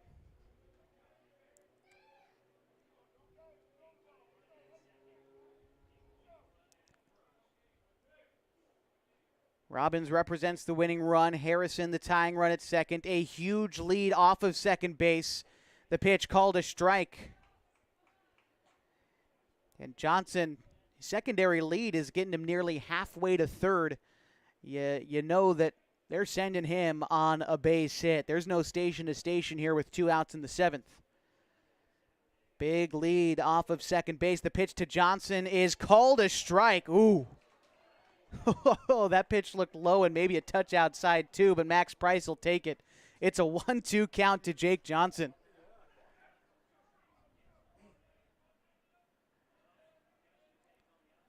Price set. Docs down to their final strike. The 1-2 misses upstairs, and this game continues 2-2. And just as they did with Colin Tacchini throughout, they are making Max Price work for this save. This is the 23rd pitch of this half inning. 2-2. The pitch. Swung on and missed, and the Falcons defeat Roseburg 2-1. As Jake Johnson goes down on strikes, and the Falcons are victorious. We'll be back, and we'll recap this one for you on 104.3 and 960 Sports and mybasin.com. Stick with us.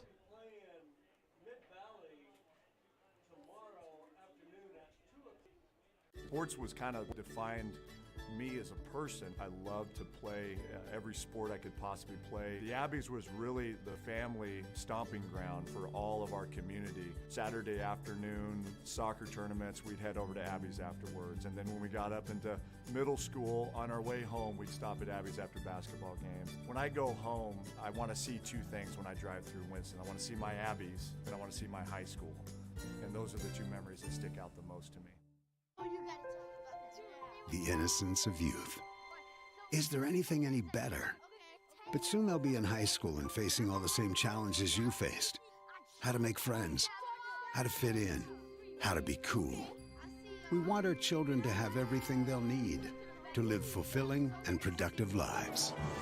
Make sure the kids in your family are among the more than 120,000 participants in Oregon who take part in high school sports or activities. Comfortable and not corporate. At Klamath Subaru, we built our business on that simple promise. Well, that and some of the best people you're ever going to meet. Hi, I'm Rob Cedar, General Manager at Klamath Subaru. Our 62 employees make it easy for us to live up to our comfortable, not corporate philosophy. Friendly faces, easy answers, straight talk, fairness, and exceptional service. These are the things you expect. These are the things that all of our people deliver. Our management team, sales pros, certified service and body shop techs, lot attendants, and detail experts are all 100% focused on you. Local people putting their friends and neighbors first. At Klamath Subaru, that's the only way we do business. It's comfortable, not corporate. Our team members also spend hundreds of hours each year supporting local charities and events through the Subaru Love Promise. That's the kind of people they are. We're very proud of them. They're your friends, they're your neighbors, they're glad to know you, and they want you to be glad to know them too. I'm Rob, and this is what makes us comfortable, not corporate. Thanks to Les Schwab Tires, I'm a confident backseat driver, but Mom's a little stressed about spending. Remember, deep breaths and watch your speed. Even though we're watching our wallets, Les Schwab is still watching out for our safety. So turn here. Roll into summer. Save up to $200 instantly on a wide selection of tires and wheels. Les Schwab Tires, doing the right thing since 1952. Introducing Smith Bates Marcom Solutions, your trusted partner in marketing and communication. We specialize in crafting compelling campaigns, eye-catching graphics, and impactful branding materials. Smith Bates is like working with dependable friends. They always help us build our professional image. Through the innovative strategies that the team at Smith Bates suggested, we've been able to give the brand at Calor the boost that it desperately needed. Unlock your potential with Smith Bates Marcom Solutions. We welcome you back to 104.3 and 960 Sports and MyBasin.com. Final from Roseburg tonight. The Falcons take the nightcap 2-1. For the Falcons tonight, 2 runs on 6 hits. No errors for Klamath Falls. They left 11 runners on base tonight. For Roseburg, 1 run on 3 hits. They committed 1 error. They left 9 runners on base in the contest. Winning pitcher tonight is Colin Tacchini, his 3rd consecutive fantastic outing. 6 innings pitched, 3 hits, 1 run. It was earned. He did walk 6, but he didn't let it bite him. He struck out 2. The losing pitcher tonight is Cam Hartzell. He went 5 innings, gave up 5 hits, 2 runs, and 2 earned, walked 5, and struck out 4. Now, the save is going to go to Max Price, who pitched the final 7th inning, giving up 2 walks but striking out 2 as the Falcons improve on the season. Now to 4-14. They are 10-25 overall on the year. For Roseburg, they drop to 12-6. 20-16-1 on the season as we try to piece together what the standings are going to look like as a final score. Well, they're not quite final as Eugene is beating Medford right now. Score of 5-3. So as it stands right now, the Docs have a game lead on Medford. And if it stands and Eugene is able to hold on to the win against Medford, it would stay a 1-game lead for second place in Area 4. That's what the Docs are fighting for when they come to the Klamath Basin on Monday to wrap up the regular season. For the Falcons, it'll be their final home games of the year. So come on out, support on Monday night at 5 and 7 as the Falcons are in position to try to go for a series win against the Docs on Monday night. I want to thank everybody who makes tonight's broadcast possible, everybody up here in the press box up at Bill Gray Stadium, Bill Gray Legion Stadium. Of course, Joey Keyran at 1490 The Score making some hospitable space for us is another radio station in Douglas County. Appreciate him for making it able for us to be set up here. Of course, both head coaches, Eric Savage and Pete Whistler, for working with us through the broadcast and getting us anything we need beforehand.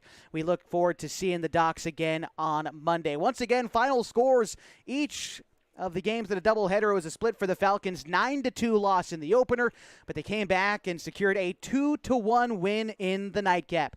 Look forward to seeing you on Monday as the Falcons close out the regular season. But in the meantime, my name is Josh Eldridge, wishing you a good night and a great rest of your weekend from Champion Car Wash Field in Roseburg, Oregon.